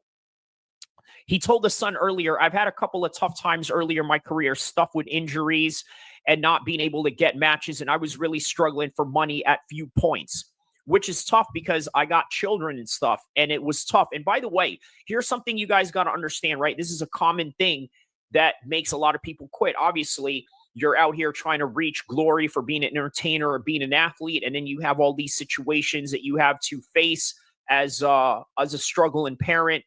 And again, are you going to risk it all, or are you going to take the plan B? Again, the overall main theme of this whole entire story, right? But as we move on, let's get back to the article. Okay. So he told the Sun a couple of times, yeah, that's injuries, matches that was struggling for money at a few points, which is tough because I got children. He says Aspinall was convinced to continue fighting by his dad. So obviously the main thesis of this whole entire story is that Andy Aspinall did not budge one bit. Aspinall was convinced to continue fighting by his dad and longtime coach Andy and his mom, who helped him while he was enduring a financial despair following a frank and honest sit down. So they've had a sit down and they had this conversation and said, "Hey, you know what? You have to do this." Because if you don't do this, you got nothing else, Tommy. You know what I mean? If you don't do this, what else are you going to do with your life? So, you know what? That's what it is. Okay. So as we move on to the article, that conversation fortified his belief that he would one day compete for the UFC gold and eventually compete in the Big Apple. Okay. So again, the same story goes. He continued, on the other hand, I expected to be here. He said that he expected to be there. This wasn't something that Tom Aspinall doubted for 1 minute. He never doubted for 1 second that he was going to be here. So moving on, Aspinall is proud as Punch. What an interesting expression of language. Aspinall is proud as Punch with what he's achieved in his career, although he won't sit back and smell the roses until he calls time on his career. By the way, many people would argue that Jon Jones is sort of calling to smell the roses right now in his career and calling it time on his career, as opposed to Tom Aspinall, who's right now in his prime. But another story and another topic for another time. He said, I think about how far I've come and stuff. It's good, but I don't really have time to do all that. I think that it's something that I look at when I'm retired, because the minute I'm just in the moment, at the minute, I'm just looking forward to Saturday, which, by the way, this was the Sergey Pavlovich fight that I'm reading about. Aspinall must pass one of the toughest tests in mixed martial arts, which is Pavlovich, to achieve his dream, winning UFC gold. So for those of you that remember, obviously, this was Tom Aspinall's fight with Sergey Pavlovich. The Wigan Warrior is confident in becoming Britain's third UFC champion, which he did. The Russian Behemoth was the backup fighter for the canceled fight between Jon Jones and Stipe. So how about that? Stipe and Jon were supposed to fight during that time. They never did. They did this weekend, but in came Tom Aspinall and Sergey Pavlovich. So we all know what happened to that particular story, right? Tom Aspinall had beaten Sergey Pavlovich, and then he moved on to take on Curtis Blades once again to avenge his loss from literally 2 years. Okay, 2 years of UFC London. Well, now it's UFC Manchester, obviously. But yeah, so moving on. Obviously, this isn't so much about the biography of Tom Aspinall, but rather more of his dad's perseverance to try and encourage him, which I think is an important lesson here for many people out there that are searching for glory. So Andy says, I quit my high-paying job. Now, this is a revelation. It's different from the other news articles. Obviously, Andy had a high-paying job. Let's find out what that is, and maybe we will, maybe we won't. But for what we know in face value and what Andy is telling us here in TalkSport article, he quit a high-paying job to teach his son MMA in his back garden, which obviously is some things that you've seen in these photos right here, right? This is literally the back garden that Andy Aspinall is talking about right here. So let's go on to this article by Talk Sports, right? Just right before I believe this was just right before the Curtis Blades rematch. So British MMA star became the interim heavyweight champion by knocking out Sergey Pavlovich at UFC 295 in New York last November. So now we go from November to this summer in July. Okay. So right here, this is Tom Aspinall right here in this photo. But yeah, so Aspinall's journey to the top of this sport started when he was 19, when his dad walked away from a lucrative job to help harness his son's athletic ability and eventually open a Brazilian Jiu-Jitsu school. Obviously, that is why we have Aspinall Brazilian Jiu-Jitsu, which, as you would imagine, the membership of that gym is probably at an all-time high right now and an all-time demand, being that it's Tom Aspinall's gym and his dad. Well, so he did 25 years in IT. So basically, he is a computer engineer of some sort. That's what IT is. I was a contractor for a long time making good money. And then I was an IT manager. I got offered redundancy payment that I didn't have to take, but Tom was very good at jiu-jitsu, and there weren't many jiu-jitsu schools open. Worth noting, Tom Aspinall's dad was the first black belt in the UK, I believe, in Brazilian jiu-jitsu, at least one of the first black belts, similar to John Kavanagh in Ireland, who was one of the first black belts in jiu-jitsu in Ireland. So Tom's dad, Andy, has a very similar story. So he said that it was a bold move, but one that worked out, as Andy's eldest is now one of the biggest UFC stars, and his other son, Joe, makes a living teaching Brazilian jiu-jitsu. He added, I had some money then, so it was all right. I'm glad I did it. So in other words, the reason why he took the risk of doing this, try to understand, is because Tom Aspinall's dad had already accumulated and saved enough money from, by the way, a high-paying job. Now, look, here's something I need to emphasize, right? This type of conversation, this type of talk right now, I'm going to be honest with you, this is not for everybody. You want to know why? Because I got to be honest with you, not everybody is going to make it. Now, look, this is a once-in-a-lifetime story. This is one of those situations where, yes, he actually had made it. But to give this same advice to the same person, to different people, not the same person, but to different people with contrasting situations and various outcomes in their life, I think that would be unfair. Also, you got to recognize your talent, right? I'll give you an example. For one, why am I trying to reach the top of the heights in this YouTube industry? Well, because I think that I can do it. I think that I have the voice, I have the articulation, I have the experience of public speaking. And I think after a year or so, now I'm becoming more of a YouTube vet. So there are possibilities and reasons why I should continue. Now, if you're one of these people that after a couple of years, you've only had 10 subscribers, well, man, you got to really rethink about what you're doing. Let's say if you're a journeyman boxer, journeyman MMA fighter, and you're just getting beat every weekend, you got to start really thinking about whether this is for you or not. But if you know and you understand what your capabilities are, man, let me tell you, you got to go after it. And Tom Aspinall's dad recognized it. Now look at where they're at. The other son, Joe, is teaching BJJ. He's making a living off of that. And Tom Aspinall is one of the biggest stars in the UFC, and he's making a living off of that. So back to the Talk Sports article, right? Not just for Tom's fighting, and I quote from Andy Aspinall, I'm glad I did it because I didn't like the environment. I don't like the politics. I like the quiet life, and this has been a quiet life. Now, can you imagine that? Imagine being an IT guy, right? You're a normal guy. You're a normie. You're literally one of these NPCs that wakes up in the morning just to get a coffee, just to try and rush to work like everybody else in this whole entire human race that they're trying to get into. But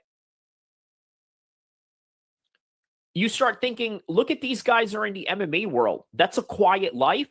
Indeed it is. Think about it. The only thing that you worry about as an MMA fighter or as an MMA coach is the night of the fight, worrying about that. Now, obviously, coaches have more fights to go to than the actual fighters themselves. So they're going to be there at a high frequency rate every week. That is, of course, if the other fighter is not a trainer as well. But either way, that's the only time that you really have to worry about the fight. Okay, is the actual fight itself. But overall, life of a fighter is quite peaceful. You wake up, you train, and then you go home, you eat, you sleep, and then you train again, get some nutrients, and then you train again. And next day, rinse and repeat. That's a quiet life. Whereas if you are in the corporate world, there's a lot of backstabbings going on. There's a lot of dudes that are trying to undercut each other, that are trying to kiss butt to the boss, that are trying to get in good with the boss so they can get in their good graces. And then because this guy is the boss, he thinks that he's better than you because he's his friend. And then there's a lot of biasness going on, so on and so forth. This is the quiet life, according to Andy Aspinall. Okay, so however, Aspinall's long journey to the pinnacle of MMA wasn't without some hiccups, and he needed helping hand to push through some tough times. Now, look, you want to talk about tough times, right? Let's look at Tom Aspinall's record early on, because when you look at it from the time that he had lost in May of 2016, right here against Lucas Prawovic in May 14, 2016 in Birmingham, I think he lost by illegal downward elbow. Wow. Similar to John Jones, isn't it? That's literally the same situation that John Jones had faced. But at that point, he was 4-2. Okay? Most guys that are in this record right now, they'll tell you, hey, you know what? Maybe it's time for you to look for a job and do other things, maybe go to school and this and that. This is when you become 50-50 in your whole entire process of reaching glory. Why? Because now you're unsure. This is why I say you got to focus only on plan A. That is if you know and understand that you have the talent for it. Now, obviously, he understood that. After that, a few months later, he gets back at it in June, gets a first-round knockout against Camille, and then after that, gets another knockout or TKO by a leg injury, and then another TKO, and then next thing you know, he's fighting Jake Collier, Alan Bodad, Sergey Pavlovich, and the next thing you know, he's fighting Alexander Volkov in one of these famous London cards that they usually have in March. And then next thing you know, now he's a big superstar in the world of mixed martial arts. Okay, so that's really an interesting life story that Tom Aspinall is going through. Okay, let's go back to the article to sort of give some more context in this. Okay, from training in his back garden to changing sports and overcoming injuries, a 31-year-old contender dealt with multitudes of issues, but managed to overcome them with help of his father. Now, what did he mean by changing sports? Well, let's go back to Tom Aspinall's record, okay? Right here, he has one professional boxing bout against this guy named Thomas. I mean, at this point, it doesn't really matter who their name is, but yeah, the guy named Thomas, who he knocked out in the first round in Manchester. It was a fight card in Manchester. I'm not sure which one it is, but yeah, it was a first round knockout. So we are talking about 2017. This was between the time that he had lost by a downward illegal elbow and then got back and won. And yeah, and then in between that 2018, he didn't really fight. And that was where he sort of took the hiatus right there. So yeah, he definitely did have some struggles along the way, right? And okay, so going back to this article with so from training in his backyard to changing sports, overcoming a multitude of injuries, dealt with a multitude of issues, but managed to overcome them with the help of his father. With the help of his father, right here, that it says right here on Talk Sports. So a couple of times he'd given up, and he admitted he didn't want to fight MMA because there were no opponents. He didn't want to train in the gym because it was too far to go every day, and he didn't want to do it because there was no one to train or fight with. By the way, very difficult for a heavyweight, obviously. We went boxing, and he had one pro fight, as I had mentioned earlier, and then he didn't want to fight because he didn't like the boxing model. He didn't want to fight people and get a padded record out of it. He wanted to fight people who were equal to him. So he stopped boxing. By the way, a very common contrasting view of boxing and MMA, right? Obviously, in boxing, they are willing to pad your record and do all of these journeyman fights and eventually put you out there when you are ready, or basically sacrifice your record when there is a bag on the line. Maybe there's a championship fight or a big name. Okay, let's do it. Let's risk it for the biscuit this time, right? But in MMA, you're constantly risking it for the biscuit every time. And this is the reason why there is no frauds when it comes to UFC champions and anybody that fights at that level. Okay, so going back to the article, despite his rocky road to the UFC, Aspinall's dad insists he always knew his son had elite level athletic ability and would ultimately reach the pinnacle of his chosen sport. So this is what I want to emphasize to people and what I constantly talk about, right? If you know that you have the ability to make it and reach that glory, why not go for it? Stop listening to the naysayers. They're going to constantly doubt you. They're going to constantly put you down, and they're not going to believe in you. Only you can believe in you, and only you know what is inside of you and what you are capable of. So back to the article. During his rise of becoming a champion, he was seen off big names in Alexander Volkov and Andrei Arlovsky. Okay, we talked about that. He also used to win a lot of jiu-jitsu tournaments, so I knew he could be really good at something where you take instruction. He could have been a rugby league. It could have been a range of sports. It just happened to be MMA. So in other words, the athletic ability of Tom Aspinall can take him to any sport, and it just so happens that it's MMA. And guess what? His dad is a jiu-jitsu black belt, so it was perfect. It was a proud moment when Aspinall KO'd Pavlovich in 69 seconds before dedicating his title to his father, who was reeling from a recent personal loss. Now, what is his personal loss? It was great that he won, but the whole occasion was a bit rushed, Andy said. Should we have taken it? It turned out good, so everything is all right. It was emotional for me because my dad watched the Myson Tybura fight with us and said, you'll beat that guy and then you'll win the title. And then my dad sadly passed away, which obviously is the grandfather of Tom Aspinall. So that was raw at the time and thought my dad then, but it was really good.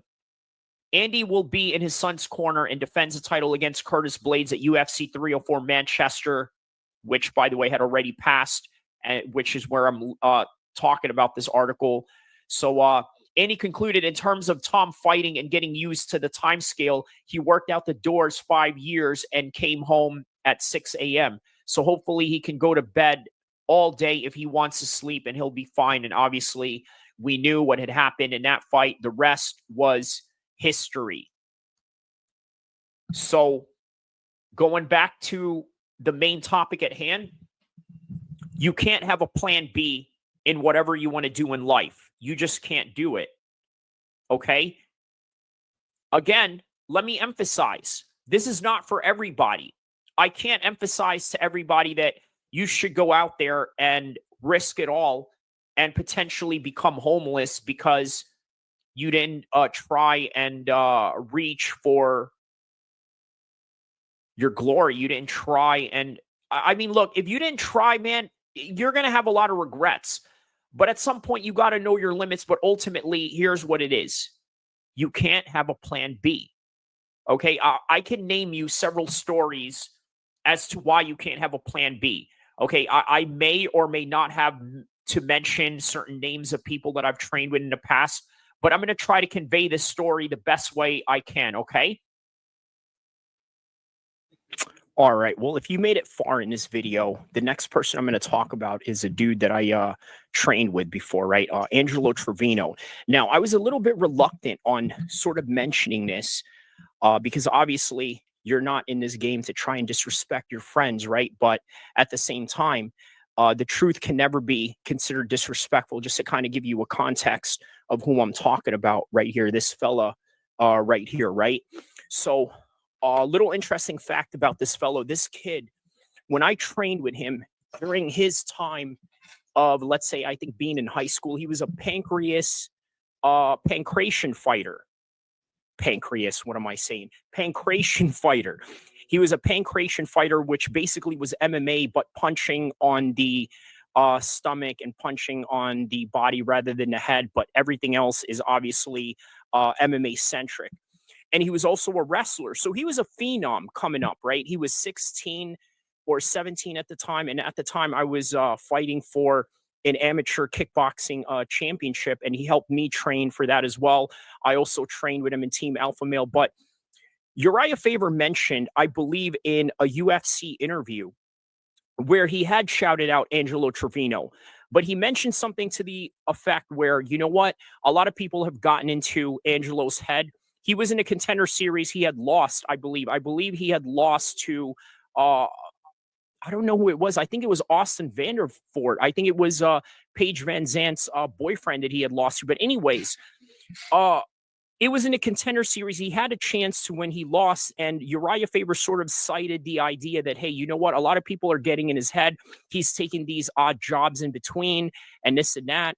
And the reason why I brought this up is because what Uriah was trying to emphasize in that whole entire story is that, man, you have to be all in and not worry about anybody else.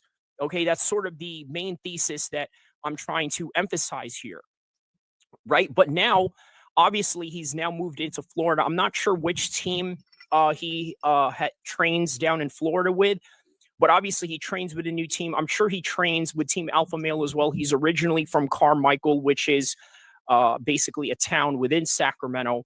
But either way, that was an important point that Uriah had made. Where is he now? He's on a 4-fight win streak right now. I believe his last win was at a regional scene down in, I believe, Florida. But yeah, he had one back in August. So he's on the right path. He's doing the right things right now. And I think that he sort of took Uriah's advice on being all in. Don't have a plan B. This is the main thesis of this whole entire topic is you can't have a plan B. People always want to try to throw you into having a plan B all the time, right? And I understand that.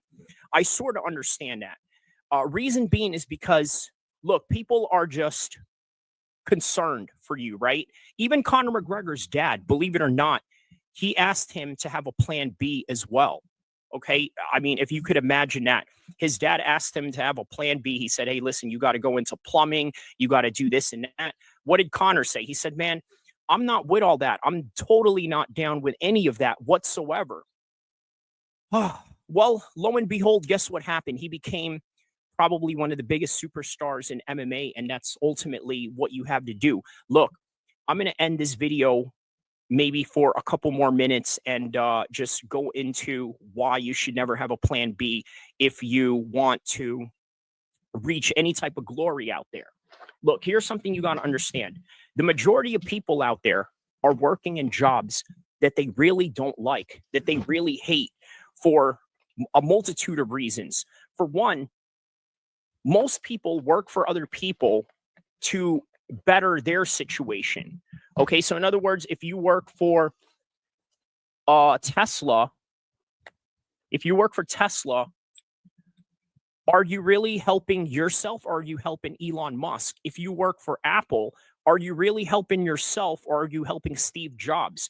If you work for Microsoft, are you really helping yourself or are you helping Bill Gates? And again, at some point, somebody has to be our boss, right? That's just the natural order of life. You can't get around that. So because of that natural order of life and something that you can't get around, there's only a few people in the world that can actually get away with being their own boss. And that's an important, that is an important thing to really emphasize above all. Okay. Really an important thing to emphasize above all, because understand this. Everybody always wants to talk about being their own boss, being, an entrepreneur, being a top hustler, or this and that. But a lot of people don't really want to take the anguish that comes with it. I swear to you, there's a lot of anguish that comes with it. But at the same time, there's also a lot of glory that comes with it as well. And that's something that a lot of people, they don't want to take that risk. They don't want to take that risk. They're comfortable. Most people are comfortable where they're at. And quite frankly, can you blame them? So with that in mind, we got to understand a lot of people are too comfortable with their situation and they're never going to try to get out of it.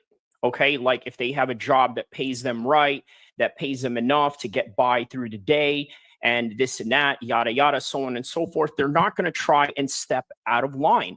Now, look, can you imagine Andy Aspinall in this particular situation, right? He had a job that was more than comfortable. I'm talking about a high-paying job. Look, bro, a lot of people out there that tell you to go to college, they tell you to go for medical, maybe even being a lawyer or a solicitor, as they call it in the UK and Ireland, or become a computer guy, an IT tech guy. A lot of these guys in San Francisco and the Bay Area, they're making a lot of money just from IT, right? A lot of the Indians and Chinese and Asian Americans that are in that field, they're making very good money. And a lot of them live in the Bay Area of Northern California, which is the IT tech hub of the world. And they're making a very good amount of money. Now, remember earlier, I mentioned if you work for Microsoft, you're uplifting Bill Gates, not yourself. If you're working for Apple, you're uplifting Steve Jobs and not yourself, right? Now, obviously, there's a lot of complaints that people have about Apple and Microsoft and the evil Illuminati people behind it and this and that. Well, okay, my challenge to the people out there that are in that field of IT and technological advancements or just plain old social technology, why don't you build something that rivals that? Now, the problem is, I think there is a monopoly in those particular types of endeavors. For example, if you were to come out with another Facebook or something, I don't know how that's going to last, considering that there is only one Facebook.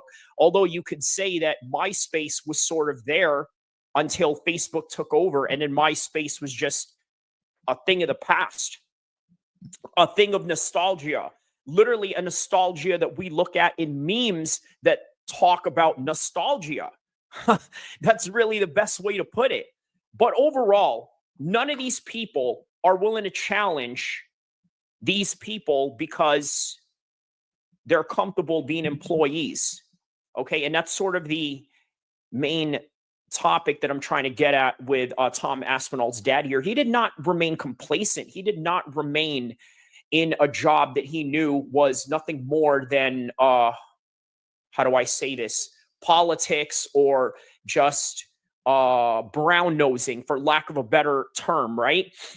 Tom Aspinall's dad, in my opinion, I think got fired from his work. Yes, this is like a crazy revelation that I'm revealing to you guys right now. Now, look, I don't have proof of that.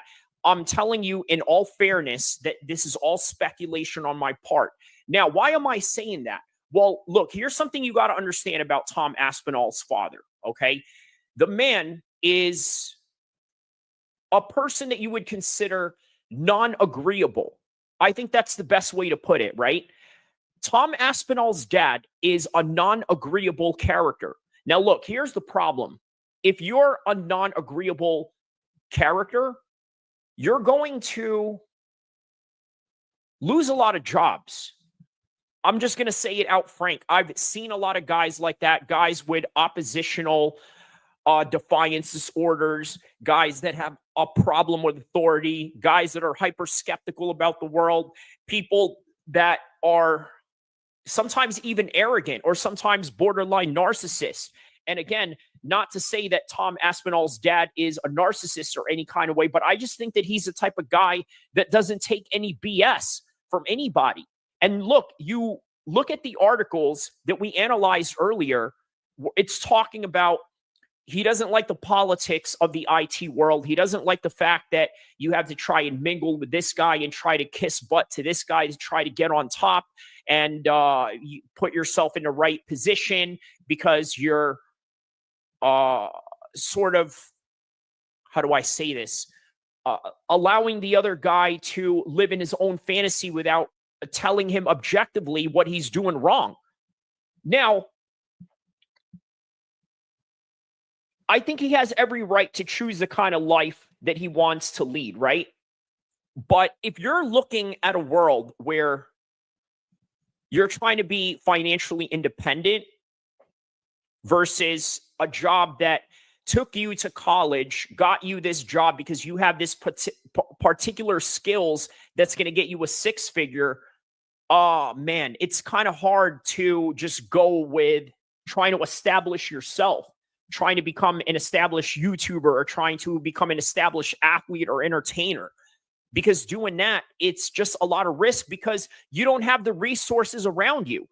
And again, this is the reason why I told you guys that this particular podcast and this particular video that I'm giving you right now is not for everybody. You want to know why it's not for everybody? Understand this, right? Not everybody is going to have the kind of opportunity, the kind of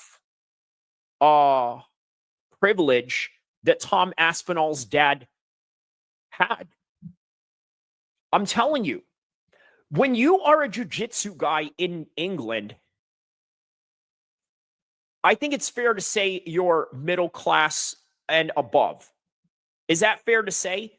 You're middle class and above if you compete or train in jiu-jitsu in England. Now, look, a lot of the MMA guys in England did not start out with jiu-jitsu. A lot of them started out with Muay Thai, kickboxing, or boxing.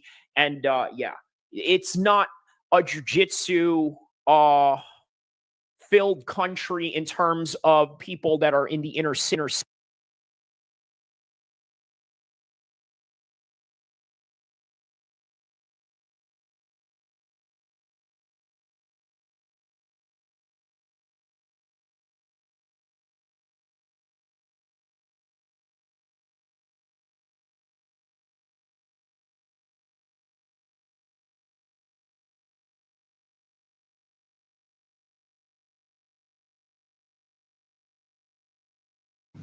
Oops, sorry about that. Had that on mute. I was saying that, yeah, having, yeah, so basically jiu-jitsu is a middle-class sport for middle-class people. And why I'm saying that is because Tom Aspinall's dad had the means to take that risk. And maybe a lot of you should not take that risk as well, because, again, this doesn't apply to everybody. But nonetheless, the important lesson to learn from this whole entire story is that you got to take risk, because if you don't take risk, then you're going to be imprisoned by your own comfortability for the rest of your life. And that right there is a prison that you can't see. Sort of like what David Icke, the conspiracy theorist from the UK, constantly emphasizes.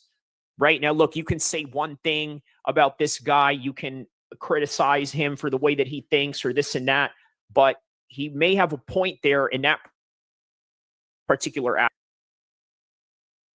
Look, a lot of people are always going to doubt you, even if you have the amount of talent that Tom Aspinall has, or anybody that has the potential to make it in the world of entertainment or in the world of professional sports, et cetera, all these endeavors that are, quite frankly, extremely hard to do. But on any regard, here's one thing that you have to understand, okay? Tom Aspinall was going to quit. Now, why is this significant to bring up? Many of you don't have father figures in your life. And this is the reason why a lot of you are not in the next level that you need to be. And it may not be your fault. Some of it can be placed upon your own fault because there are certain actions that you can take. But then there are people out there that just don't have the resources to get to the next level, okay, or to get to the next thing. Look, I'll tell you something. This is a reality, bro. It really does take money. It really does take money to fight and to train. I'll give you an example. I know this white-collar boxer in England by the name of Daniel Hamid, okay? I got to tell you, this is really interesting what he had going on, right? So right now, this brother right here has a 1-2 boxing record. Okay, so I'm going to show you, and I'm going to give you an example of why it really does take money and resources to go out there and fight. Dude, this guy missed out a fight. And again, this is all allegedly, okay? I'm just going to be fair about this. You could create all types of speculation you want, but just from the face value story of this guy was left behind on the day of his fight.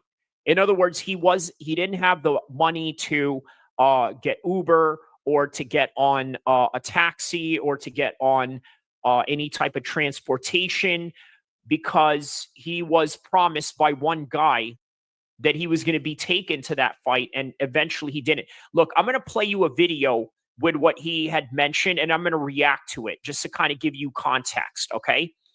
So this is the brother that we're talking about right here, all right? And this was his whole situation that he had going on. I've been around boxing pound for pound. He's given me opportunities, especially when it takes time to find people you truly trust outside of your bubble, but I can genuinely trust these people. Okay, so he's talking about the promotion being very helpful to him. Okay, so here's an interesting post that he wrote. P. Diddy got Pac unalived, and I'll tell you why he did it out of jealousy. Tupac was an upcoming star. My point is that jealousy can actually come from your own don't trust no one. The more you rise up in life, the more people want. Yeah, that's a good point. I'll tell you why, because Diddy and Tupac were actually homies at one point, okay? So here's a video of the stories that he was talking about. Let's play it right here.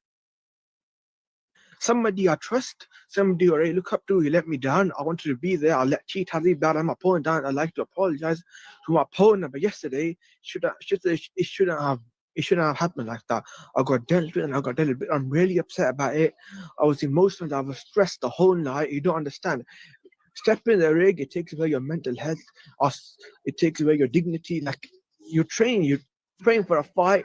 You're putting your mental health on the line. You're putting your safety on the line. So it takes a big man to step inside that squared circle. But yeah, he's absolutely right about that. It definitely does take a certain type of individual to get in the cage, get in the ring. And as a result, well, I tell you what, this is why I have respect for this guy. But I think his story and what came about this entire video that I'm making, I think is interesting in and of itself, right? So let's get to it. Last minute, this is what happened. I got stuck. Listen to me, people. Put yourself in my situation tomorrow. Put yourself in my situation. Who do you trust? Name one person you trust. And what if he tells you on the day, I can't take you, and genuinely you have no money to get to a taxi or a bus. You genuinely have no money to taxi. So you see what I'm talking about? This is literally what I was emphasizing with you guys, is that it takes money and resources to get to point A and point B. Now, look, Tom Aspinall, you realize how privileged he is? His dad is an IT guy. He's a jiu-jitsu black belt, which means he doesn't need to go to a jiu-jitsu school and pay hundreds of dollars.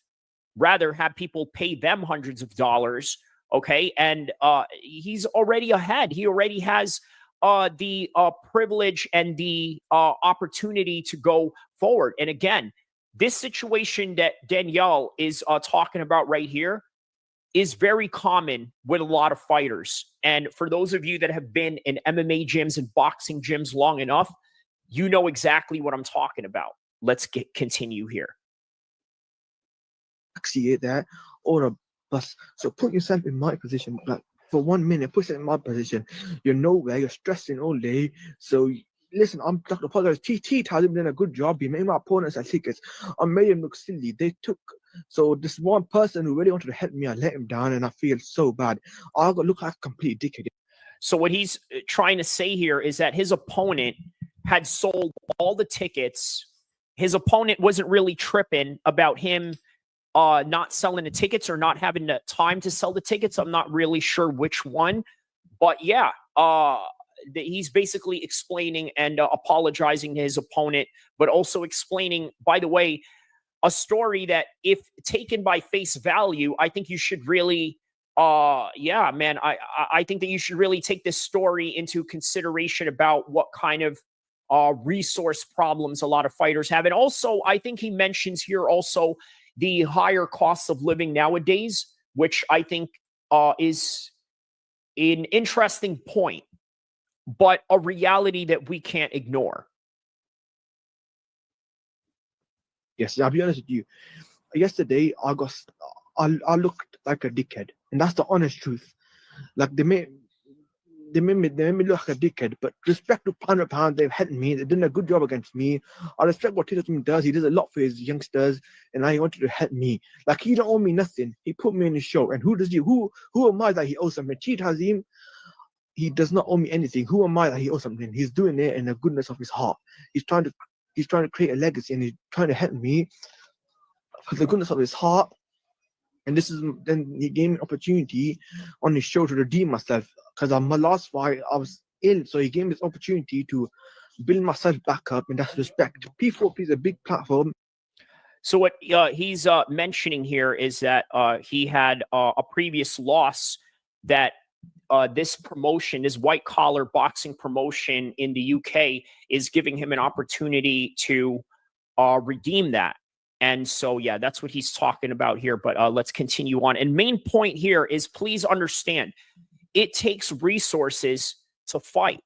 Okay. And many people underestimate this notion. But we'll continue on. I think you're going to learn a lot from this video that Daniel Hamid here has prepared for us. So, And I got let down big time yesterday. That was ridiculous. I was supposed to go, but I got let down last minute. I got let down, and I think that's just so disrespectful, proper disrespect to my legs and everything. And that's now look. Can you imagine this? Right? Somebody offered you a ride to the fight, and they're counting on you to do that, and you're the only one that can do that. Now, how much of a scumbag would you have to be to do that? Now, look. I want to be fair on that guy, the secret guy that we don't know about, who was supposed to take him to the fight. Now, we don't know if this guy had some sort of emergency regarding a family emergency or something very life-threatening and all of that. Now, look, remember, how about this? In Cobra Kai this week, right, when it was released, one of the story plots, and I don't want to spoil this for anybody, but if you don't want to be spoiled by the Cobra Kai season 6 plot, please fast forward this part right here to a few seconds up. Okay, so here it goes. Daniel LaRusso was kidnapped in the middle of a tournament. Okay, and as a coach, his team needed him, and luckily Johnny Lawrence was there to sort of help out what was needed in that void. But anyways, let's continue with Daniel Hamid's story here. I feel bad until now. What happened yesterday is so disrespectful. This person, I ain't gonna ever forgive him. I blocked him and everything. He knows who he is. No point in me discussing it. But I was genuinely begging this person to take me. I said, look, T. Hazim, I respect him. I don't want to embarrass T. Hazim. I told this person, look, T. Hazim is a good brother of mine. I don't want to lose in my life. If I don't turn up and make him look silly, look, I told him this guy has a memories of tickets. Whoever this person is, I blocked him. I'm not gonna mention it after this. But look, I looked really silly yesterday, and now I feel bad what I did. I feel bad for my opponent. I feel bad for T. Hazim because this is his show. He's doing me a favor. He didn't make me sell any tickets, so I feel bad for him. He's a good brother. So I genuinely feel bad. I don't know what to say what happened yesterday, but it wasn't my fault. I would always step a fight. I'd always jump in the ring. I would never run away from a fight. That's not who I am. I had 3 fights. I always show up. Whatever fight I have, I always show up. Yesterday.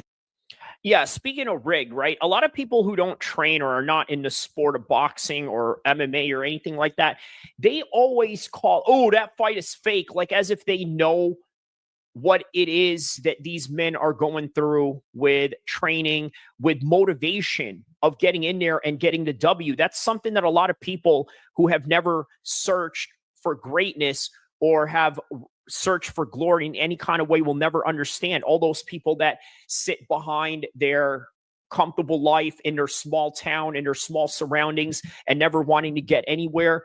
That's their attitude on those types of things. And I think it's a crab in the bucket mentality, which I think this man right here is emphasizing to all of us.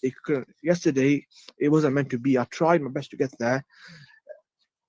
I even was said I'd meet the train station. You know, because train station, you have to take it to the train station. You have to pay. Then you have to pay. Then this person wanted to pay. And I asked him, "Can you collect from the train station?" No. So I had to pay for the taxi as well from the train station. So this person, he didn't care about me, about how I got there, anything. But so it is what it is. But I'd like to apologize again to T Tazim for giving me a show, for helping me. But but I should have been more organized. I could have easily got there. But I shouldn't have put my mind on one person. That's the honest truth.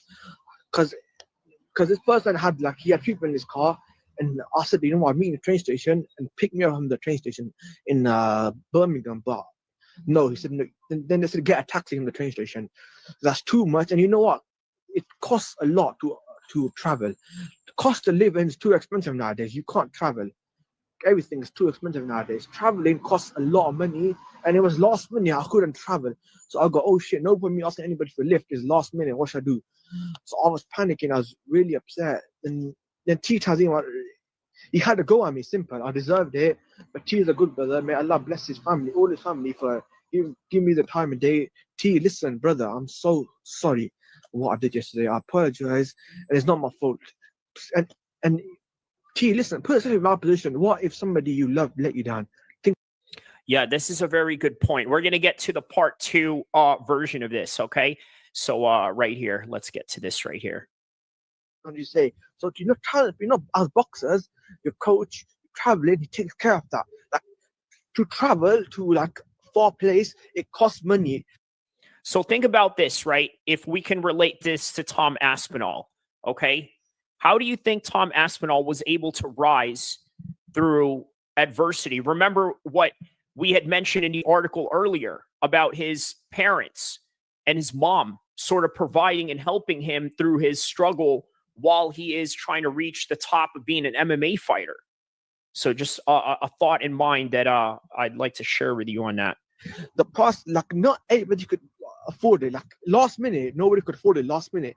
So travel, amateur boxers, elite amateurs, in boxing, they have to travel. They have to travel different gyms. It's a part of the game. You gotta travel. If you love something, you gotta travel. But in December, when I fought the show, T had to ask T.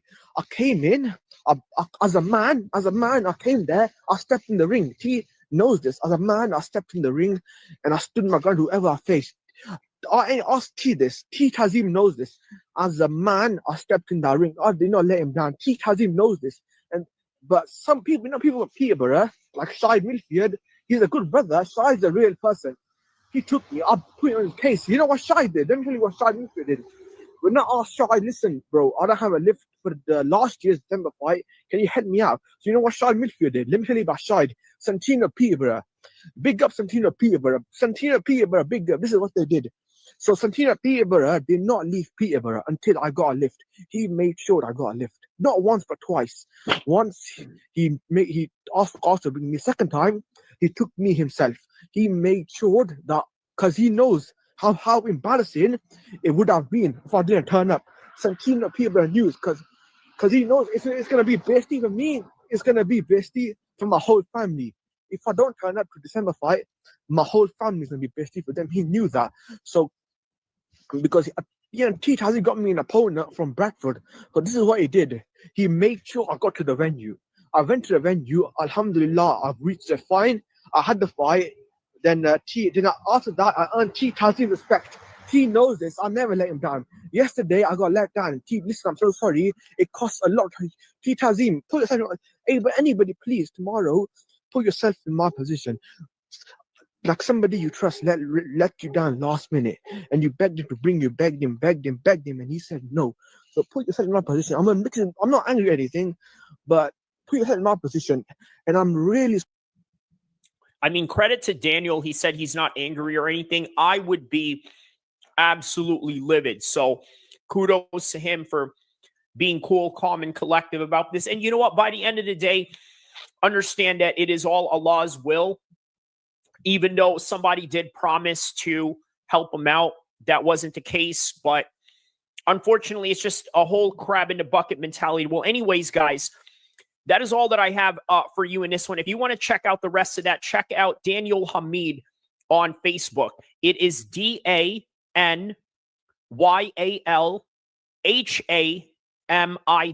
like Prince Hamid, or I think he spells it with an E, but Daniel here spells it with an I. So Hamid as in HAMID. It is on Facebook. Go check out that video if you want to see the rest of it. Point being and point blank, you can't have a plan B, and you need resources in this game when it comes to funding your future and your goals and aspirations as a high level and championship level mixed martial artist or boxer. So for now, that is all that I have. This was an epic content to make and a very exciting project as well. By the way, only took me an hour to do it.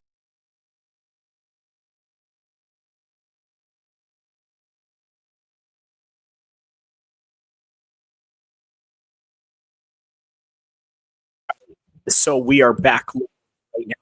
You guys enjoyed that portion of the live stream where I showed you a video.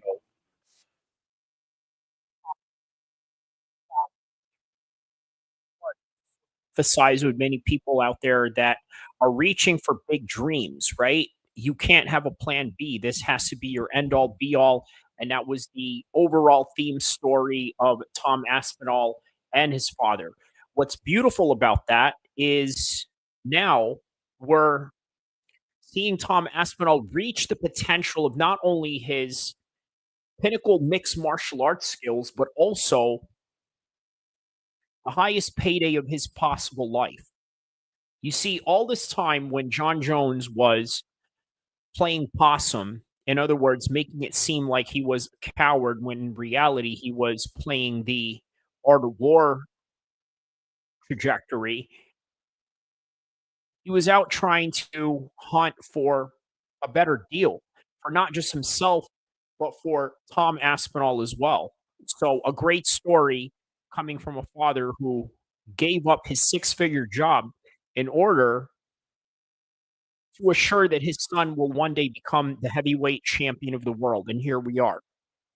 So, earlier, we had talked about Jay-Z, some of his delusional supporters, because once again, I'm going to be honest with you, this is not in any way to hate Jay-Z or anything like that. Look, we all have our own preferences. In all honesty, I grew up loving Nas. Nas was my guy. I picked Nas over Jay-Z. Maybe I'm being biased on that particular end, or I'm just going to be real and out front about it. Maybe I just don't like Jay-Z because he's an atheist. For real. I mean, you guys, like, you got to understand this, right? I don't trust people that don't have a belief in God. Uh, I may have a different religion than other people. Obviously, I'm Muslim, so that's going to differ from Christian, Jewish, and other forms of paganism or other forms of Abrahamic faiths.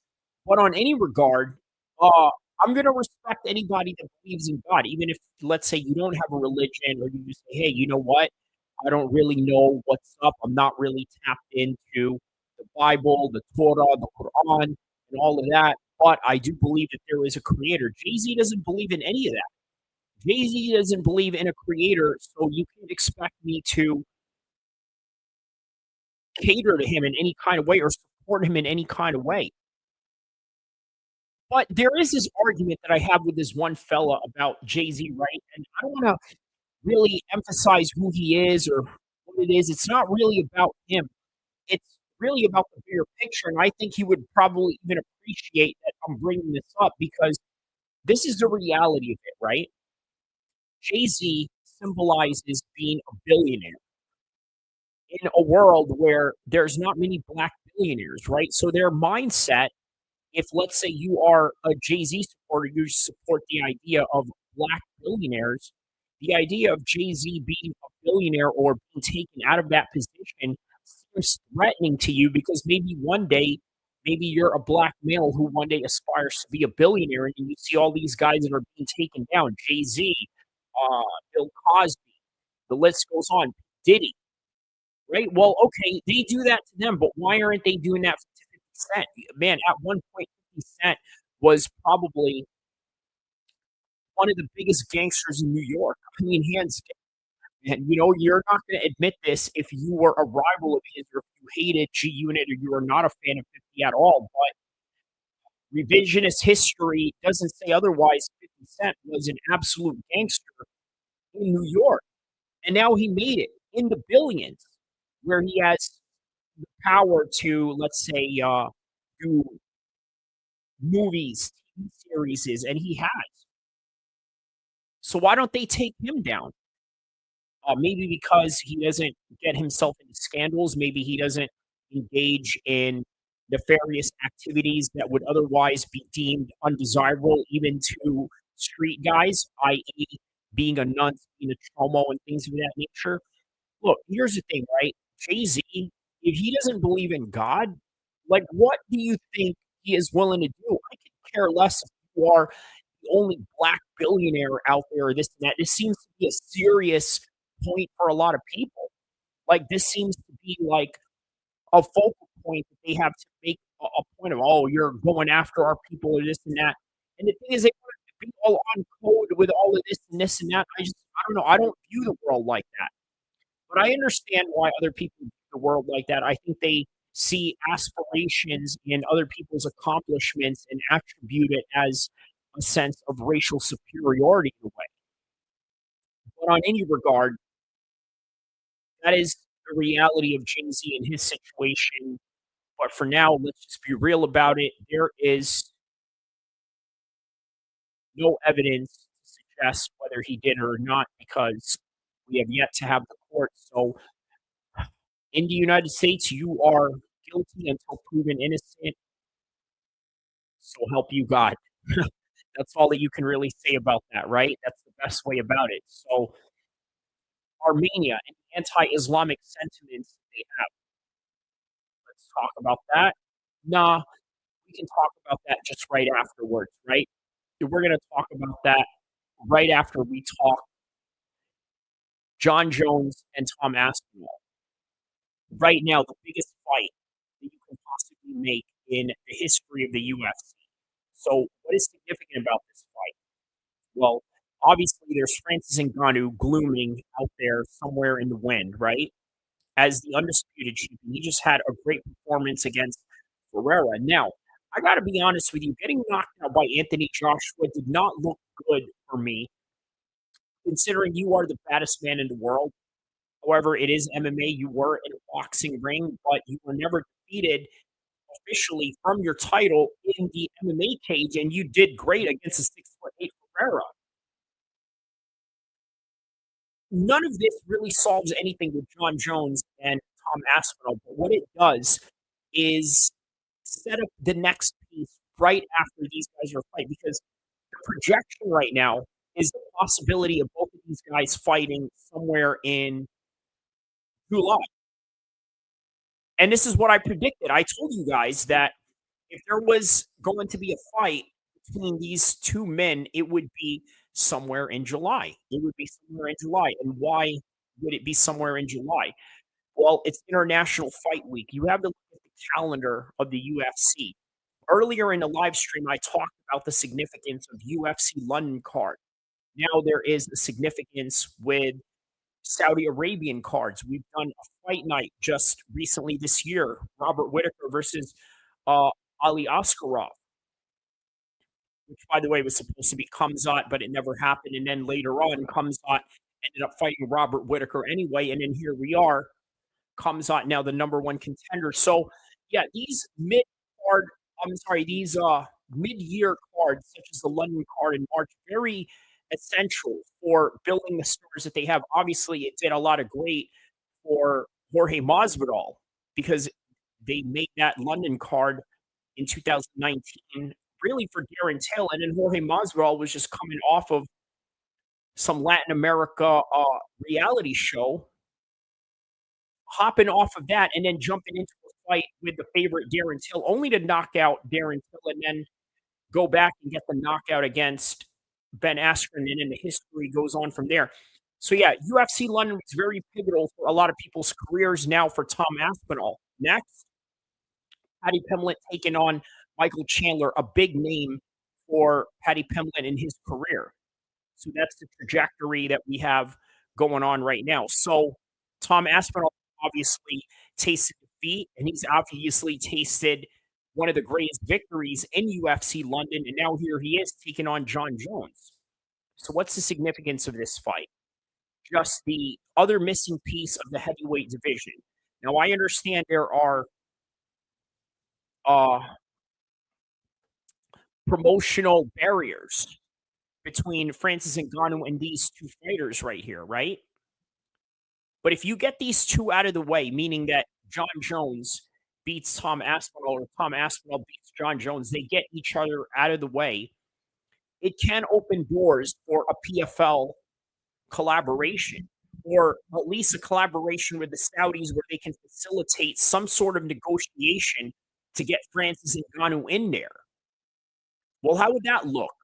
Considering that the UFC doesn't want to share its athletes, maybe perhaps they have to create some kind of contract as to say, well, if you do win, then you have to come back and defend your UFC title somehow. But imagine if that was the case, right? Can you imagine just the constant different side ventures that Francis Ngannou would have to go through? Oh, well, you can do boxing here, but then you got to come back with do the PFL. He did that with Ferreira. Now he's against Ferreira. Now they give him a chance again for the UFC title or the linear UFC title that he's already had that he's never lost. And then they have him fight the winner of these two. And then we figure out the missing piece of the heavyweight division of this current era, right? That's the trajectory of where this is going. So now let's talk about where and how this fight is going to play out.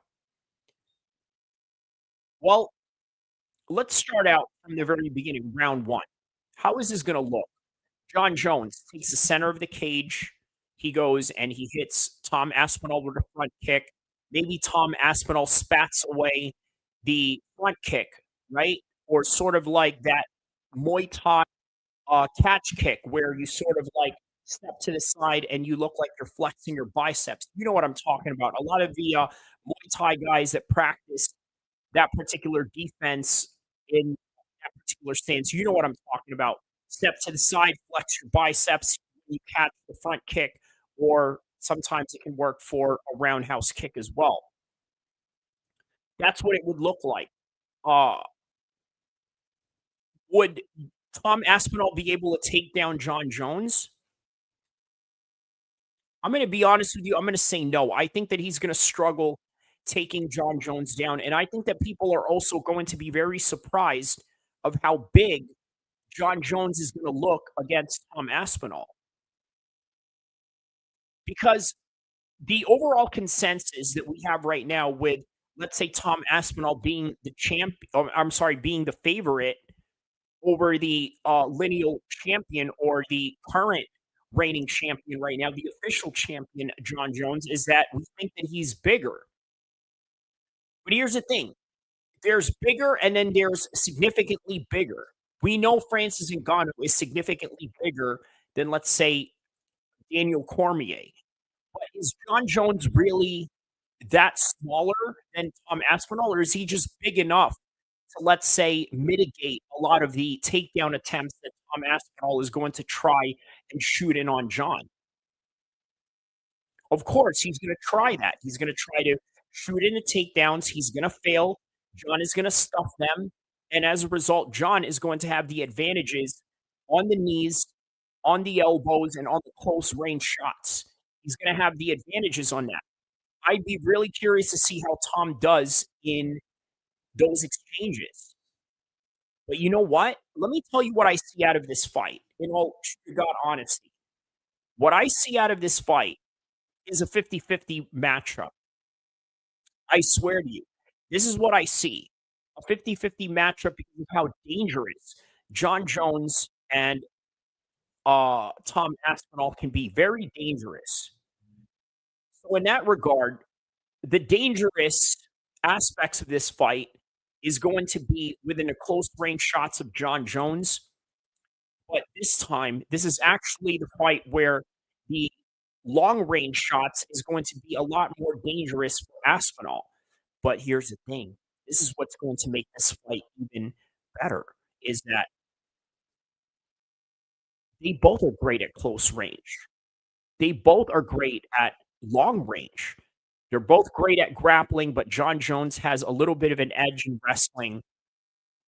So that is why, the way that I see this fight, I'm predicting John Jones by unanimous or split decision. Very close fight that you're going to see out of this.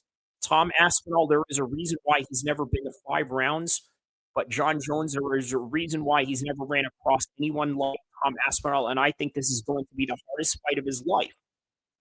Now, I'm going to talk about why this is going to be the hardest fight of his life with the strategies behind it and the aspects of its reality in terms of the technical deficiency that one has over the other. But first, I'm going to talk about the psychology going into this fight.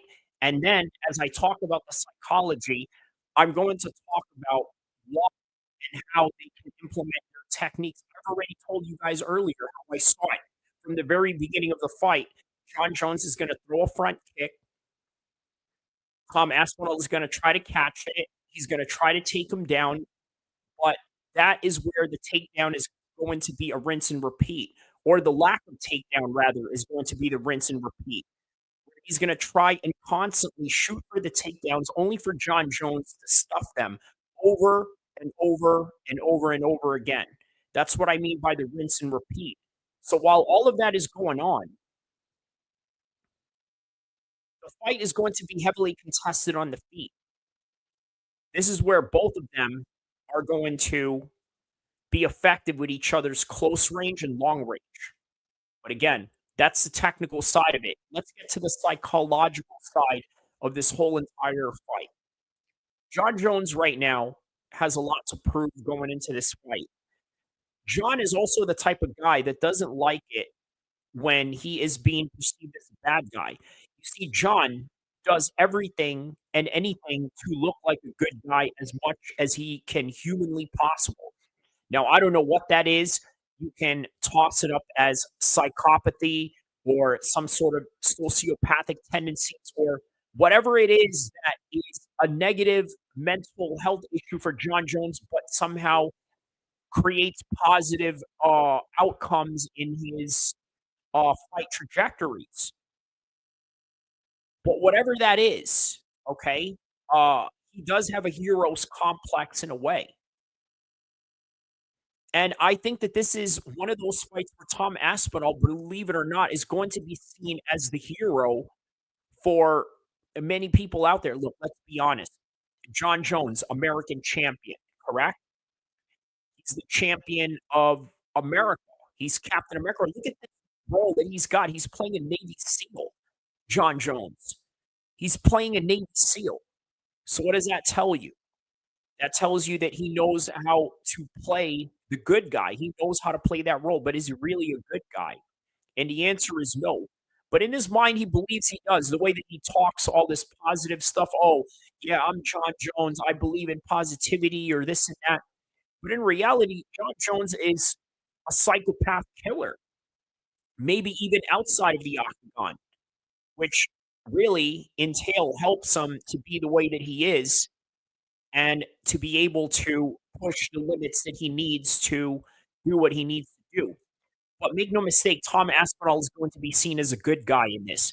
He has a clean record inside and outside of the octagon. Okay, not that one matters over the other when it comes to this particular subject, just a thought to bring up. But it is going to be a focal point of why many fans are going to support Tom Aspinall. And as a result, it's going to affect John Jones in a very negative way. If they were to have this fight in the United States, which I think they will. They're going to have this fight in Las Vegas. I mean, the classic fights of Las Vegas, England versus America, right? The American champion taking on the British challenger. That is like the biggest story that a lot of British fight fans love and yearn for. But we also got to understand not just the American fans, but the screaming English fans that are going to be flying across the seas and into Las Vegas to turn up for the summer of 2025 with John Jones taking on Tom Aspinall. All the Brits are going to turn up. So it's going to give a psychological effect against John Jones. Okay, it's going to give him a certain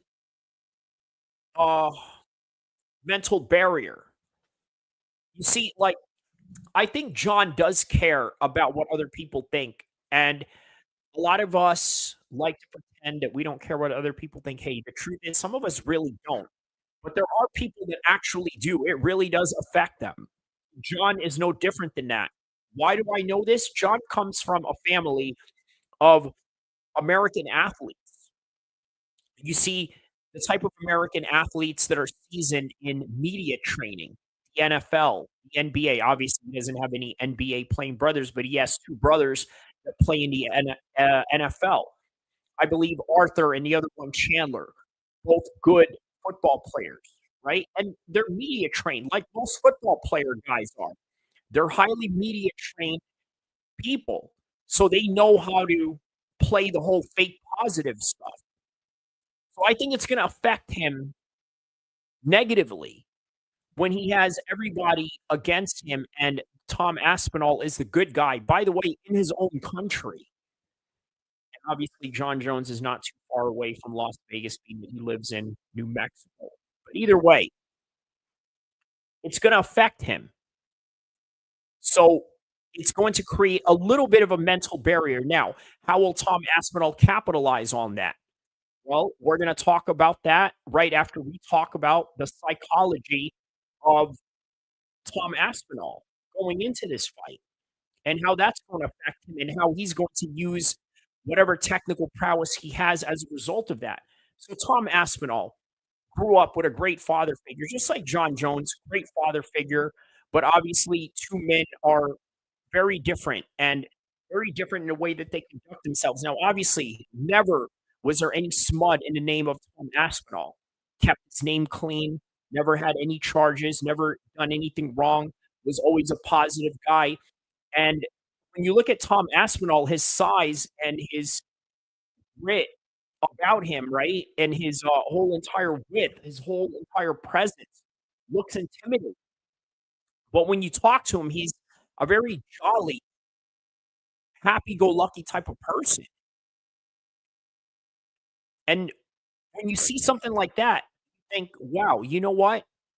This feels like a person that I want to be around. This feels like a person that I want to cheer on. And you know what? He is naturally like that. He doesn't have to try to be like that, unlike John Jones. I'm not saying that, well, I am sort of saying that has some kind of psychological effect in this fight. And I'm going to explain to you later on in the technique. You see, Tom Aspinall goes into fights with a clear conscience, right? All this positivity stuff that I sometimes preach against or sort of downplay, it's only because a lot of these guys are fake when they do it. I honestly don't think Tom Aspinall has any fakeness in him, the positivity that he displays. And I think that it sort of bothers John Jones in a weird way. That's why he says that, well, I find you very disrespectful.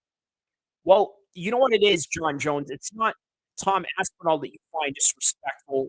And I'm going to agree with you on this. It is the MMA fan base that is disrespectful in a nutshell. It is John Jones who is disrespectful. And many fans are against this type of disrespect that John Jones displays, right? So what do? They give that same disrespect back to him. And by the way, in the name of supporting Tom Aspinall. So it becomes very problematic. And it makes John Jones think to himself, hey, you know what? Ain't none of these people support me. They don't like me or this and that. It's going to affect him in some kind of way. But you know what?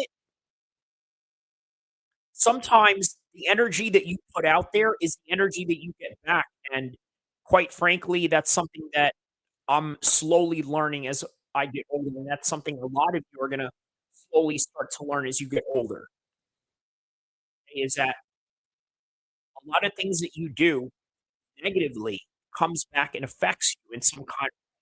It is better to go in there positive with a clear mind of conscience. That's what John Jones is trying to do. This is what Tom Aspinall is naturally good at. So in turn, let me explain to you how that psychological breakdown between these two and how this is going to play out and the technique that they need to display during this matchup. So what John Jones needs to focus on is not hesitate. Every psychological matter that I had just explained to you right now could lead John Jones to hesitate in certain shots, in certain exchanges, and also in the tempo of the fight. With Tom Aspinall, I see a person who is clear of conscience, a person who has nothing to worry about outside of the octagon, is in peace with his maker, is in peace with his father, is in peace with his mother, is in peace with his family, doesn't have any of these domestic issues, doesn't have any of these underlining psychological breakdowns or past crash outs that he has to worry about when he gets out of the octagon because he's got a court case waiting for him. If you remember, Floyd Mayweather had a court case waiting for him during the time of his fight with, I believe, Manuel Marquez, right? You imagine the perseverance that he had to go through. It was just extra work. He did it. He went through it. The clutch genes played a major factor in Floyd being able to get through that horrendous situation of worrying about a court case right outside after his fight. But still, it was something that he didn't need to have as a hassle in his life, but it was a hassle that had came to his life nonetheless. Tom Aspinall doesn't have any of that. He's not going to hesitate. When John Jones throws those front kicks, when he tries to throw for a jab, when he tries to fight in a very plotting manner, okay, it's going to make him hesitate. But I'm sure not a lot, considering that, let's say, he's going to try and keep himself well behaved going into this fight and training from now, winter, all the way to the spring, summer, and fight night. I'm sure he's going to try to remain good, disciplined, and everything that he can. But we know John Jones is John Jones, and we know Tom Aspinall is Tom Aspinall. And this is why this fight is going to look like the way that it does. John Jones hesitating, and then Tom Aspinall out there flying like a bird, circling around the cage, moving with his feet, better footwork than John Jones. But still, it's going to be a dogfight because once John Jones gets in close range, he's going to make him feel those elbows. He's going to make him feel those knees. And just like the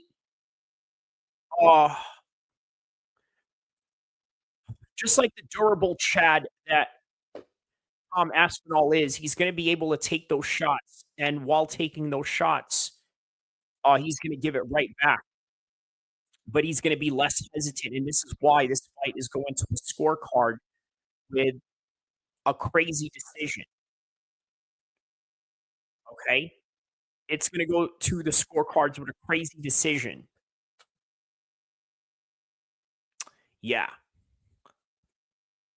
But for who? Now, you've seen all the fights in recent times, and some nefarious judges, or at least suspicion of. It only depends on who the judge is on that day and what their agenda is. Because this fight is so close that I'm telling you, by the end of it, by the end of the fifth round, when it goes to the scorecards, which, by the way, Tom Aspinall has never tasted in his career, but he has to at some point. Somebody has to be the Bibble to someone's Better Biev. Referencing the fact that when Better Biev went into that fight, nobody had ever went to the scorecards with him. Just like Tom Aspinall. Now this is a whole different level. This is the highest level that both of them can fight and it's going to go to a split decision. But for who? I can't really give you a full prediction right now. What I did give you right now was a full technical and psychological analysis all rolled into one. The why of why they're going to do their technique and why they won't based on their past occurrences that have happened in their life. And all these things matter.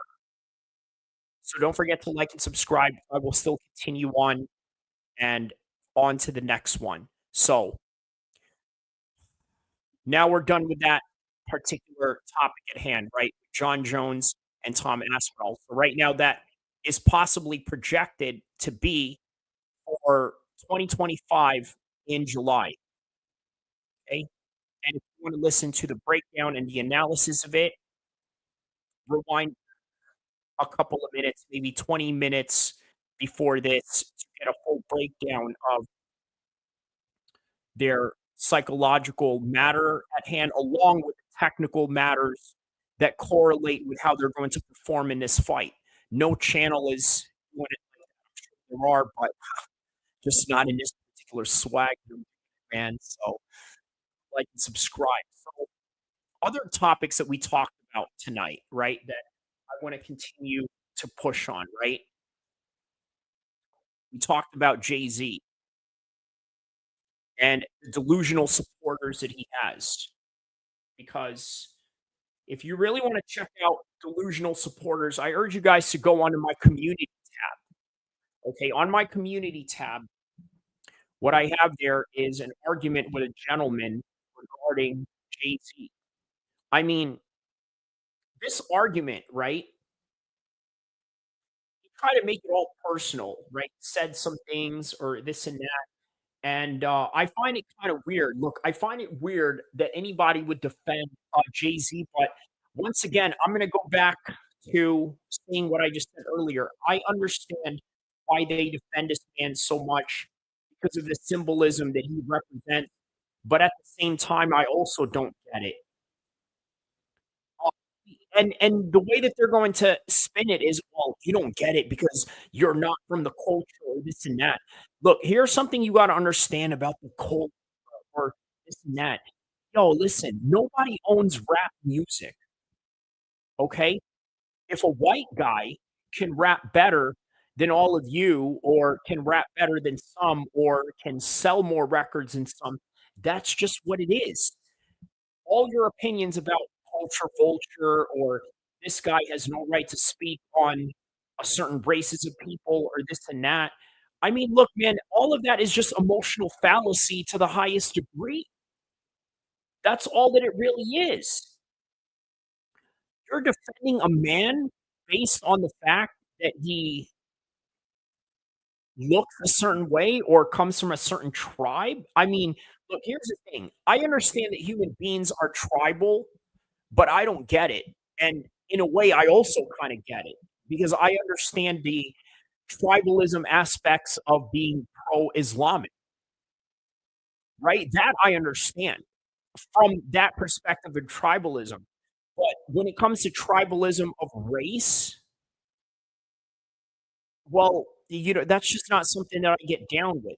And then also, the other weird thing about this topic, when you really try and argue about Jay-Z, it's just, it gets into these weird topics of, then it gets personal because then the other person is in his feelings about it or this and that.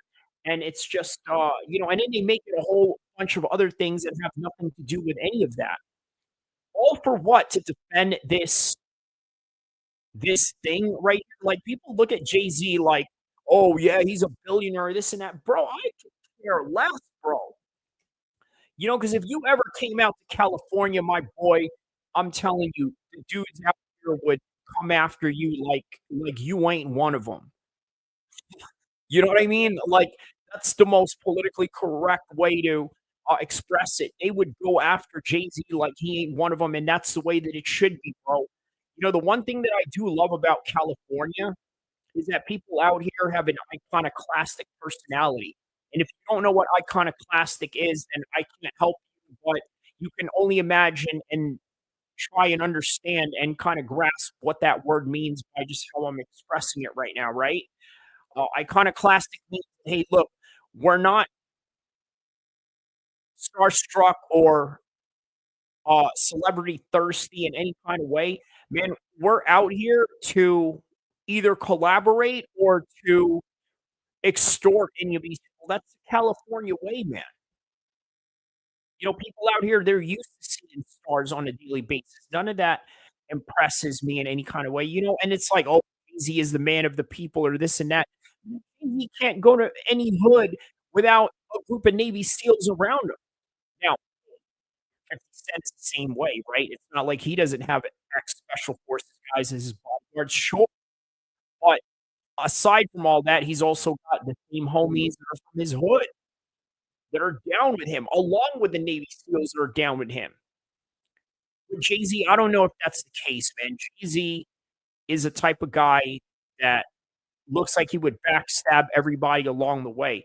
And look, if that's what you like and that's the kind of person that you're into, and that's what you want to consider the hero of the black community, and the weird thing about that is nobody really looks at I mean, there are people out there that look at Jay-Z like that, but let's just be real, man. A lot of you are stuck in this dynamic of group conforming. It's just really what it is.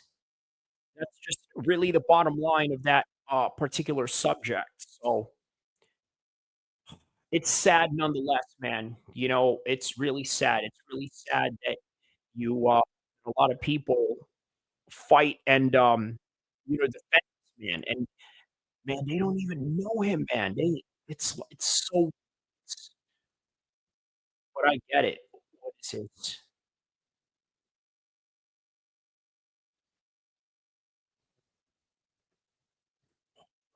Hold up, what's going on here? Is there a see if there's any breaking news that's going on with Jay-Z right now.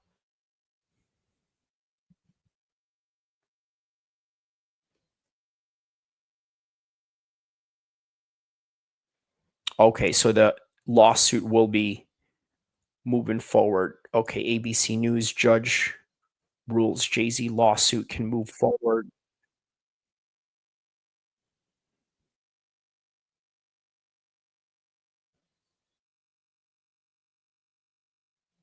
Major loss for Jay-Z. Yeah, yeah.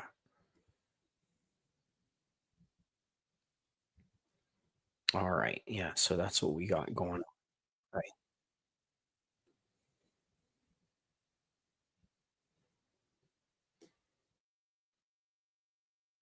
All right.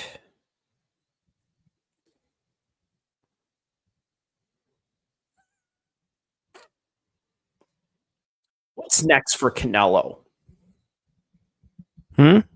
What is next for Canelo? Listen, I'm gonna play you this video that I made about Kendrick Lamar. It did some pretty good numbers 3 months ago. Let me play you this right here. It sort of relates to this whole entire thing about Jay-Z. Like this one dude said, "Oh well, I do nothing but attack black folks or this and that." Dude, check out this video right here that literally got a whole bunch of death threats, right? Like if for those of you that are YouTubers, right, that get messages, or I'm sorry, that get notifications on the comments, there's this section held to be review, right? Like threats that are on there.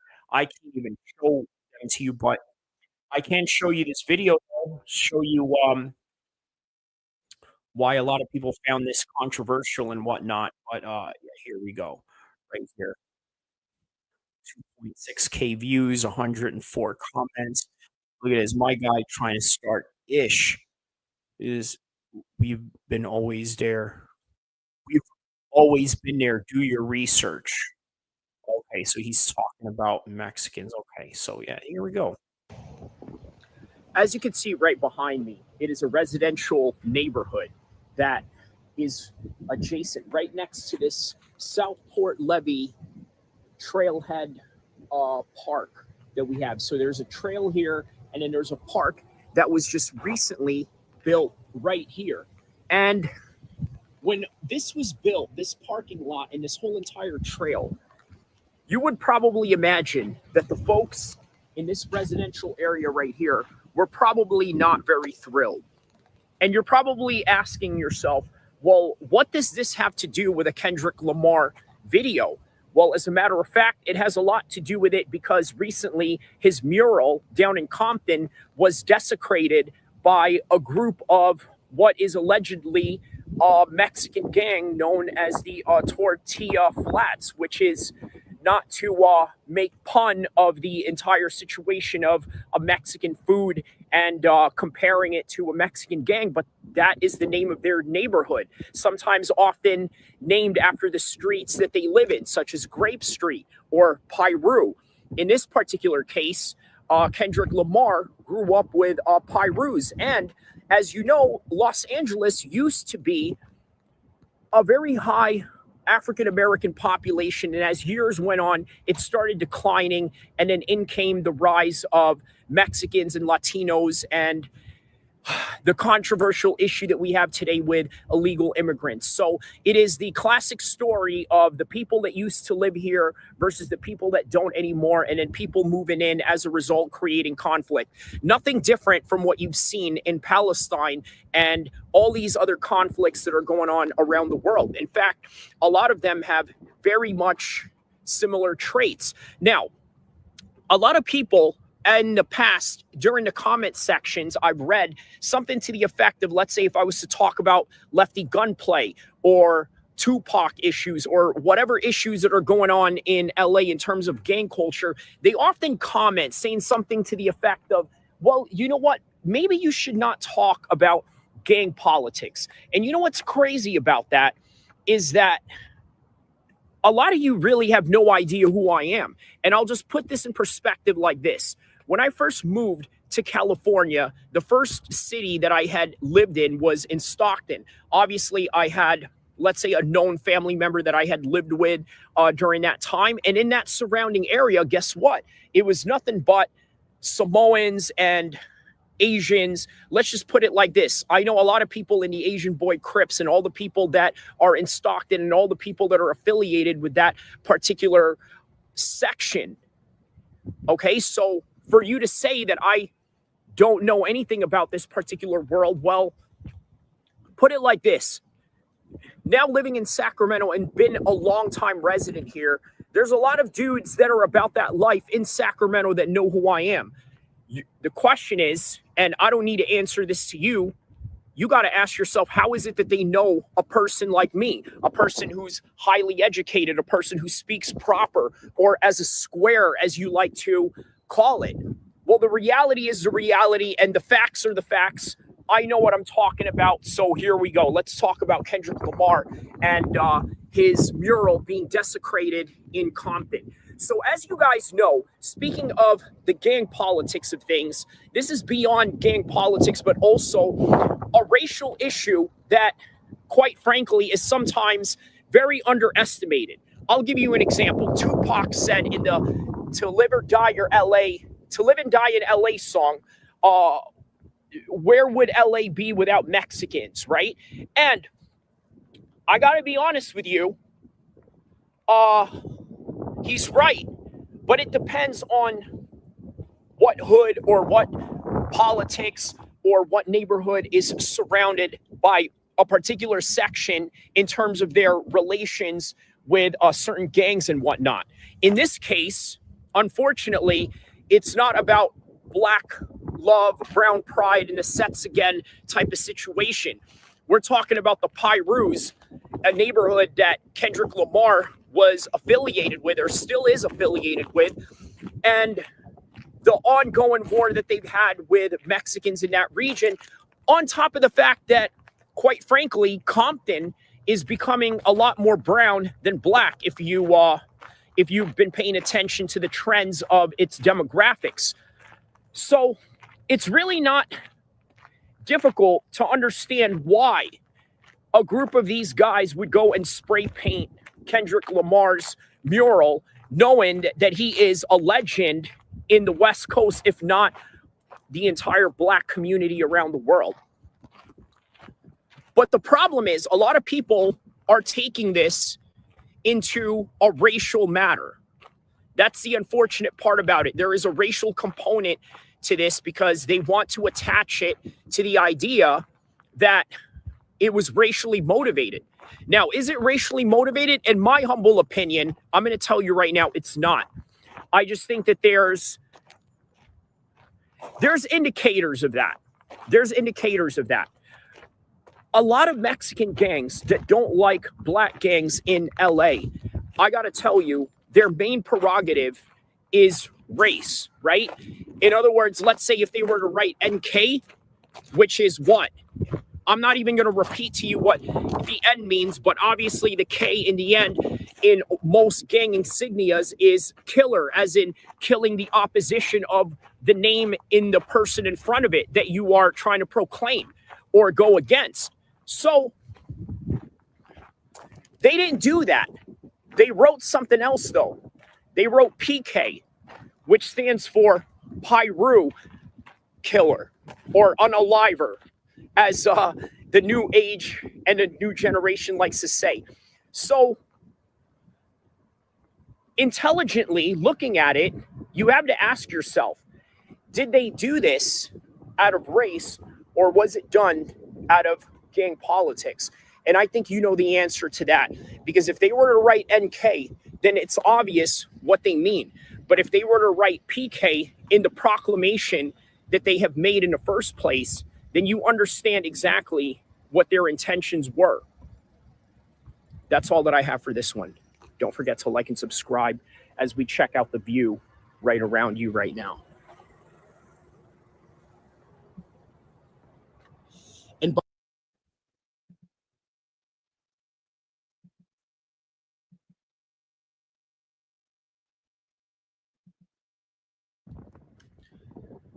so as I'm out in the countryside, I wanted to talk about the delusionality of Tyson Fury.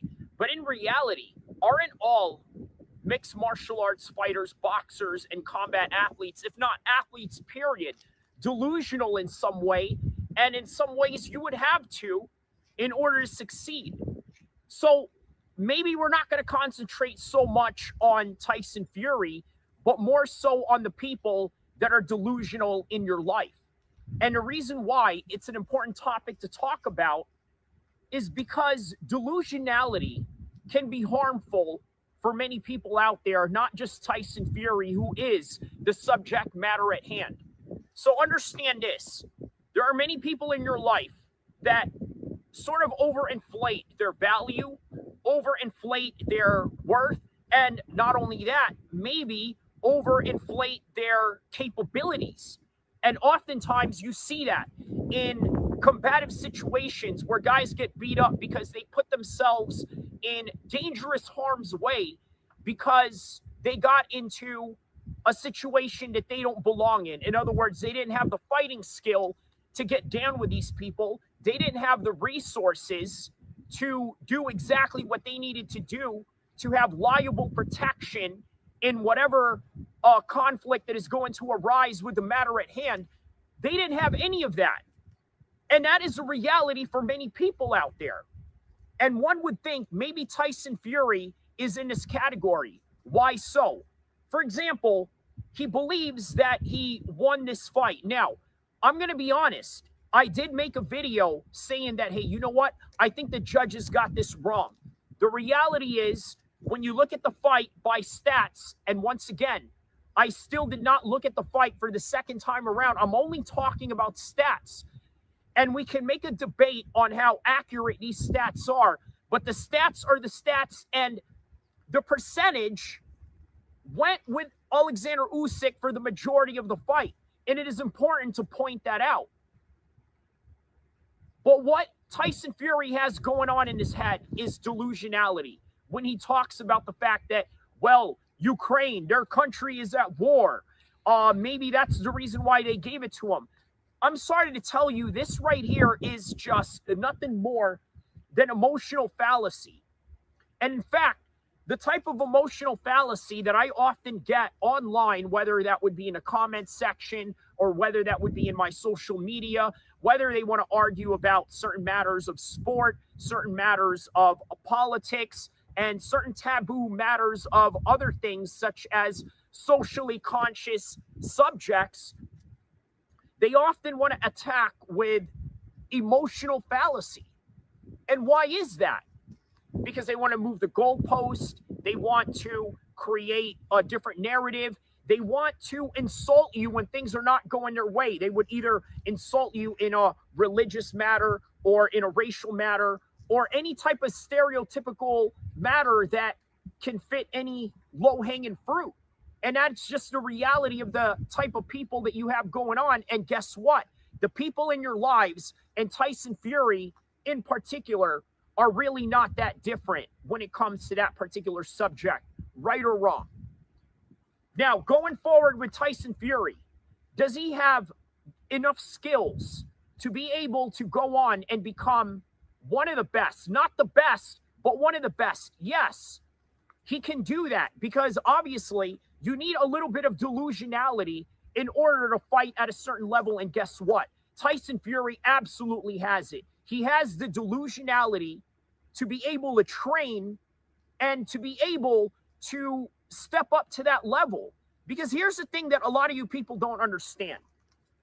Yes, I understand the mantra and the motto of, you know what, the guy that talks the loudest is usually the weakest. I understand that.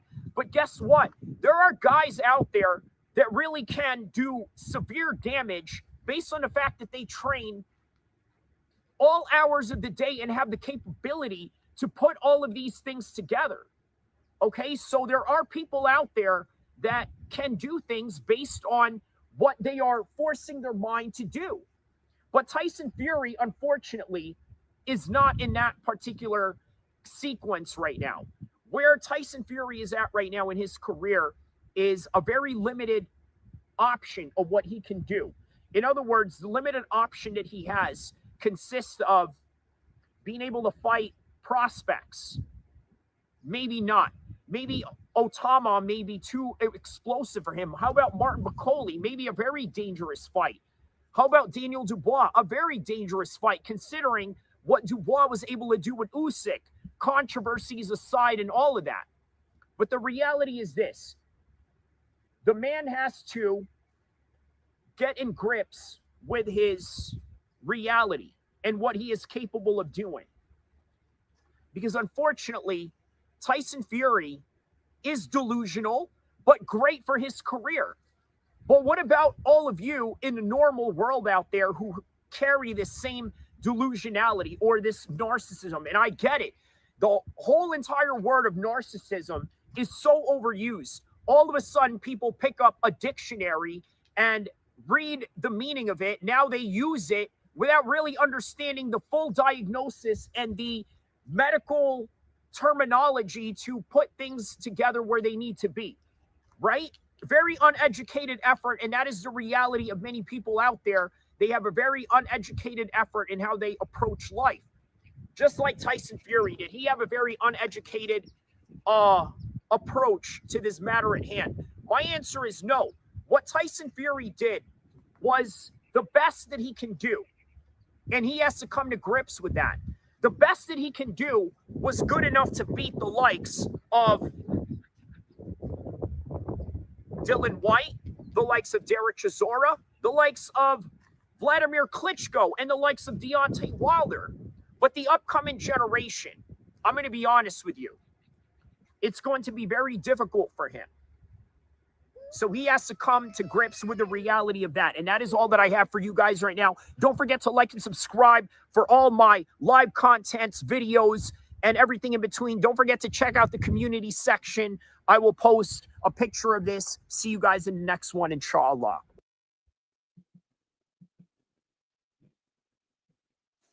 All right, so UFC Buckley versus Colby Covington has now been concluded, and we're going to talk about it. There's a couple of dynamics that I would like to speak on with this. It is this: the base versus the degenerates, or the media plants. And in the other side of this is the traditional media versus the YouTube space of the MMA community. And these are two important topics to talk about, because when I'm talking about the based versus the degenerate feminist world, I'm talking about, let's say, Andrew Tate, fresh and fit type of content. You look at that content, right? Fresh and fit. What type of scenario do they have going on? They usually have a bunch of feminist women debate a whole bunch of topics regarding masculinity and traditional roles in modern society. And as a result of that, what you have is sort of this divide in the world right now. And we're seeing it play out in the middle of the MMA guru versus the Nina drama beef. That is what we have going on. Why is it that we are seeing this play out right now? Well, MMA guru, for all the credit that we can give the man, he's giving people like me, he's giving people like No Chill MMA, he's giving people like MMA Joey, Tracy, Lucas MMA, all these guys. He's giving every single one of us an amazing opportunity to be part of a sport that we all love. Now, granted, there are some people that have competed in the sport, such as myself. There are people that have trained in the sport and still do. I'm that person as well, even though I don't compete actively. So I understand the sport from a technical aspect, also from the business aspects of the promotion, believe it or not, because of the likes of MMA Guru or MMA Joey. This is a very important media type of content that we need in the world of MMA to balance things out. Now, as somebody who has been to college, has gone through and got a journalism and public relations and communications media degree, you got to think to yourself, the way that MMA Guru and MMA Joey and these guys are going about it, they're giving everybody opportunities. Because even if you have, let's say, credentialed merits to journalism, it's not a guarantee that you're going to get a job at MMA fighting. And you know what? Even if you got a job at MMA fighting or MMA junkie, there is no guarantee that you're going to make more than the YouTuber. In fact, people like MMA Guru make more than the YouTubers. I'm sorry, make more than the traditional journalists. So MMA Guru makes more than most traditional journalists. Why? Because they work for a company. They have to pay overhead costs in order for them to get that lighting, in order to get that studio, in order to get all of these things perfected, right? You look at Ariel Helwani right now, he's sort of working independent aside from getting a Yahoo deal, but in reality, he doesn't have the backing of MMA fighting or Vox Media to get him set up with his lights, with his studio, with his desk, and all of these props that they have going on. They can't do that. Well, he can't do that for himself right now, at least not in a way that MMA fighting and Vox Media has done that. So you look at somebody like MMA Guru, it's low budget, but the content it's hot. Let's just be honest about it. Whether you like him or not, and me personally, there's a lot of things that I disagree with MMA Guru on, but in this particular case, I'm sorry to say, but he's absolutely correct when it comes to this situation right here. You want to know why? Understand this. Nina Drama is somebody that is used to having this Los Angeles-style transactional relationship. And what exactly do I mean by that? A transactional relationship meaning that, what can you do for me? Can you get me on this particular channel? Can you get me on with the UFC? Can you get me Sean Strickland interviews? Can you get me to Orange County to shoot and film Sean Strickland shooting guns in the middle of some random desert range in Palm Springs or whatever part of Southern California Sean Strickland decides to delve his little hobbies in? And Nina Drama wants to get a part of that, so she gets it. Why? Because she's traditional media. She's transactional in her relationships. And I can go on and probably accuse her of doing nefarious things in order to get to the position she's at. She is literally what you call an industry plant. And that is the battle that is going on right now. Now, here's the thing that you got to understand about Nina Drama, right? She fires back at MMA Guru, saying to MMA Guru, you know what it is that I do? I use my assets, right? She literally mentioned this and said this flat out, that she uses her assets. And you know exactly what I'm talking about, because I'm not talking about her portfolio in her business transactions or her past and future endeavors she has going on when it comes to investments, whether that would be crypto or regular paper money. That's not what I'm talking about. So you know exactly what I mean by assets. And again, not talking about any properties she owns or anything like that, because that's actually the real definition of an asset. But either way, she admits that. So let's talk about that. Is it right for you to use your looks in order to get to where you need to get to? Well, it goes beyond just using looks. You see, males, for the most part, they use your looks to a certain extent. If you are a decent looking guy, or if you are what some people would consider, let's say, even a pretty boy, right? Let's just be honest. A lot of people are going to want to hang out with you. They want to kick it with you. They want to be seen around you. Probably because, I don't know, you attract positive attention. Perhaps maybe it's because you, well, there could be multiple reasons. We would have to delve into psychology and try to understand why certain people are the way they are and why they hang out with certain people for that. But that's a whole different dynamic in terms of relationship psychology, right? So we're not going to delve into that, but you kind of see where this is going, right? Well, look, men and women use your looks a completely different way, right? A completely different way. Because as a man, you can use your looks. By the way, check out the Sacramento Bridge behind me as we are passing right now. So this is what you get out of my channel, is nothing but unpredictability to the max. So we're going to keep going until the sun goes down and talk about this Nina Drama versus MMA Guru situation, because this is the hottest thing on the internet right now, and I want to continue talking about it. So Nina Drama claims that she's using her looks. A lot of males out there, they go out and use their looks in order to obtain whatever it is that they need, but in a different way. You see, as a male, you can use your looks without having to expose your body in a certain way. Now, is it different if, let's say, you are a fighter? Obviously, you have to have your shirt off. That's a given. That's part of the competition. But even in Islamic terms, that's considered your aura, meaning that what is allowed for a male to show as opposed to, let's say, a female, right? But we're not going to get into that.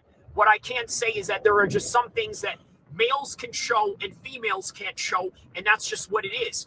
And the fact that Nina Drama is notorious for exposing a lot of herself in multitudes of ways, you got to ask yourself, my goodness, you know what?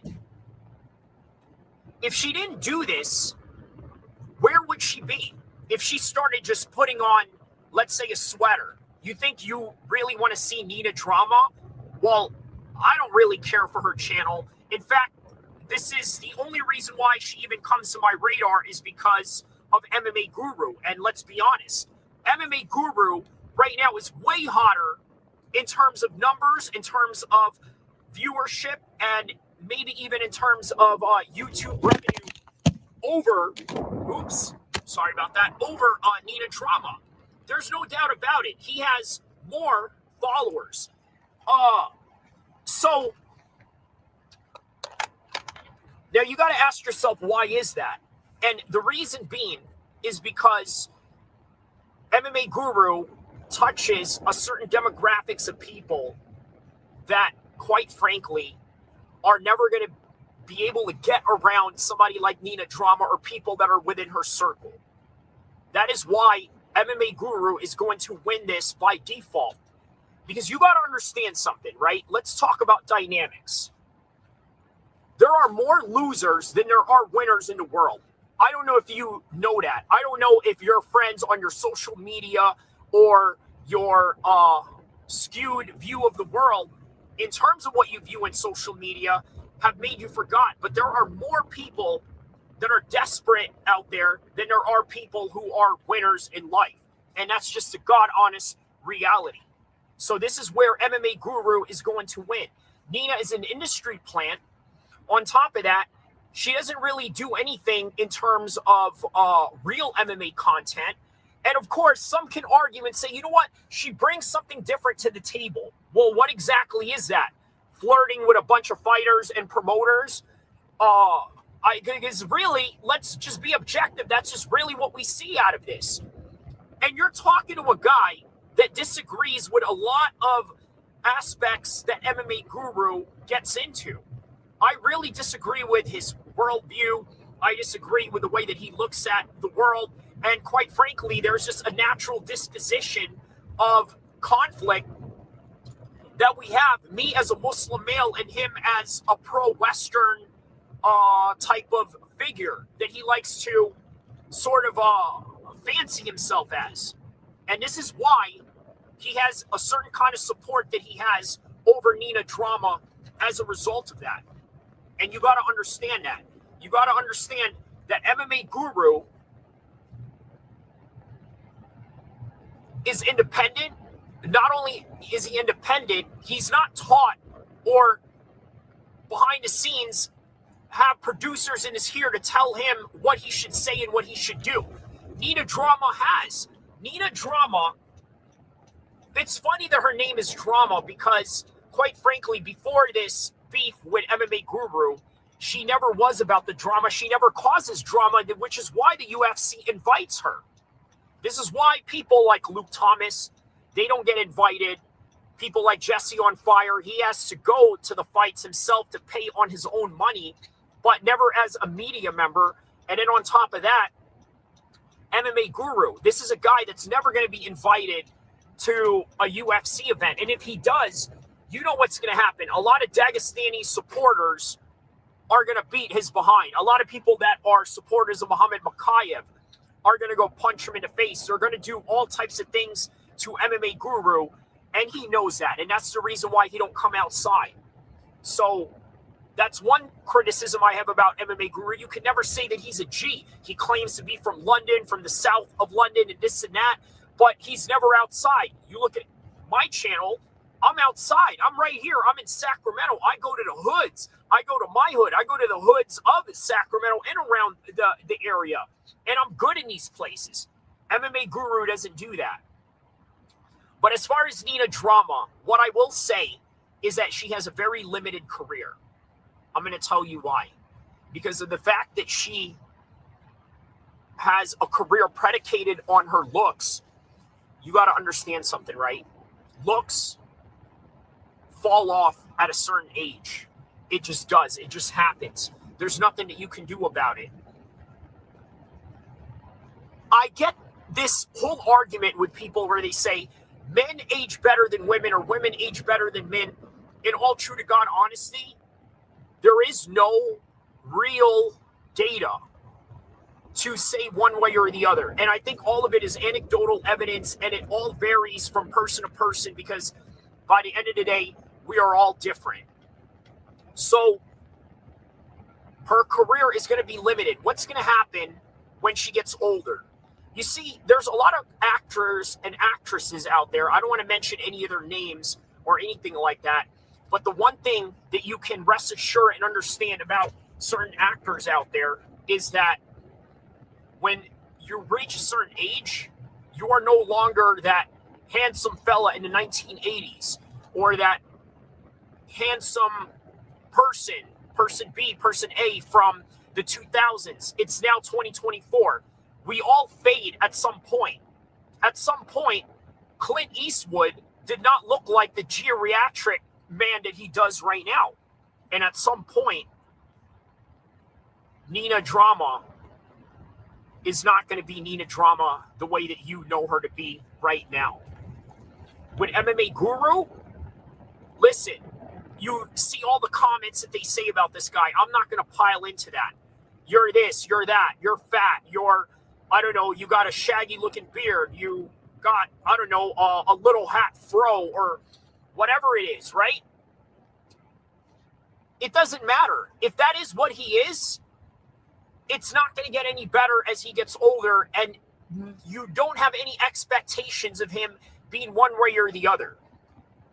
And again, the way that I'm ending this video, or the way that I'm segueing this video, is literally on the topic of aging and how superstars are perceived when they get older.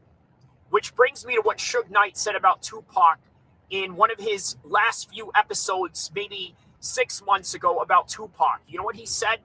He said it's probably a blessing and a curse for Tupac to have died. You know why he said that? He said because it's a blessing that you never got to see Tupac become gray. You never got to see Tupac gain weight, lose the six-pack that you know him to be in this iconic image that he has going on. And he compared it to Marilyn Monroe. So that kind of answers your question about who ages better, whether men or women. I don't think it matters. It varies by person to person, right? You never got to see Tupac with gray hair. You never got to see Tupac as an older man, less aggressive, less abrasive, and less combative in the way that he died. You never got to see that because in every gangster's life, at some point, man, you become a lot more calm, a lot more subtle, maybe even a lot more domesticated at some point, because you can't be an animal forever. Just like you can't be a superstar forever. And whatever made you a superstar, whether it's looks or whether it's physical abilities or this and that, all of that is going to fade away. And that is one thing that we can guarantee with Nina Drama. So if you ask me, in all true to God honesty, who's going to have more of the better career? Well, I'm going to say that it's going to be MMA Guru. Because without the UFC, Nina Drama is nothing. You see, MMA Guru never got a press pass with the UFC or got an invitation to the UFC, other than the fact that they used some of his clips to do a McGregor documentary, which, by the way, was very big for his channel. Okay, let's just be honest about that. It was very big for his channel, but nonetheless, it really did not give him any favors with the UFC in terms of access towards the fighters. Other than his own relationships with the actual fighters themselves, whether that would be either Sean Strickland or Sean O'Malley or maybe even Dricus du Plessis, right? He built that relationship organically on his own without the UFC. But it doesn't mean that all the other fighters are going to want to be down with him. Of course not, right? It's only going to be a select few, just like me. Obviously, I know a few fighters in the game.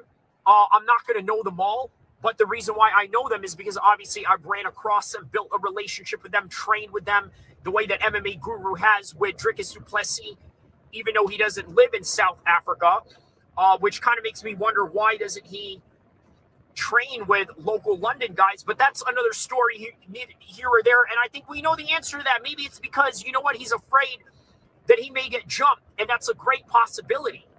So that is all that we have for this particular segment right now. I'm going to end it with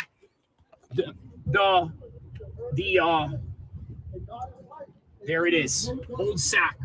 I always love driving here, and I wanted to share this with you guys at the end of the video.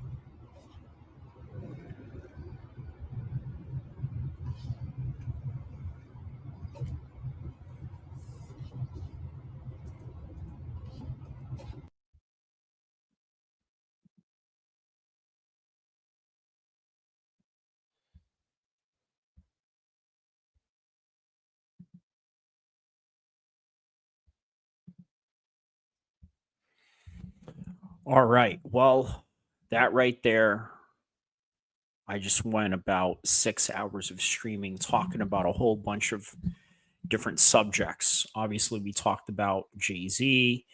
We talked about UFC 311. We sort of went over that card a few hours ago. We went over the historical significance of Armenia and their relationship with Muslims, sort of a political angle behind the fight. I addressed all the delusional supporters of Jay-Z who just can't get over that anybody would even criticize him, but that's neither here or there. What else? What else did we talk about? John Jones and Tom Aspinall. We talked about that. I'm going to come out with a video on that. I'm probably just going to clip it off of this and upload it. But for now, that is all that I have for you guys. Don't forget to like and subscribe. Thank you for all those that have tapped in with me and listened to this live stream. I will see you guys in the next live stream, the next content, the next video, and check out my community section for some interesting side content as well, inshallah. Happy Jummah Friday prayers to all the Muslims worldwide.